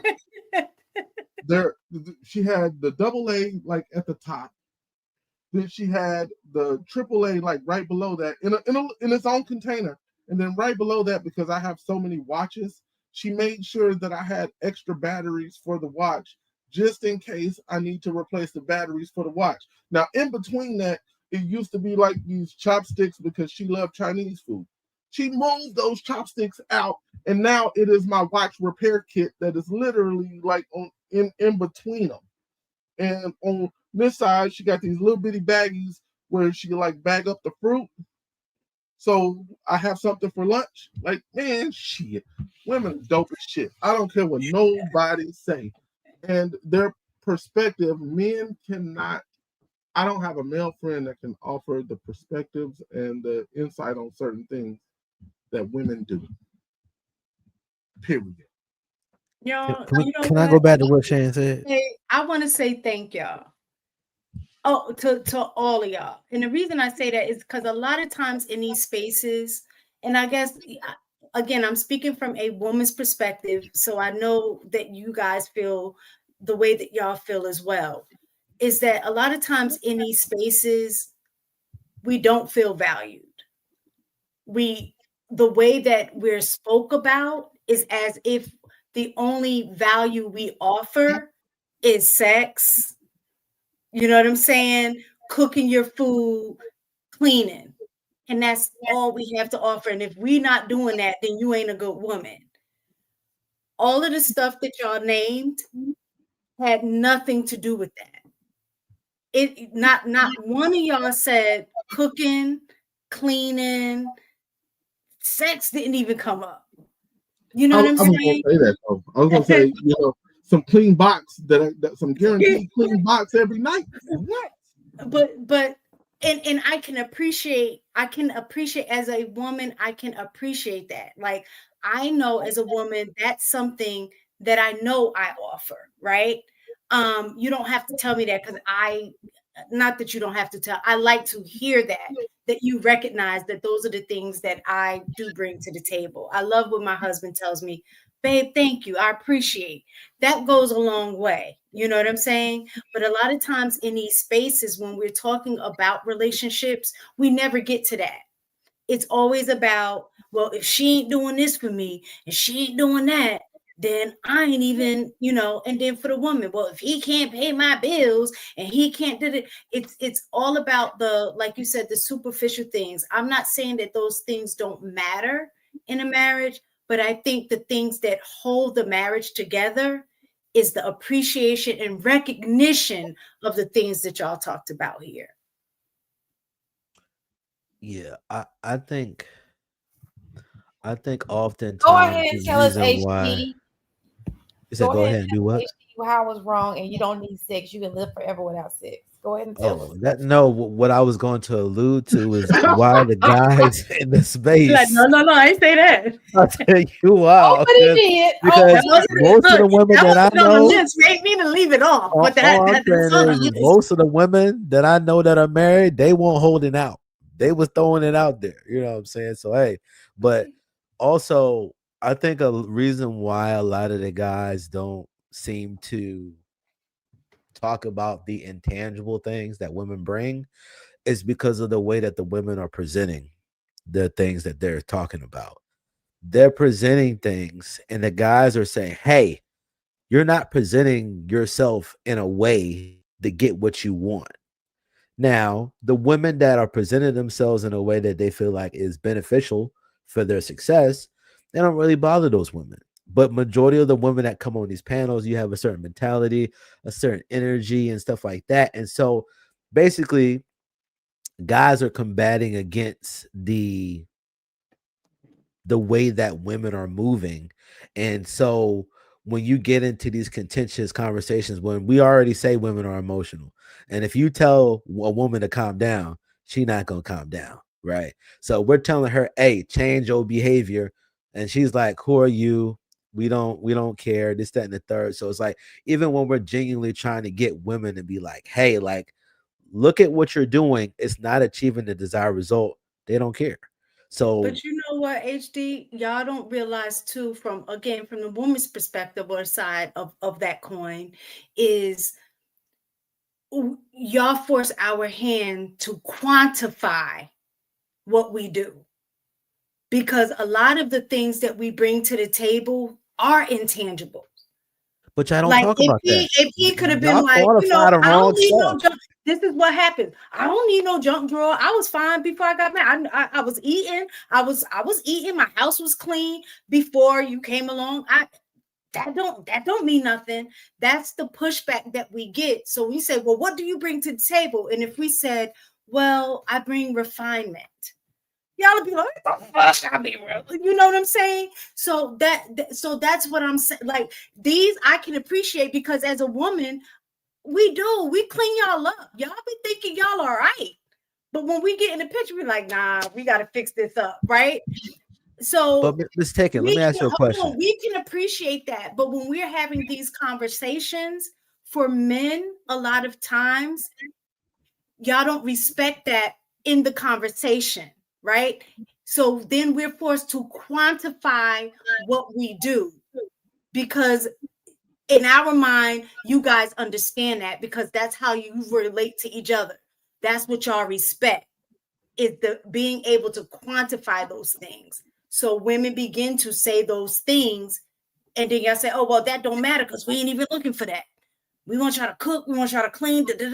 Y'all are not mentioning any of these. So if you're saying if y'all could cook, clean, give us good sex, and just shut the F up, like that's all y'all need to do, right?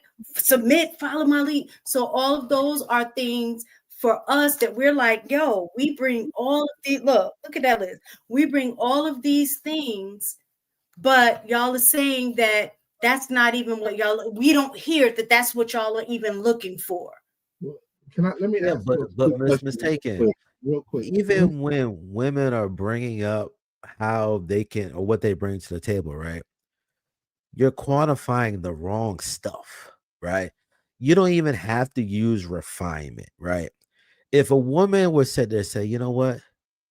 How can I serve you, right? Women don't even want to say stuff like that. Or how can I take care of you, right? And this is the reason why we bring to the table. If you said, but guys not even asking specifically, what do you bring to the table? But that's what I'm saying. If you say, what do you bring to the table? And my response is, well, how do I serve you? That's not, I mean, you know what I'm saying? Now, if a woman said, how can I serve you? I would have said, shoot. That doesn't answer the question. What I'm saying is, if I said, well, I'm accountability partner, I'll force your expansion, in a way that you think, things that I'm a maximizer. I can help regulate, the way that you deal with your emotion. Now, if I said that as a response to bringing that to the table, can we really be honest? And would you say, yeah, okay, that's exactly what I'm looking for? What you're looking for is what you just said, for a woman to just submit. But in our mind, the submission part means you don't necessarily want me to bring any of this to the table. You just want me to do what you want me to do. But I have more to bring than just doing whatever you say do. Hold on, let's take it. But we value real quick. The stuff you just mentioned. You said, can y'all hear me? Mm-hmm. Okay. The stuff y'all. Your mic is a little low, AP. Using your mic or using your phone? I'm using the laptop. Okay, it's a little low. It's been low the whole time. Oh, my bad.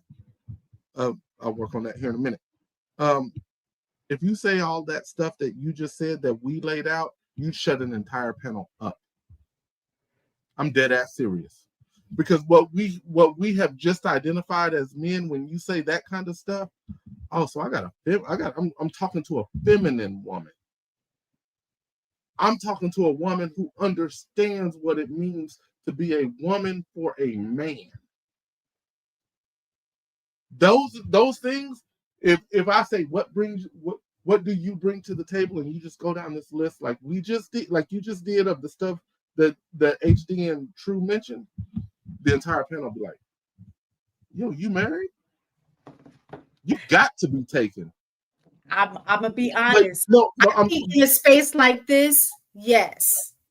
But when we on the Thursday show or Wednesday show, or even in King Talk, I even on King Talk, on the times that I have listened, I have not heard the men on that panel say these things. I have not. But you know what I have heard? I have heard submission. I have heard cook, clean, give me head, like have sex, that kind of, that's what I heard. Don't we want that stuff too? Like, no, man, we want that. Listen, nigga, we both do. Shoot. But keeping it real. Now we talk about giving women head. All right, I'm about to clock out, guys. You guys have a nice day. Well, should I say pause? My bad. But what I'm saying is, you guys say that you value this, right? But then what we don't hear any of this when you're talking about what it is you want.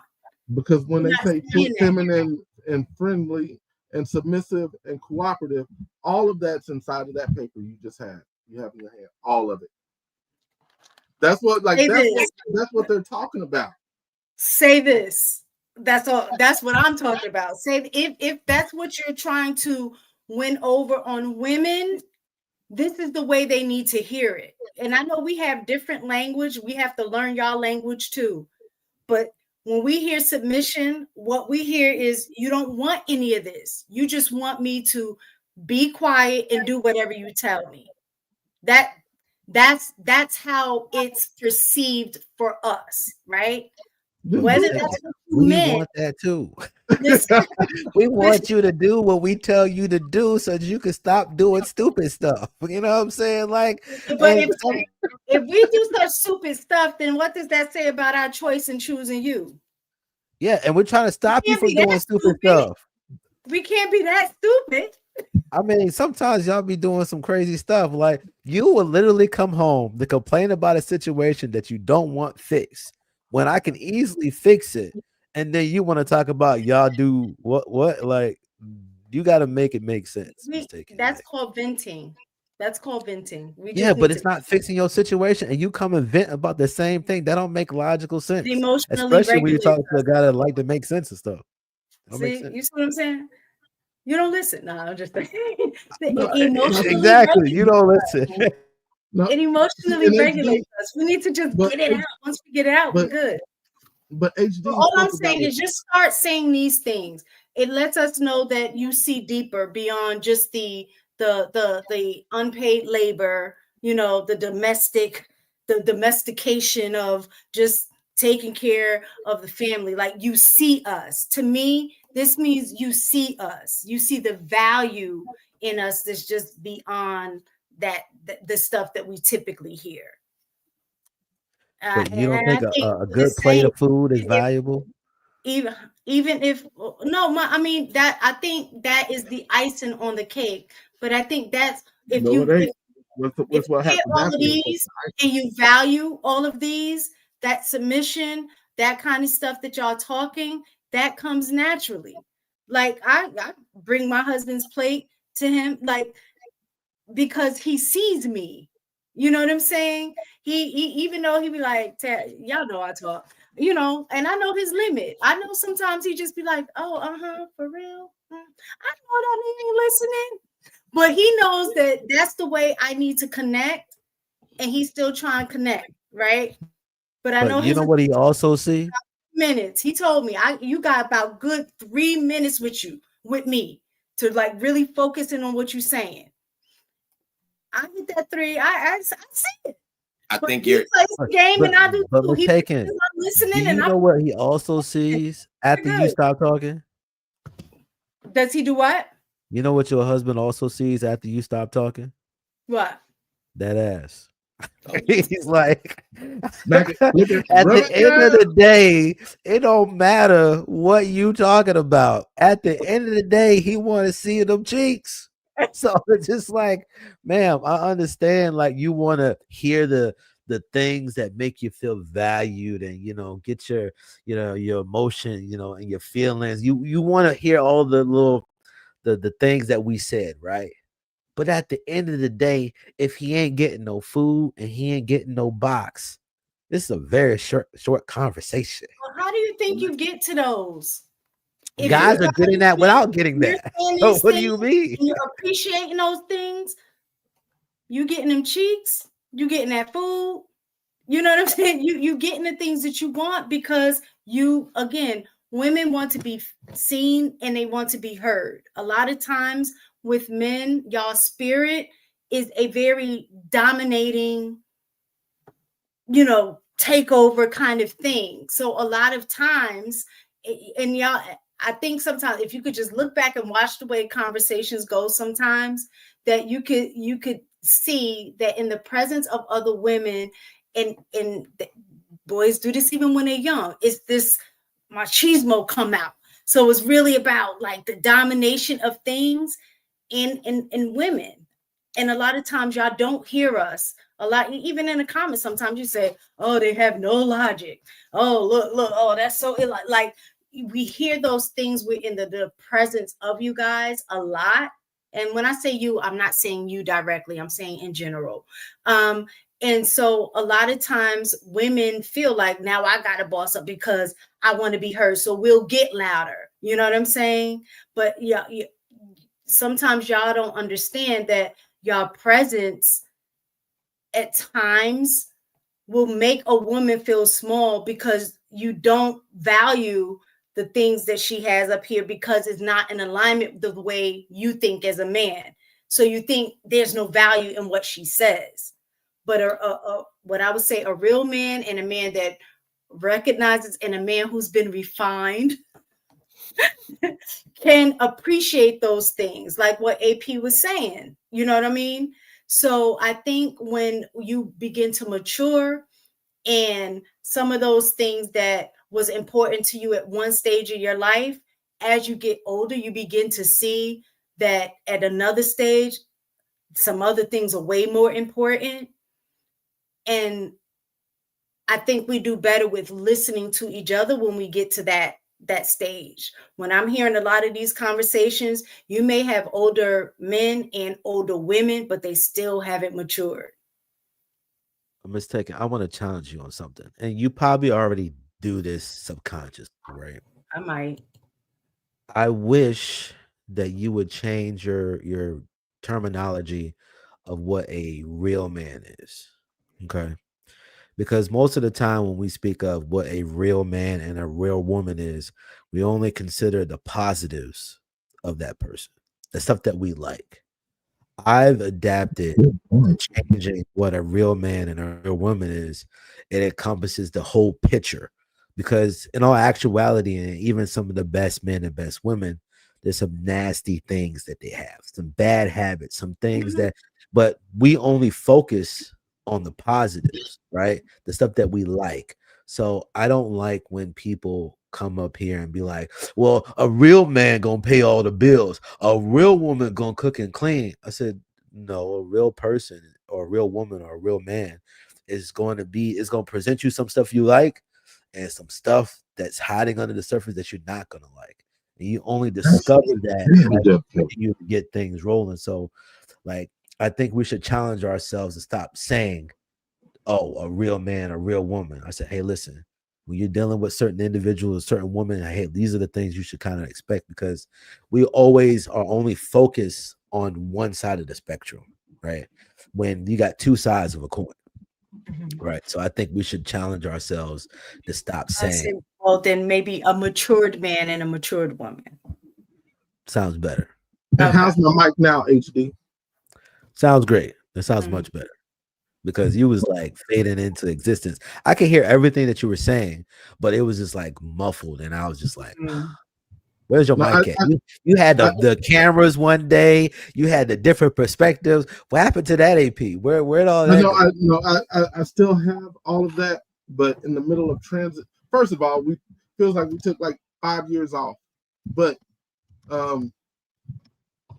like right now I'm in the middle of transition between Charlotte and New Jersey. So a lot of that stuff right now is still in. So y'all are moving. Dang. Yep. We are in fact moving. No choice. Did you get the bread increase? I can't speak on it yet. I will at some point I will open up about the bread. But anyway, if y'all notice, I've always stayed away from that topic because people on the internet are nosy. But anyway, no, I really appreciate this conversation. How it morphed into getting to real dialogue between men and women about men and women. It's so often that we lose this. We in mistaking you're right. It's just so often this is my point. No, this is my point, and we're unable to have real dialogue to move the needle. Period. And one of the differences is the way you phrased your question. Your question was phrased in such a way that made us have to actually really evaluate what value is added for the man and for the woman, and not a list of these are my must-haves. She's got to be fit. She's got to be feminine. She's got to be friendly. You made us actually dive into what does feminine and friendly and cooperative truly look like to a man about a woman. And that's how you actually got the answers that you got. Because at the end of the day, men, for the most part, we're direct communicators. We're just it's A, B, and C.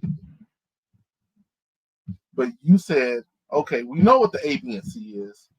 What does that look like to men? And it's more than just shut up and do as you're told, because that's what children, like what the expectation from children are. So again, I appreciate the dialogue. I don't know if you're able to pull up the super chats, but I know we had a couple of them. Let me see if I can. Yeah. No, I ain't gonna be able to pull them up. Yeah, I can read it. I'll read it. Willie MFB Man 199. Hey, best friend. £, Bo. Lord Geatron.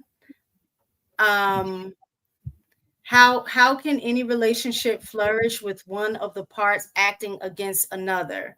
There's only one head. The man has to be the head. See, those are the talking points right there that kind of close the conversation before you can have the conversation. Because I find this, all in all, I find this statement to be true. But we can't get to where the disconnect is until we can actually have the dialogue. And women are going to shut down as soon as you say this kind of shit. Because again, I think it all falls in the line of when we're talking about, or the way that we have either experienced by seeing or experienced by personal experience of when y'all say submission, right?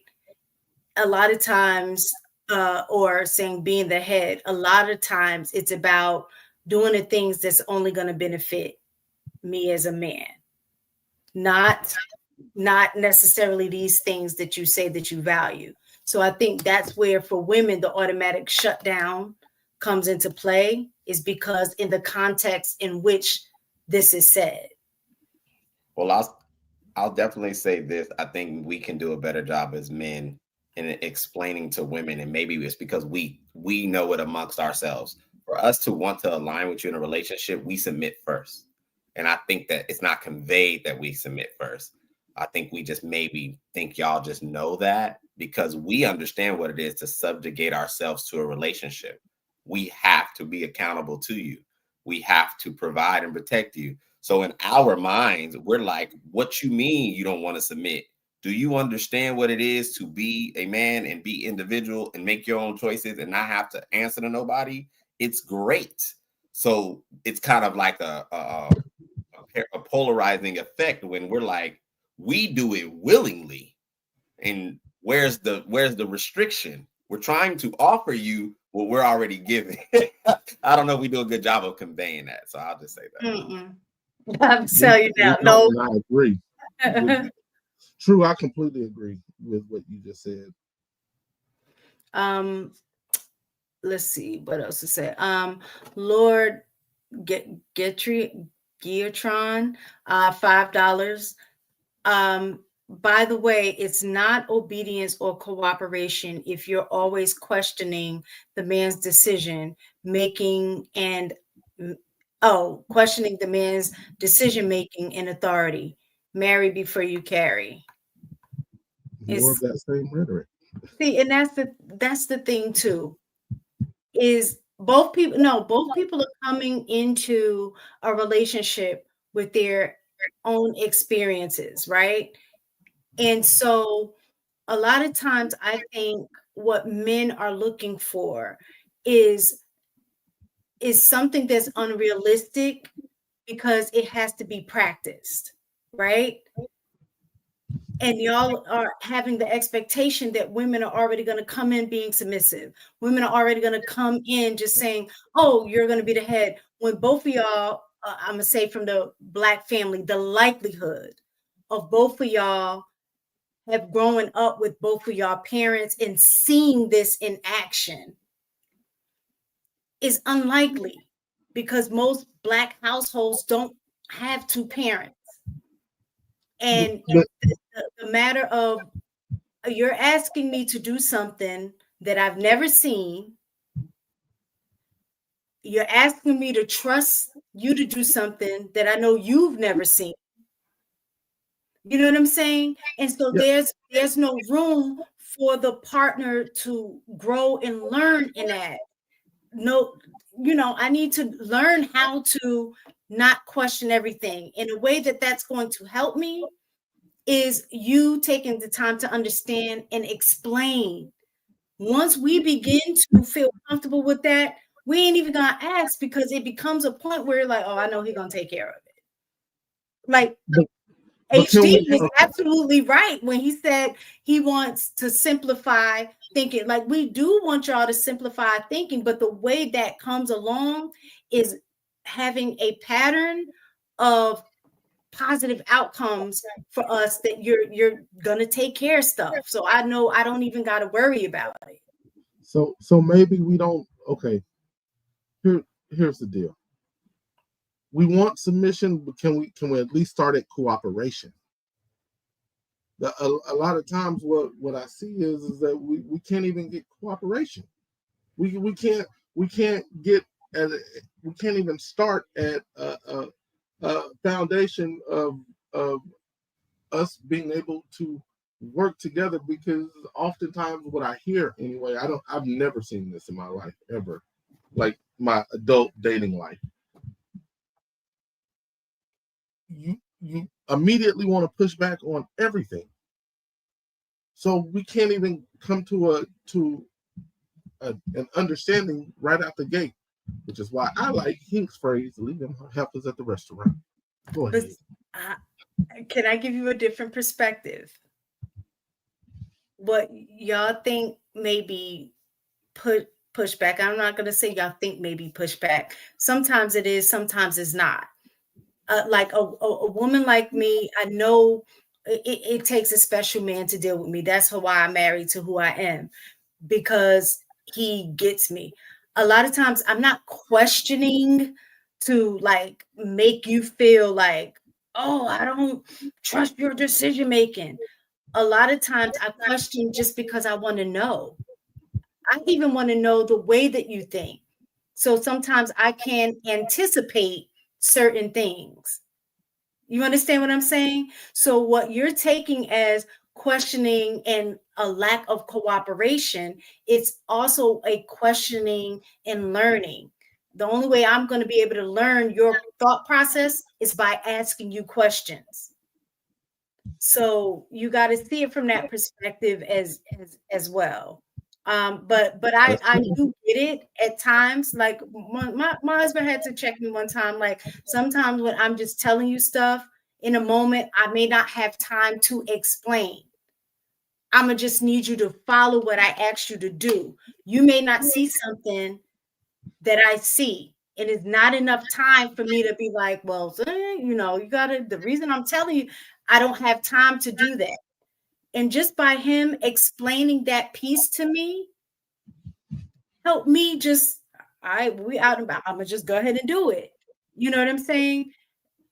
It took a moment, but had he pushed back and just be like, I said, just do what I say, I'd be like, what? You know what I'm saying? Because it's the way that it's coming off.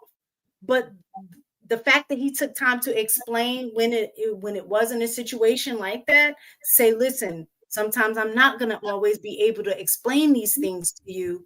If I tell you to move, or if I tell you to do X, Y, and Z, just do it. And now when those situations happen, I could tell just in the way his body and the tone in which he tells me, I know, okay, let me go ahead. This ain't the time to question it. Let me move, right? So I think y'all need to have patience with us. Bro Nums. Okay, Bro Nums, $5. Thank you. The Dark Lake, $20. Great combo panel. My question is, if college is so important for some women, then why are they not finding men to be with in college? If they considered men in their actual classes, this wouldn't be a problem. Ooh, College is like Atlanta. The women outnumber the men tenfold in college. And So just one other thing I very want to point out. limited options for one, because ain't no man in that, and I'll say ain't no black man. And at that stage and age in his life, a lot of times is even looking for long-term relationship with the mindset of trying to be married, especially in a collegiate environment where the women outnumber the men and there's a bunch of women from everywhere. Nah. So to answer your question, that's why it's hard to find a husband. And y'all are hyper focused on finishing. Like that's another thing. You guys get hyper focused on y'all that. should be too. Isn't that why everybody there? Nah, look. Well, at least that's why everybody should be there. You should go there to finish. I learned how to properly consume alcohol. I was there doing my papers and typing up my husband's papers. But anyway, we have hit that 2:00 mark. Yep, I'm ready. Well, guys, thank y'all. It was lovely. I've been on a whole, like, I haven't been doing this in a minute, right? Yesterday I came back so refreshed. I'm sometimes you just need a break from this, but this was a good comeback. I appreciate it. Love the conversation. Absolutely. All right, y'all. Enjoy the rest of y'all weekend. All right. Now I can't even log off. I don't have the ability to. Let me see. Did JR do I just leave the studio? All right. I'm out. I'm out.